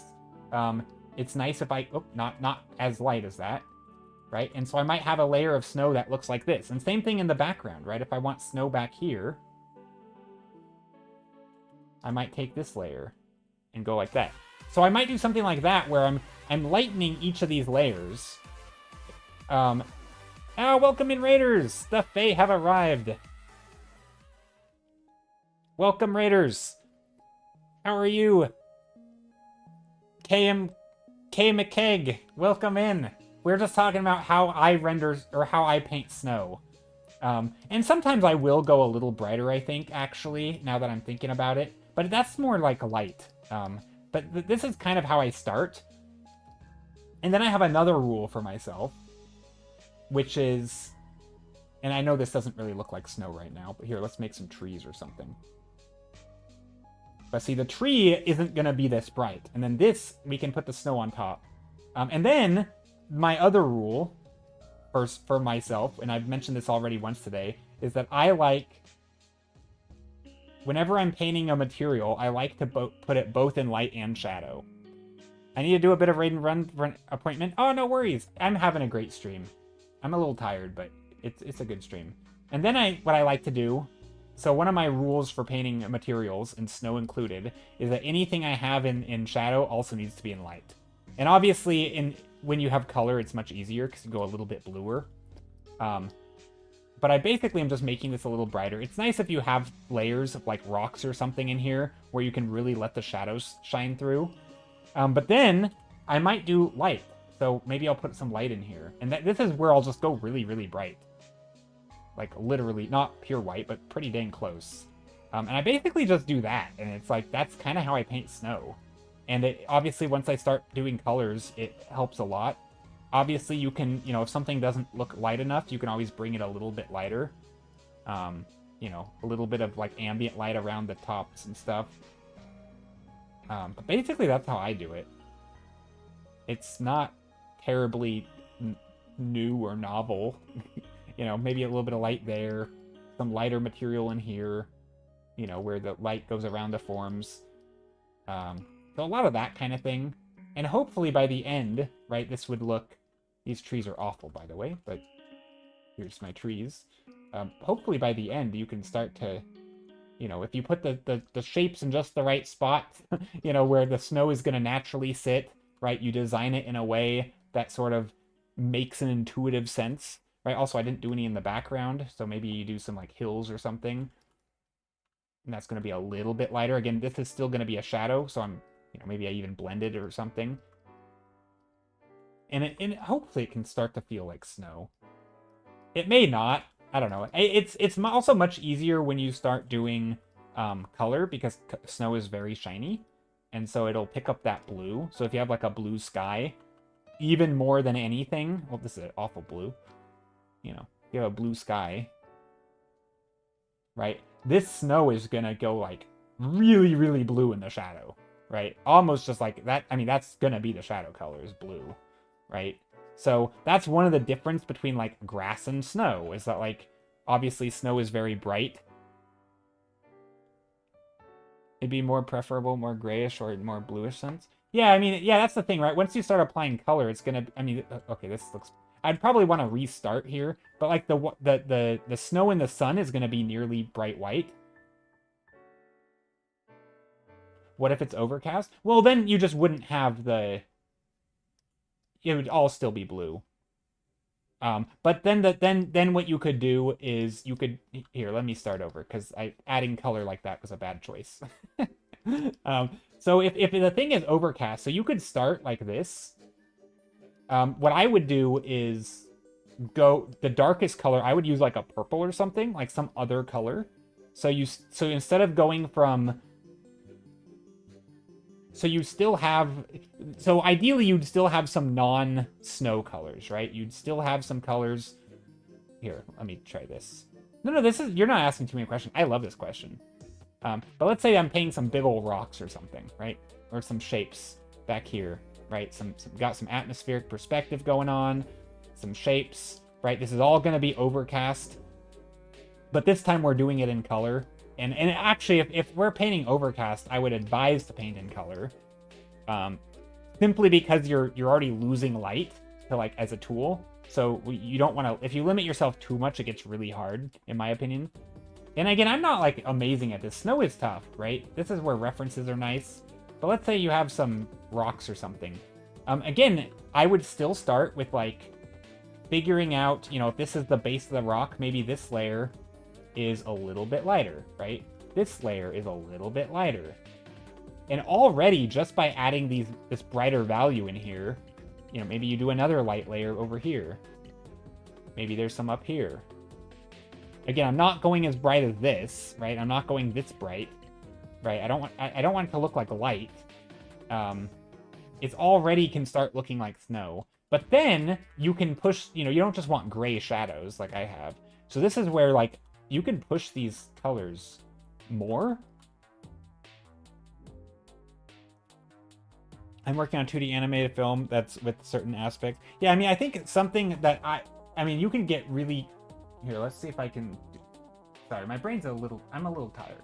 So if this turns out terrible, don't blame me. You can also do like, you know, really saturated, you know, shadows and stuff. And where the light itself... You still have an ambient light, right? You still have light on the tops of the snows, but as it gets, you know, maybe as you get these little clumps of snow, you know, well, you have two things, right? You have snow that's going to be a range. So you might say in your foreground, your range of snow is from this light to this light, right? And this light being maybe like a blue or something, right? And then you have non-snow material like this, which might be a little darker, right? So this might be like the tree, right? A tree and, oh, that's too dark. Like, right, you might have like a tree or something like that, right? I don't even know if you have that much snow. And so you have some darker materials, but you also have some of the lighter materials, and then you have some of the darker snow, which is like the clumps that are turning the form. If that makes sense. And that's kind of how I would do it. Like I'd still get some of those shiny reflections. And this is more about just the color palette, I guess. I'm not trying to like render anything. Also just using a lot of references would help. And as long as each form is readable, like if you wanted like a rock here or something, you could probably go brighter. I don't know. It can get messy though. I think if you know what you're painting, it can help. It's nice when you know what you're painting. I don't know. Does this read as snow? Kinda, right? And then like the brightest snow might be on top. You know, the darker snow might be down in the nooks and crannies. And a lot of snow gets very, you know, again, we could go very blue here if we wanted.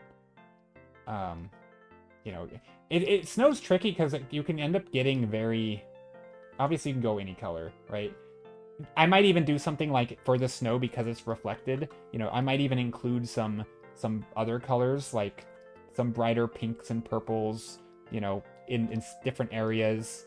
You know, I think reflected light's a big one, so being able to play with that color is important. That's probably another big one, is allowing yourself to play with the...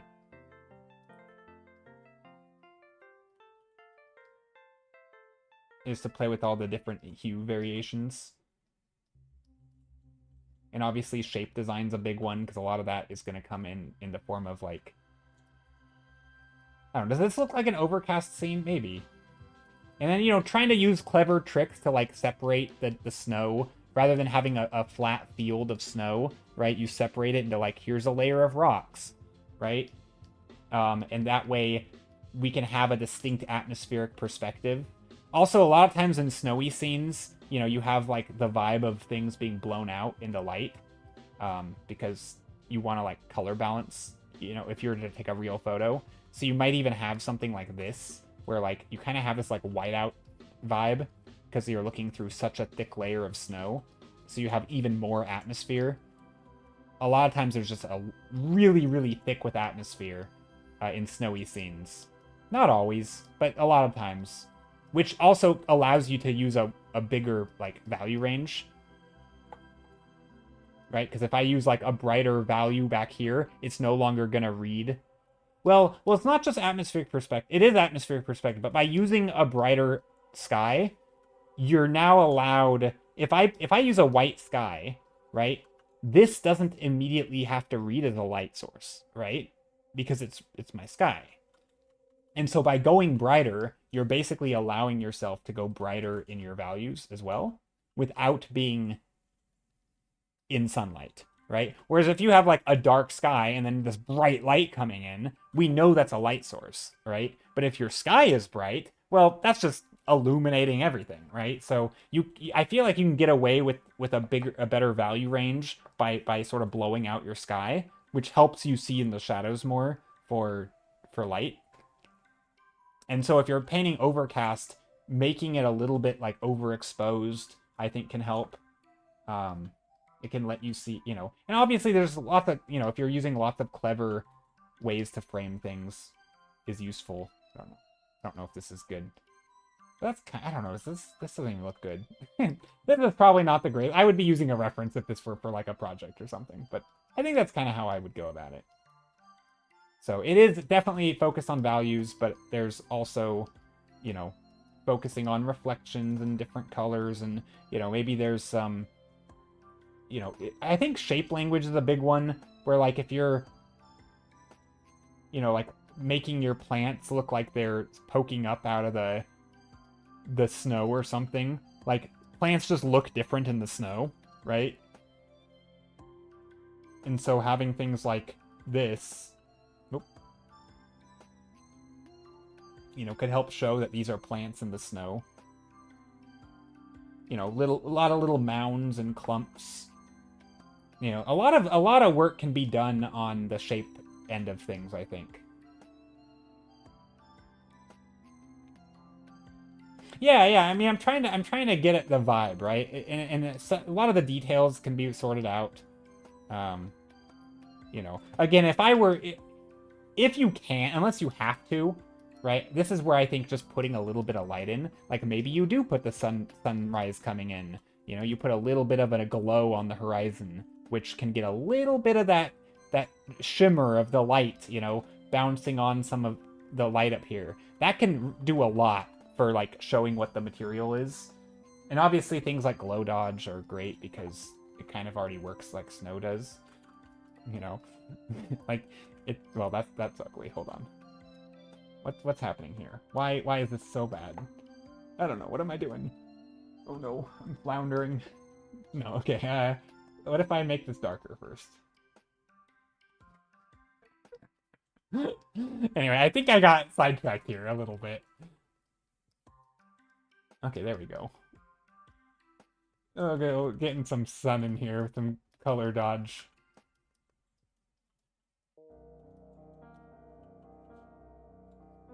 But then you could probably go like this, and you could get a little bit of that.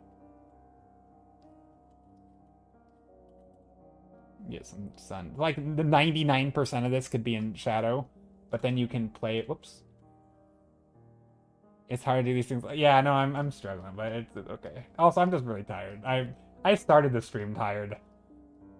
That's my excuse today.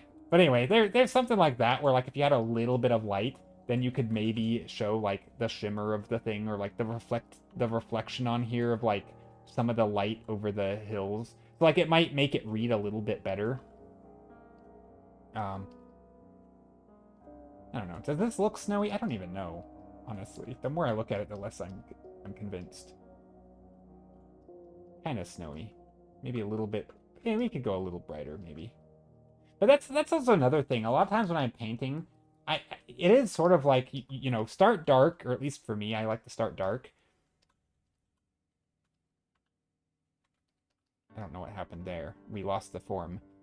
Sometimes I'll start dark, and then I'll just kind of add in the light slowly. So I'll be like, let's add in the light, you know, the snow here. Is this too dark? You know? No, this isn't too dark. Is it too light? Maybe can we go lighter? And then I'll try it lighter. I'm like, nope, this isn't good.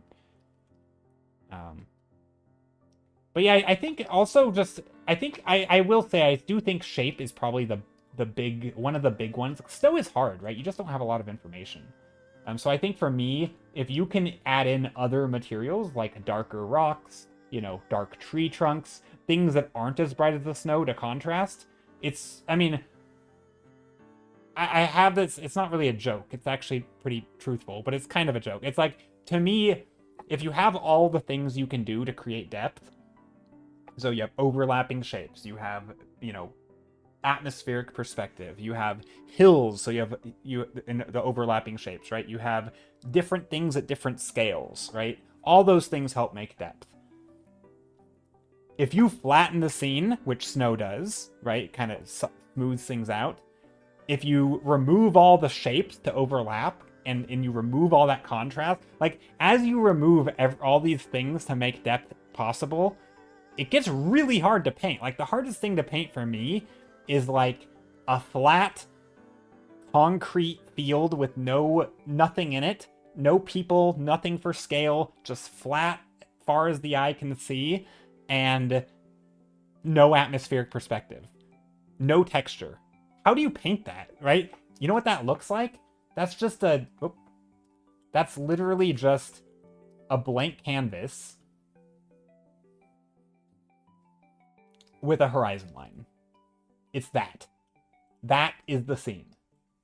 And it's terrible, right? There is no depth, there is no atmosphere, right? Maybe you could put in a little bit of something like this in the foreground to show some sort of again, you were still using atmospheric perspective. Maybe you use a subtle texture, but like it's not good. It's hard to paint. It's hard to pull it off. It will never. You know, if I showed this to someone random on the street, they wouldn't know what it is. They would say it's an environment.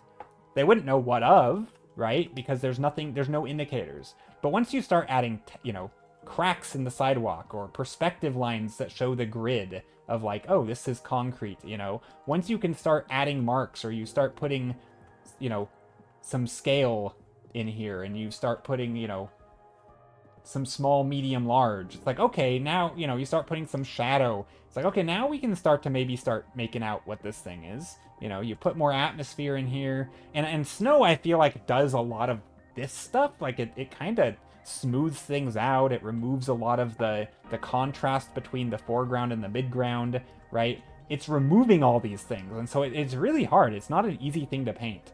But I think what you do get is, if you have light, right, you get really shiny material, and because it's shiny, it's also really reflective of color. So color and shine, to me, are like the two selling points, which, doing an overcast scene purely, I don't know. Although I will say, in defense of, probably even harder with snow though, is painting everything in sunlight. Right? Because then everything is sunlight, and it's like, unless you have little like bumps under the snow, it's just gonna be a super bright scene, right? So this is where like the random trees are going to be like, you know, oh, the song's very loud. Right? So now if you have like little trees in here, this is where, you know, this is where the trees are going to like be the star of the show, right? You have a white scene, purely white. I don't know why I keep drawing trees like this. Anyway. So, you know, trees are very, you know, anything that breaks that white is going to be useful. It's like a shot from Fargo. Yeah, and you got to be strategic with this stuff of like, where do you place your characters? You know, like, okay, here's a character. You know, what if they're wearing a white cloak? You know, that's hard. You know, but maybe this is where color contrast, you know, the cloak is going to show blue and the snow is going to show white. You know, and so like, yeah, it's a tough scene to paint. You know, you're basically just painting with black and white. You got to be a little bit strategic of how you do it. It's certainly not easy. And so, you know, adding shadow in here would go a long way. I don't know. Anyway, I'm just kind of playing around now. But I guess this is also another thing, right? Again, kind of going on with the high key painting. You could also go this direction, where it's sort of just very high key, and you use, you know, this blown out lighting. That way you can show that, like, this could still all be overcast, but this is like in like a little trough or something, and this is still on the top. I don't know. There's lots of ways to do it. I don't know. I feel like there's not one way. Kind of depends on what you're going for, right? But yeah, this is definitely this is a choice. I mean, maybe it's even better than this. I don't know. They're different, right? I like the colorful snow scenes personally. This is where my bias lies. The colorful. But this is totally a thing. Ooh, this scene is overwhelmingly busy now that I'm looking at it. What did I do?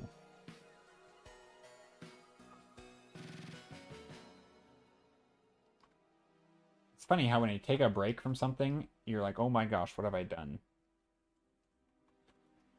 I don't know what I've done here.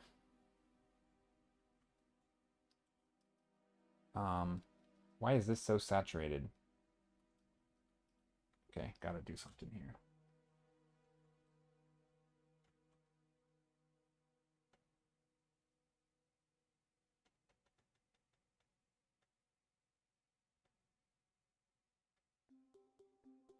Trying to fix my painting before I end stream.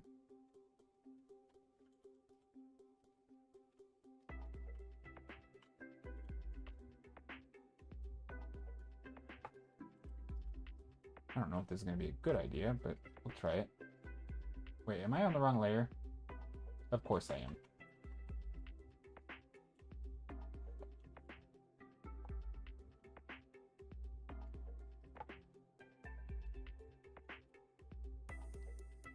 When in doubt, just add fog.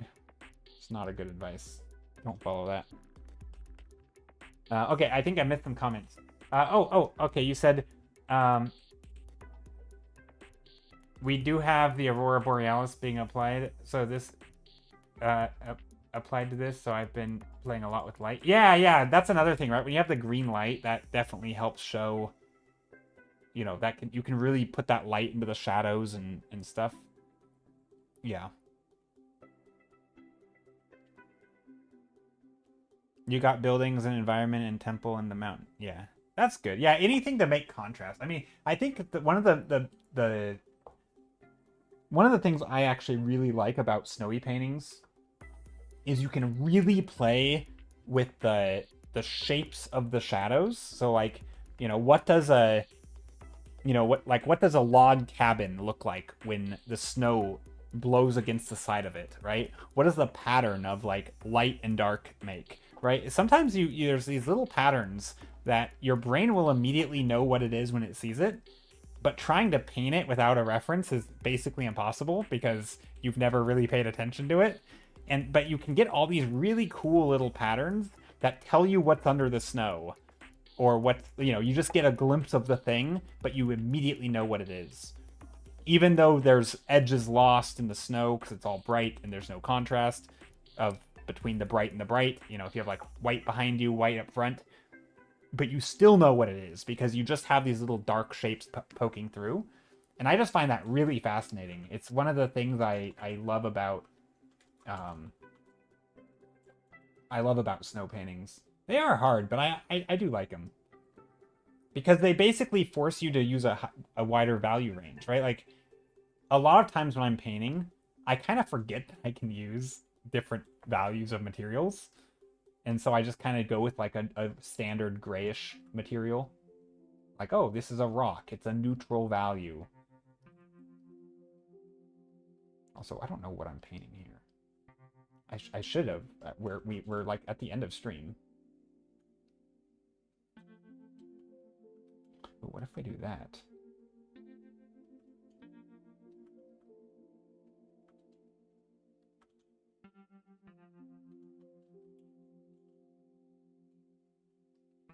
For the record, when I was lurking, I voted on thumbnail 5, the snow one. Nice.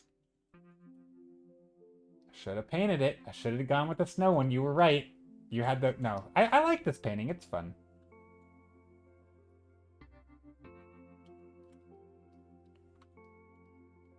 I will say it's... I think the sky is getting a little bit much for me. As much as I love this sunset sky, it's just a little overwhelming, isn't it?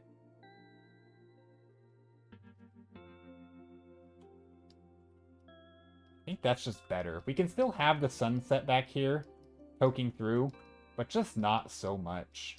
You know, that was just too much, I think.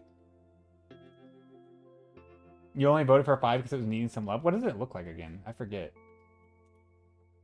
This one? Oh, yeah, this one. Oh, it's funny that you asked about snow. I just realized I had painted a snowy scene already. Although not a great job on it. It did need some love, as you said. It definitely needed some help. But yeah, like a chasm down here. Maybe we could have had some snow poking through on the ledges. I don't know. I don't know how I would have done it. Maybe next time we'll do a snowy painting scene. That'd be fun. Just all snow paintings for winter. Maybe on the first snow. We haven't had a snow here yet. We've had a little bit of frost.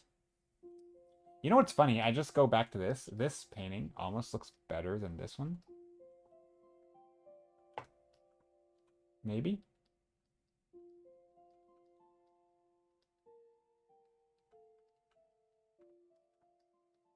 I think this side over here needs some help too.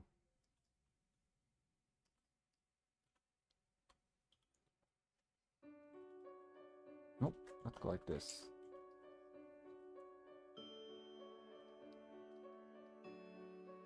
That's okay. Sometimes when I'm painting these, I get so sidetracked and because I'm just putting colors down and making stuff happen, sometimes I kind of lose track of what I'm actually trying to do. Oftentimes I don't have a plan, so. But I think this works. Just trying to fix some of the compositional issues. Get these rocks in here. Kind of like some of them, I think. Little bits of rock in here. It's kind of nice.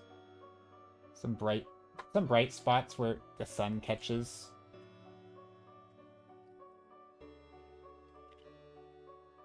Really cool painting as always, Joe. Oh, Lemon Cat, thank you. I meant Just Fiction says, I meant I voted for 5 only and no other. It was your favorite. Not that I voted for out of pity. No, I mean, you know what's funny though? I vote for ones not out of pity, but like because I'm curious of what'll happen, kind of. I think that's a totally valid reason to do a painting. Be like, I want to explore this more.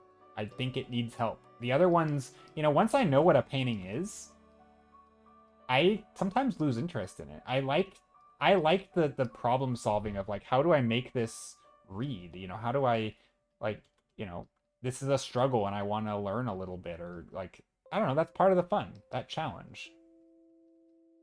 It's figuring out how a thing is communicated in simple, terms, and sometimes that means you have to like do some research and figure some stuff out. And I like that.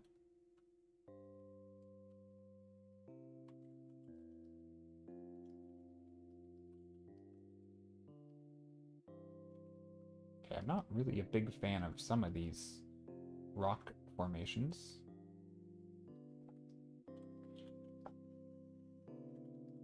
What if this is a giant rock in the foreground? That...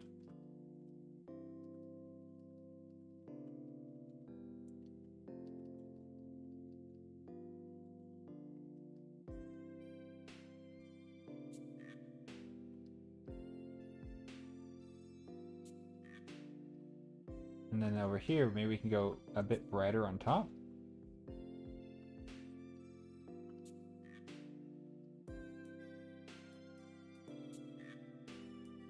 Just trying to put in some blotchy rock. I don't know. Maybe this is going to be too much chaos.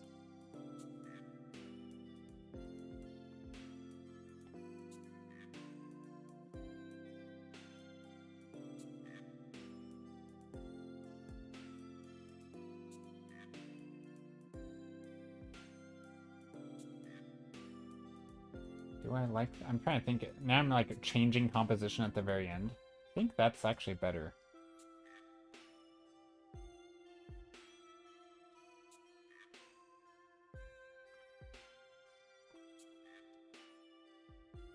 A big pile of rocks. That's what we ended up painting.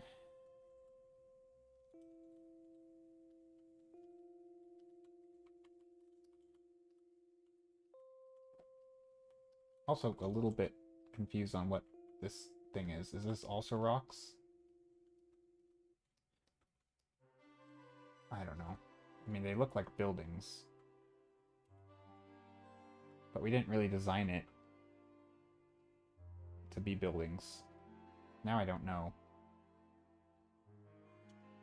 I think we go like this. I think we do cut this off up here. And we don't have it go off the page. Something like that. In another stream you were saying how much you love to paint rubble. And I do. I really do like painting rubble and stone. It's one of the things, because I think the nice thing about rubble and stone just in general is that like it's such a compositional like tool to play with. You can do pretty much anything with it. And also you can kind of go as crazy as you want with like playing with shapes and fiddling with light. You know, I don't know if this stuff is turning out to be good or not, but you know, there's also perspective to practice. Like it's a surprising, in my opinion, it's a surprisingly deep thing, like a deep topic. Like there's a lot of knowledge to learn, right? From different types of rock formations and how they form, like geological structures, to perspective and colors, because they can be very shiny, obviously wet, right? Or not wet. You get all these different colors and values. I just think they're really cool to paint. Yeah, they're one of my favorite things to paint. I'm not great at them. Probably. I don't know. I don't think so.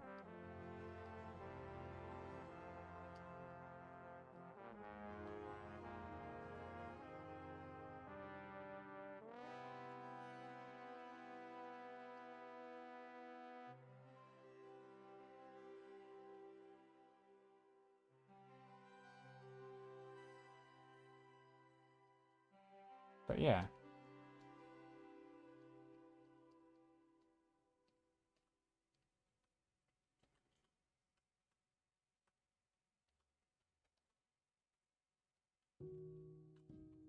Wait, what if we go like this? Maybe not. We could go like this and do like a... Oh, what's happening?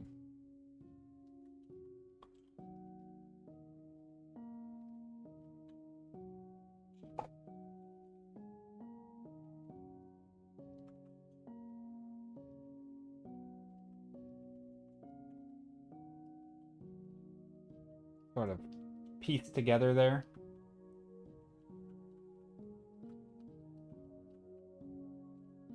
Maybe more shapes up here. Now I'm just adding additional shapes for depth and Just trying to think. How does this look in grayscale?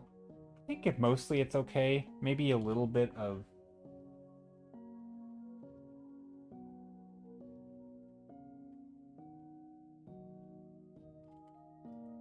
a little bit of light back here. No, that's not... how do I want to do that? I love how this has turned out. Thanks, Skittle. I appreciate it. I'm having fun with it.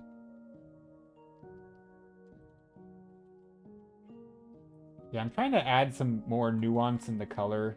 You know, I don't want to go too saturated, but I still want to have, like, that orangey glow to stuff.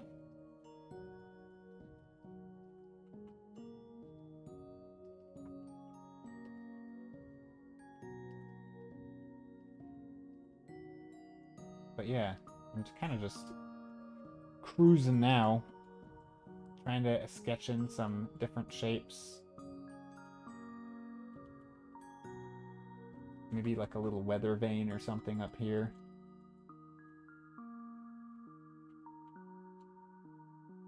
I feel like whatever these are, they should probably have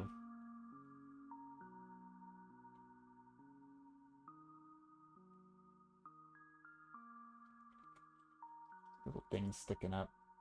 Just little antennas. They don't all need it. Some here. Maybe some catching the light. And again, these back here that are catching the light, for example, we don't even need to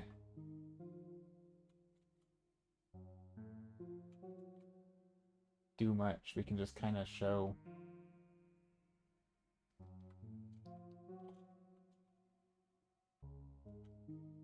kind of fun. Little buildings catching the light.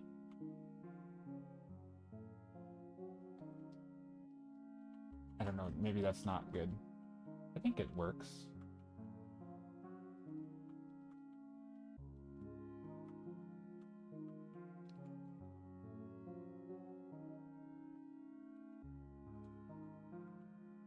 There. This could probably be a little bit more contrasty. But yeah, this painting's coming along. I am afraid that I'm going to look at it later and not like it. Not afraid. I mean, it happens a lot, right? Especially on a long stream day like today. You know, I'll probably look at it and realize just how bad the contrast is. You know, maybe I want to come in here and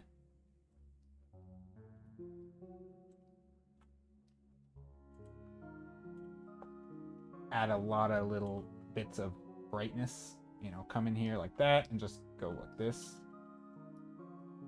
I don't know if I want to do that or not. I think it works though. I don't know. It's one of those things where like everybody might be like, oh my gosh, your perspective's so bad, or oh my gosh, the values don't read, and it took me forever to figure out what the heck you're painting.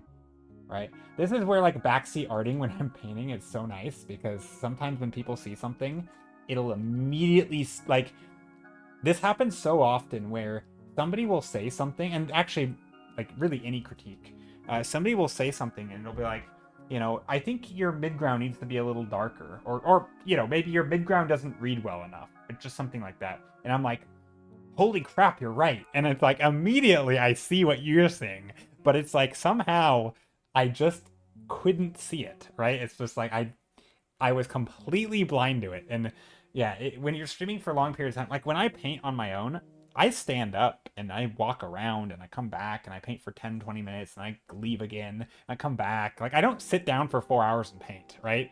I meander. I think I stew on a problem a bit. Like this is not how I paint. And yet I do it when I'm painting. So it's when you're streaming, you're forcing yourself to sit still, which means I get very tunnel visioned.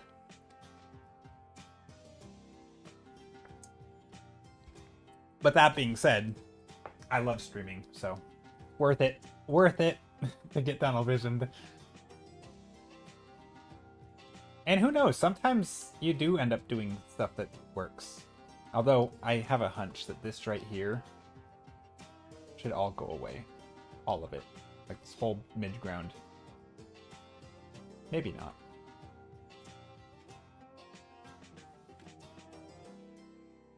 Like, what's this, though?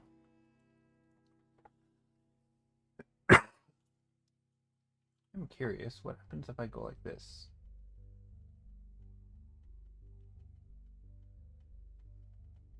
I don't want to go too small with these shapes.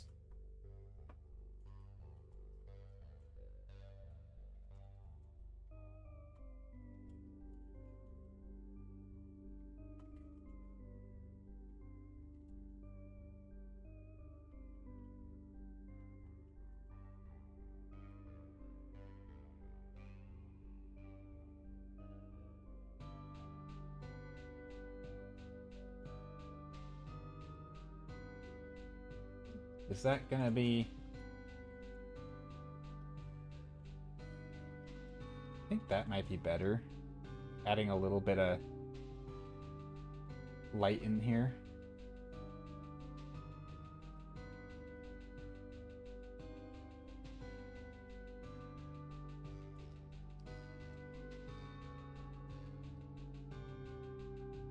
Maybe not. Oh, I'm on the wrong layer. Too bad. It's stuck now. But yeah, you're the same, Skittle. You get up and wander around. Yeah, it just feels like it's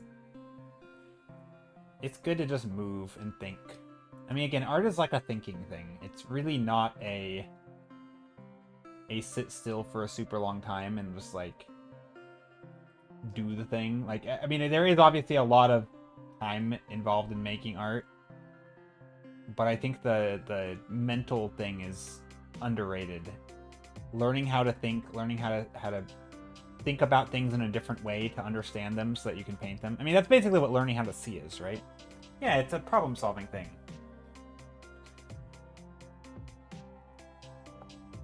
Taking all these things that we see on a day-to-day basis and saying, how do I put this in a 2D shape to make your brain understand what it is in 3 dimensions? Like, how, you know, what do you actually pay attention to? And a lot of this stuff, you know, we have solutions, right? We know the answers. We know that when you look at a person from across the street, you don't see their eye color and know who they are, right? You see the shape, you see their silhouette, you see if they're moving, you see their gait and how they walk, you know, you see their posture, right? Their gesture. You don't see their eye color, the freckle on their nose from across the street, and yet you can immediately recognize them. And a lot of this stuff is, you know, a lot of that stuff is true for environments as well. You know, you recognize certain objects even if they're not, you know, a car at a certain angle that doesn't have the silhouette of a car still looks like a car. Why? Maybe it's the shininess. Maybe it's the, you know, the symmetry in it, even though it's not, doesn't look like there's symmetry even though it's at an awkward angle, right? Like, what about it? How do you still know it's a car, you know, at a glance? Is it the context? Is it the, you know, and I just think that stuff's fascinating. And there's a lot of these little, like, thought experiments that you can do. Like, the one I just thought of the other day was, if you see a car in a photo and it's in the street, how do you know it's moving? How do you know a car driving is driving and not parked in the street? What about that image? What do you do as an artist to solve that problem visually? Maybe it just automatically reads as it's driving, right? Maybe you don't have to do anything because it's in the street and there's context clues. But what if you wanted a car to be parked in the street and lights off? You know, no brake lights allowed. How do you show that a car is broken down in the street? How do you do it? Like, aren't you going to assume that it's driving because it's in the street?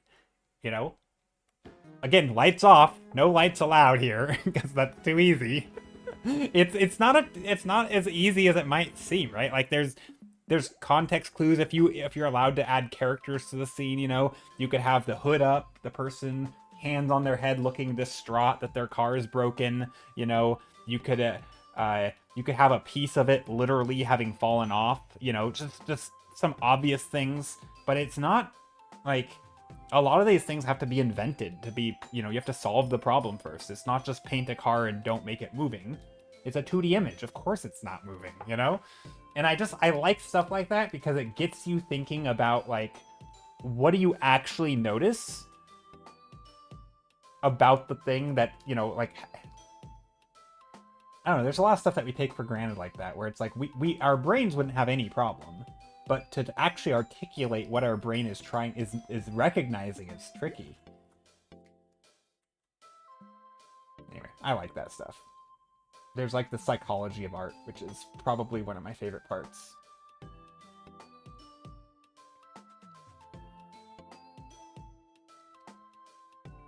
You know, it's same thing with like water, you know, painting the foam around the edges of the stream where it runs into the rocks, you know, making things darker along the edge where the water hits because water makes things darker when it touches it, you know, stuff like that. It's like these little clues that tip you off about what it is you're looking at.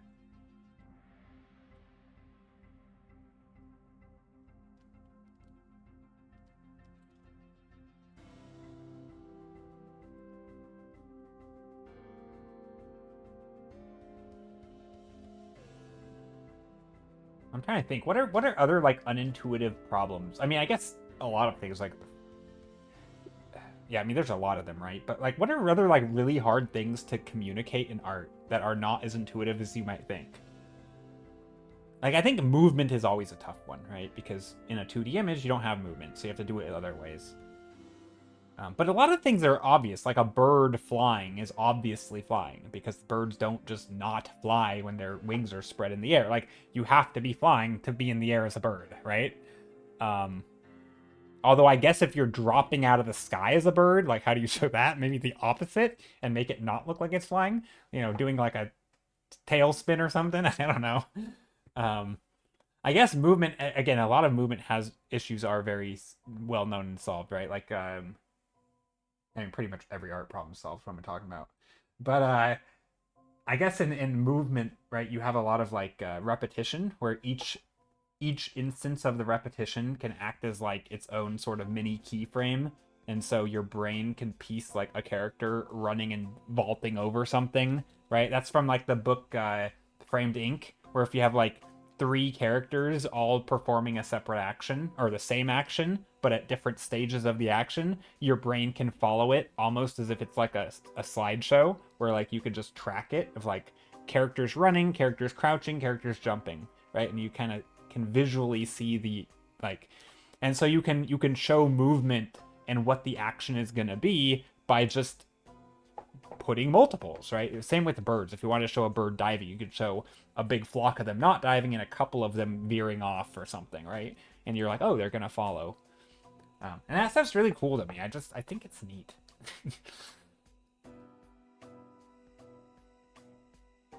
It's just neat.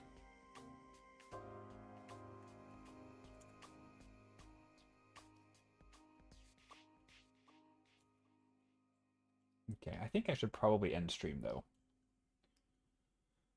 because I'm kind of getting to the end of my wits. Can I make this brighter up here? Your painting looks really beautiful. Oh, thank you. I'm glad you like it. I am a little on the fence of it.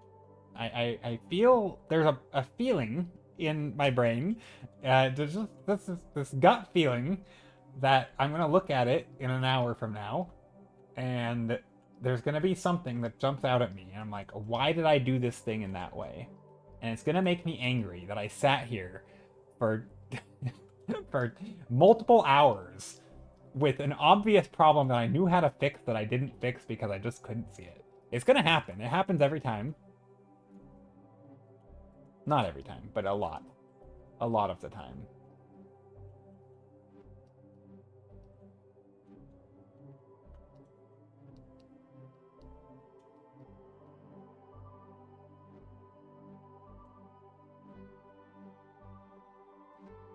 But that's okay. That's just the life of streaming and doing things. You just do dumb things.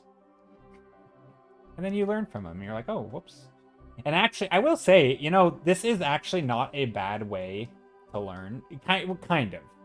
I think if you're reflective on what you did in the past, I think it's not a terrible way to learn, because it annoys you so much that you missed it for so long that you teach yourself very quickly to start looking for the thing that you didn't notice. And obviously there's going to be, like, you know, values, and although values, even then, sometimes it's hard to even know. Like, do these read? I actually don't know. I mean, like, I can tell what this is, but again, maybe this is because I've already seen my image. Okay, I'm going to try something before I end stream. I made a new layer. I'm going to take an airbrush.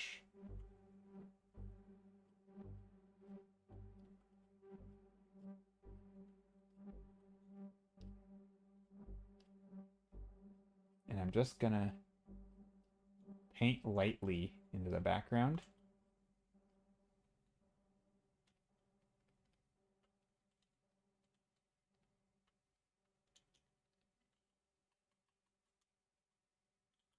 And then I'm going to make another layer.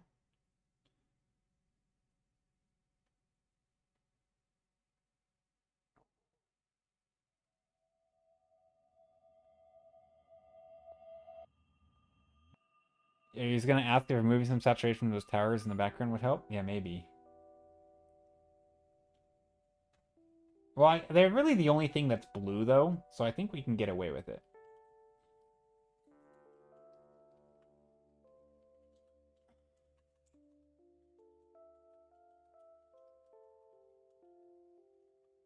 I mean, that's just worse, because I mean, I guess some of that blue, yeah, some of that blue back there could, yeah, getting some of that grayer.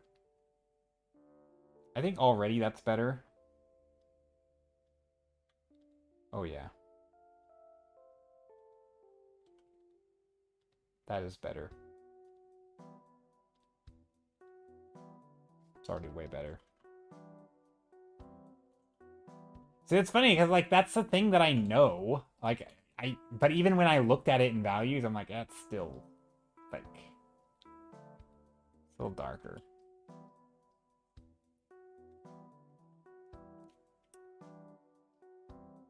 And then this is still so blue, and I don't know if I like that. But if I knock it back, it's gonna look like it's further away.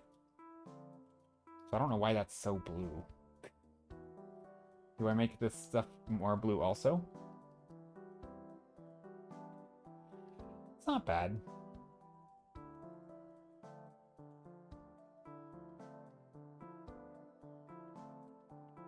I think the rock formations are weird too. Like, what's going on here?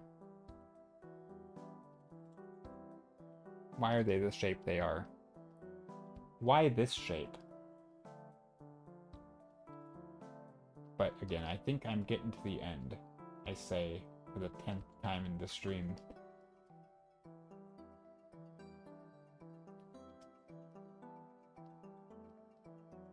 Maybe it will just punch back the saturation here. It'll go like a material or something. Like really, really push it into the...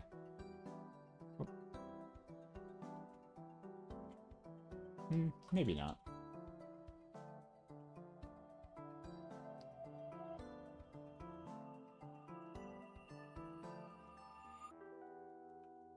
There could be a scale issue also. Like, what's the scale of this thing?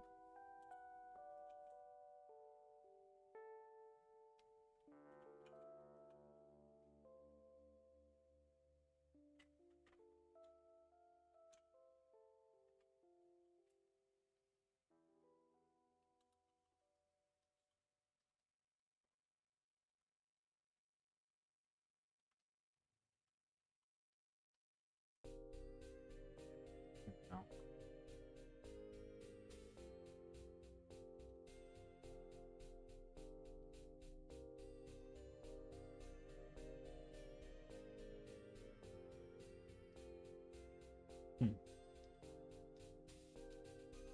No, that just changes it. It doesn't really make it better or worse, I don't think. In fact, it might even make it worse because it's... the obvious focal point is this main light.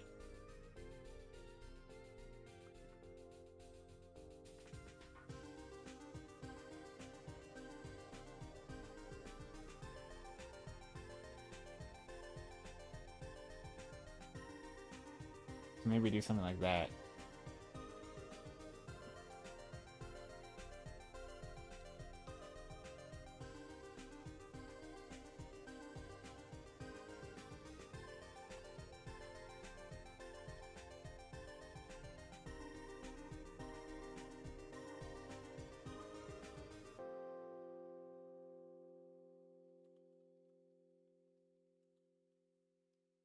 Little bits of light poking in there, maybe.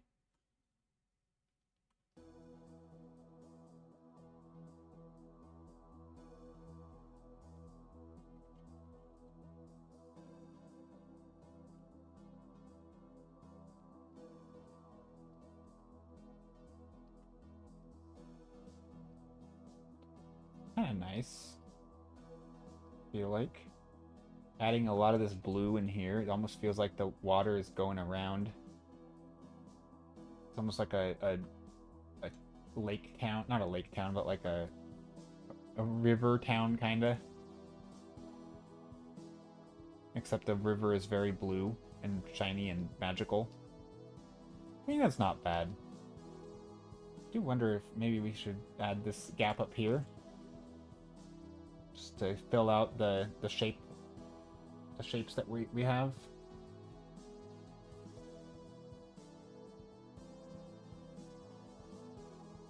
We love a magical canal town. Yeah.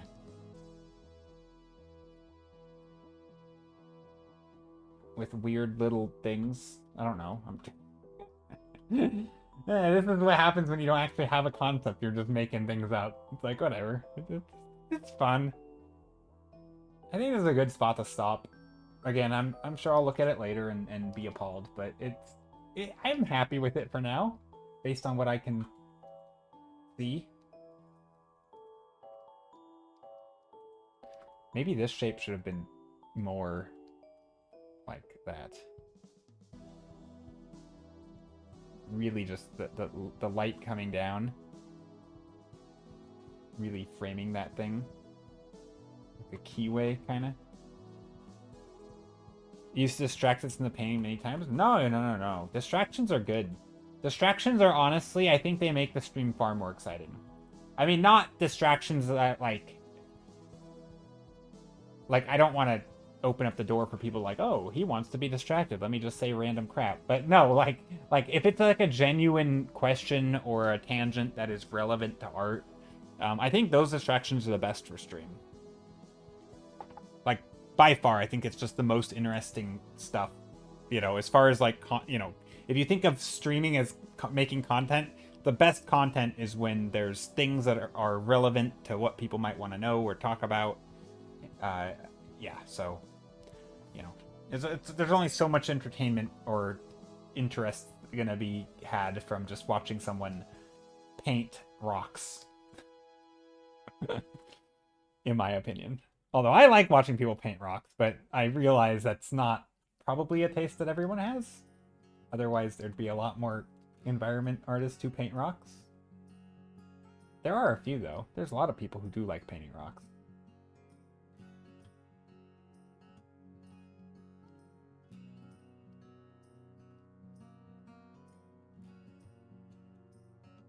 I just keep saying I'm gonna end stream, and then I don't. I knew it was gonna happen. When I started the stream today, I'm like, I'm tired, it's gonna be a long one. Not because that makes any logical sense, but because I just know that I tend to not quite be as satisfied with the painting.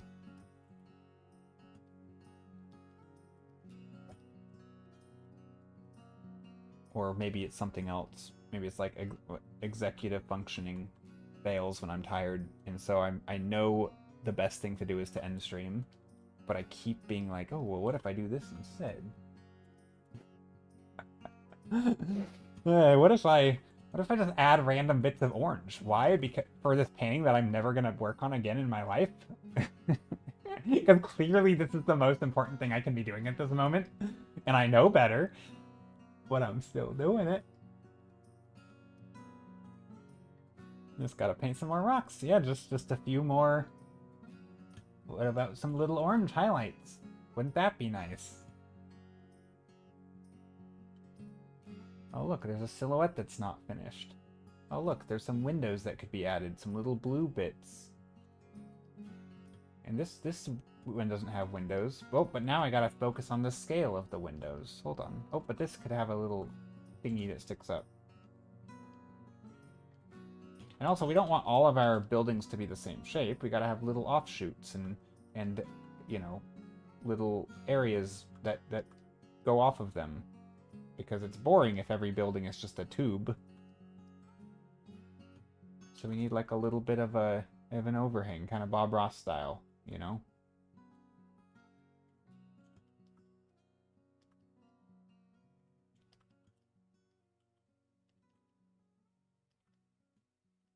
He likes his little sheds on his windows.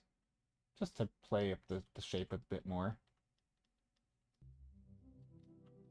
This part can be a little softer of an edge because it's on the edge of the page and we don't really want a hard edge here.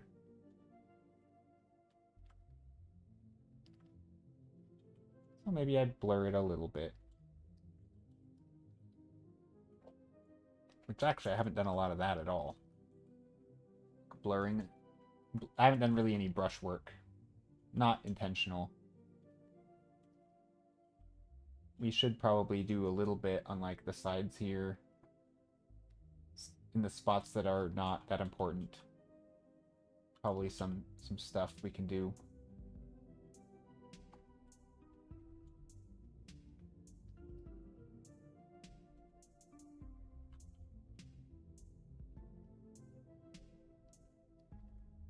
Kind of using a smudge brush here just to shape some stuff.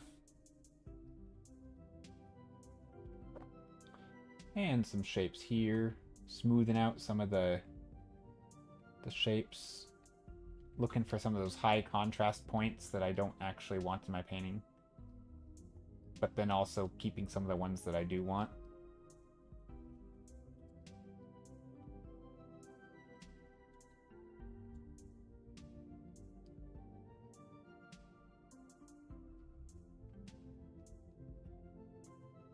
I think that's good.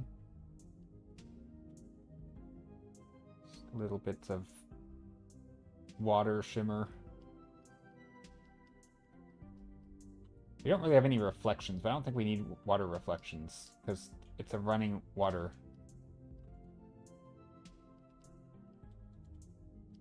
And running water doesn't really...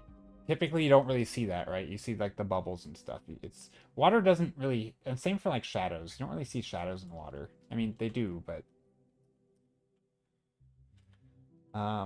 Okay, now thinking about the light. Where's the bright spots? Where's the dark spots? I feel like here's a good... A good spot to go a little brighter.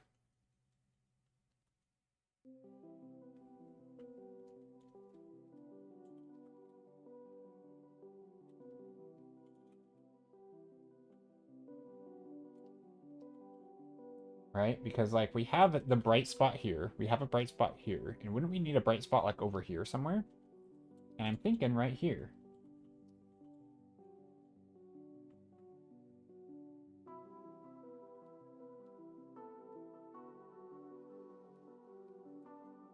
A ritual happened. Oh, crap. I just left my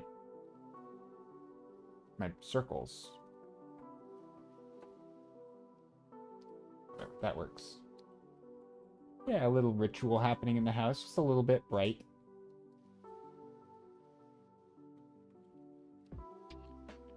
Maybe we have some... I don't know. Something going on. I like it.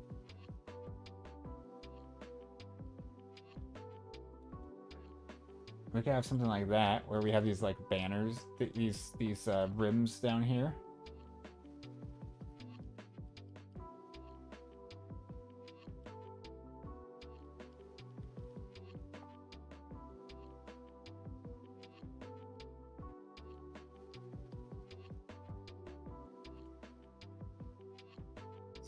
like that. Paranormal YouTube video thumbnail. It just needs arrows pointing to the circles. Yeah. With a big... Yeah, what is this? There's something happening there. Yeah.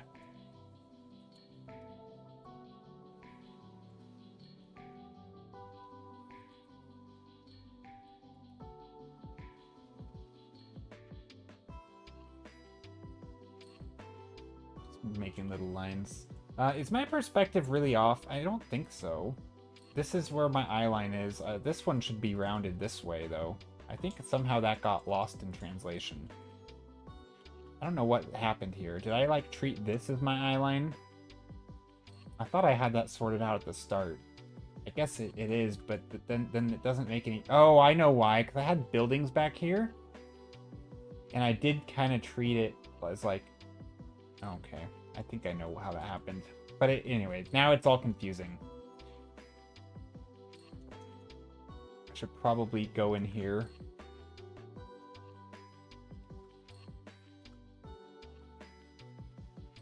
And just go like that. Just change some of the forms just a bit. Same here. Just a tiny, tiny bit.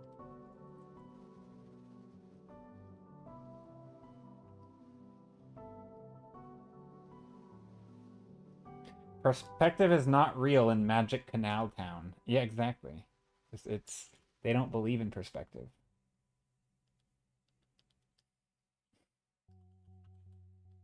Who needs it?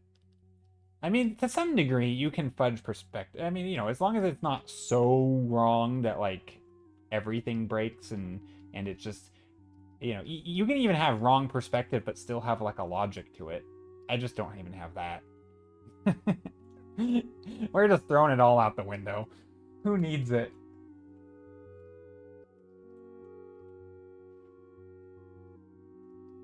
No, I think it's going okay.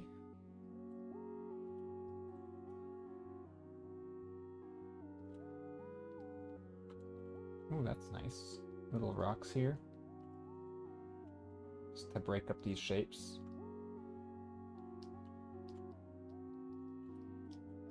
Which maybe can even go up this way.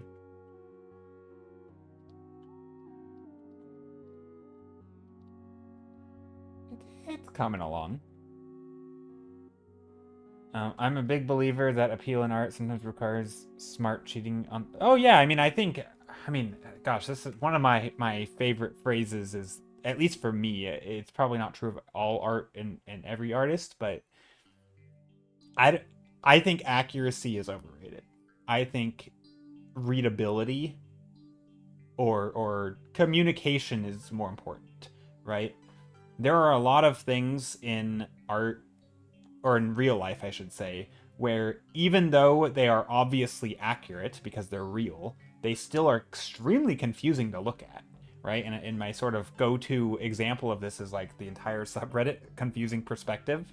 So r/confusing perspective. It's a great subreddit because it just shows, it's like a nice reminder that just because something is real and accurate and exists does not mean it's clear, right? And this is the same reason why, like, stage actors, I don't know if they still do it, but, like, you know, over exaggerating the perspective. A lot of them would, like, you know, I think it, like, is it the geishas or whatever? A lot of stage actors throughout history would do things either to their face or to their expressions to be very readable from a distance, right? It's the big looking at the camera and smiling, and, you know, there's lots of things that, like, people do, exaggerate movements when they make, you know, when they do the motion, because it's, if you just, like, someone looking happy doesn't always look happy, but yet, so if you want to communicate it, you have to exaggerate your expressions, right? Animators know this, and so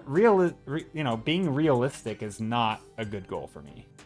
I just feel like it's not even, it's an okay goal, maybe, but, like, it's certainly not at the top of the list. Readability, you know, communication is, if you want to communicate somebody's happy, you can fudge whatever you want to make them look more happy. You don't have to, like, oh, well, this is how real happy looks. Like, no, real happy doesn't always even look happy. Like, if you want to communicate happy, communicate.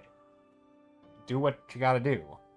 So yeah, I just don't think, I don't know. I think a lot of times, you know, like if you paint a character, or from a photo, we assume that like the photo is as good as it gets, right? Or at least I mean, I say we, but I think a lot of, you know, I don't just want to say beginner artists, but that's probably disingenuous. But I think just a lot of artists kind of have that initial belief that if you're gonna paint something from a reference, the reference is like as good as it gets, and like I don't think that's true, right? Because why would it be? I mean, we know that photos can suck. And so anyway, that's just the Rinda Yordle's rating right as we're gonna end stream. We probably would have rated Rin today. Hi Raiders. Malok Hellebore. How's it going? Yeah, we're actually getting ready to end. We rambled a lot today. We went an extra hour. Oh, yo, no worries, Rin. How's it going? Hope you're doing well. Well, if you want to stream again, I'll raid you. No, do you have, who would be your second person to raid? Like, if you didn't raid us today, who would have you raided? Maybe we'll just send us out over there. You can direct the raid. But yeah, what were you working on today? Art tax. If you were doing art tax. But yeah, welcome in everyone. My name's Joe. I'm painting stuff. I painted this. I'm so tired today. I don't even know if it's readable. We were just talking about readability versus like accuracy. I don't even know if this is readable. It might be a big pile of like gray values. But yeah, I do a lot of sketching, thumbnailing, coming up with little ideas, and then we paint one of them. A lot of rambling on the sides, so, you know, going on tangents about random art stuff. A lot of yapping. Oh no, put me on the spot, let me go look. Yeah, no worries. I do that sometimes. People raid and I'm like, give me your links, give me your socials, share what you were doing, you know? How's your day? Who are we raiding? What else can we ask? What are you gonna do after stream? No, I'm kidding. I'm not gonna lie, most of my folks are offline.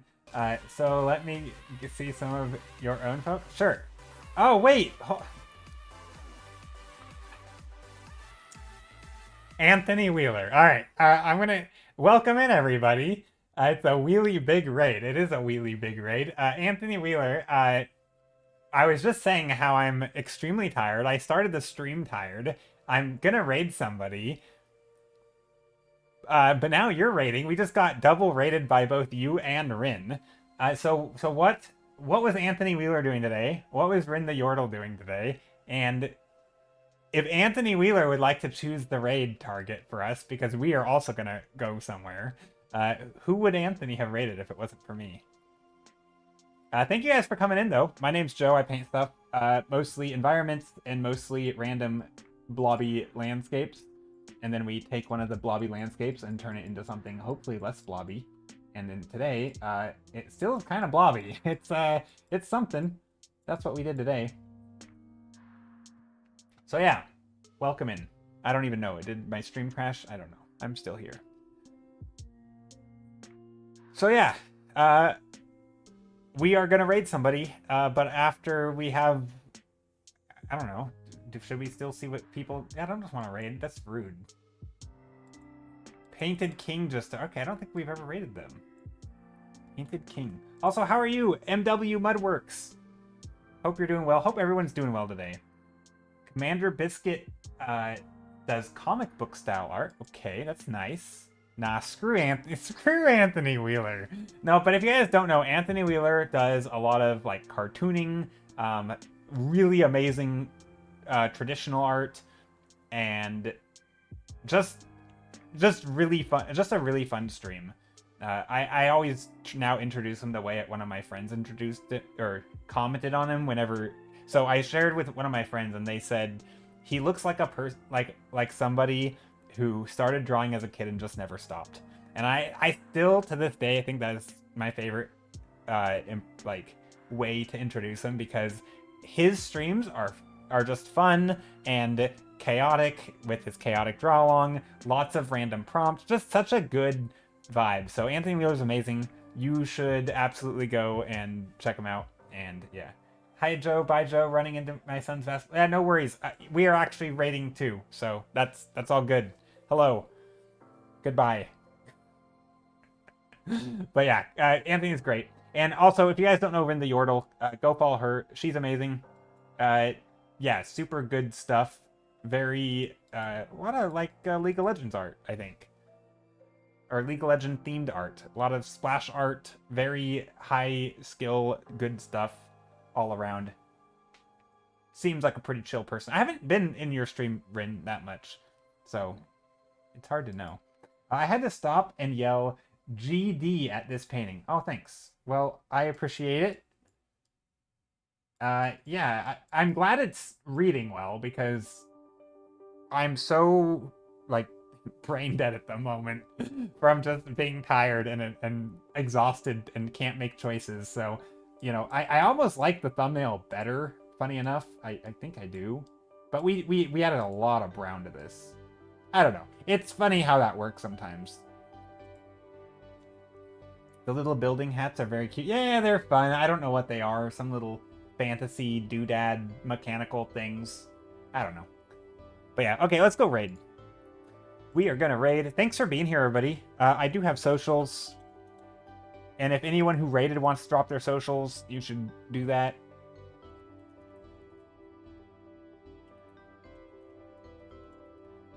Am I gonna spell Rinda Yordle right? I feel like I'm gonna butcher this. Oh, I was so close to putting EL instead of LE. Okay, there's Rinda Yordle. Go follow them. They're great. And then afterwards, you can go follow Anthony, but most of you probably came in here from Anthony, so I'm not going to shout him out. We're just going to go. That's terrible. No, I will shout out Anthony, but I have to wait till the Rin raid thing is done. Or the raid, we're not raiding. What am I talking about? The shout out. Okay, but while that happens, I'm going to go find somebody to raid. What a chaotic end of the stream. Nah, he's fine. He'll be fine.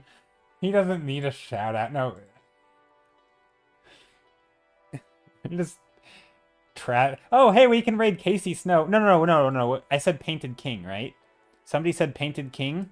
I don't know Painted King, so we're gonna go over there. Painted King. I don't know who they are. Actually, I know their name. I think they were on Anthony Wheeler's stream. Now I can't find it. Hold on. How do I spell it? I don't want to raid the wrong person. Where do I see the person? Oh, there we go. By Mudworks, said Painted King. Just started. God, I feel like an old person trying to do this. Twitch.tv/Painted King. Let's take a look. Let's take a look to see if they're actually live. Just to double check. Okay, they are live. I see chat in their chat. Okay, great. Actually, you know what? I think I was in Anthony Wheeler's stream when they raided Painted King. Or not raided, they were duo streaming. I think I remember Painted King, or maybe it was with Casey. I don't remember. I think it was Painted King.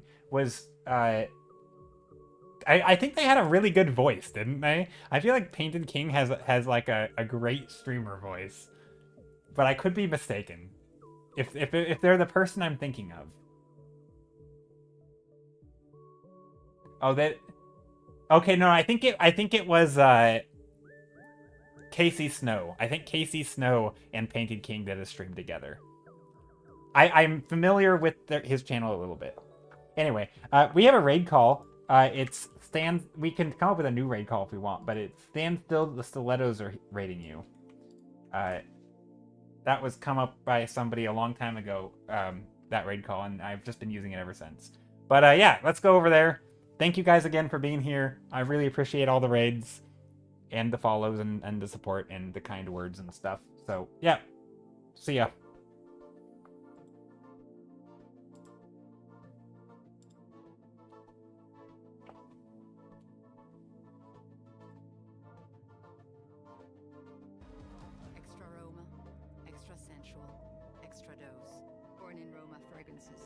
Oh no, it's an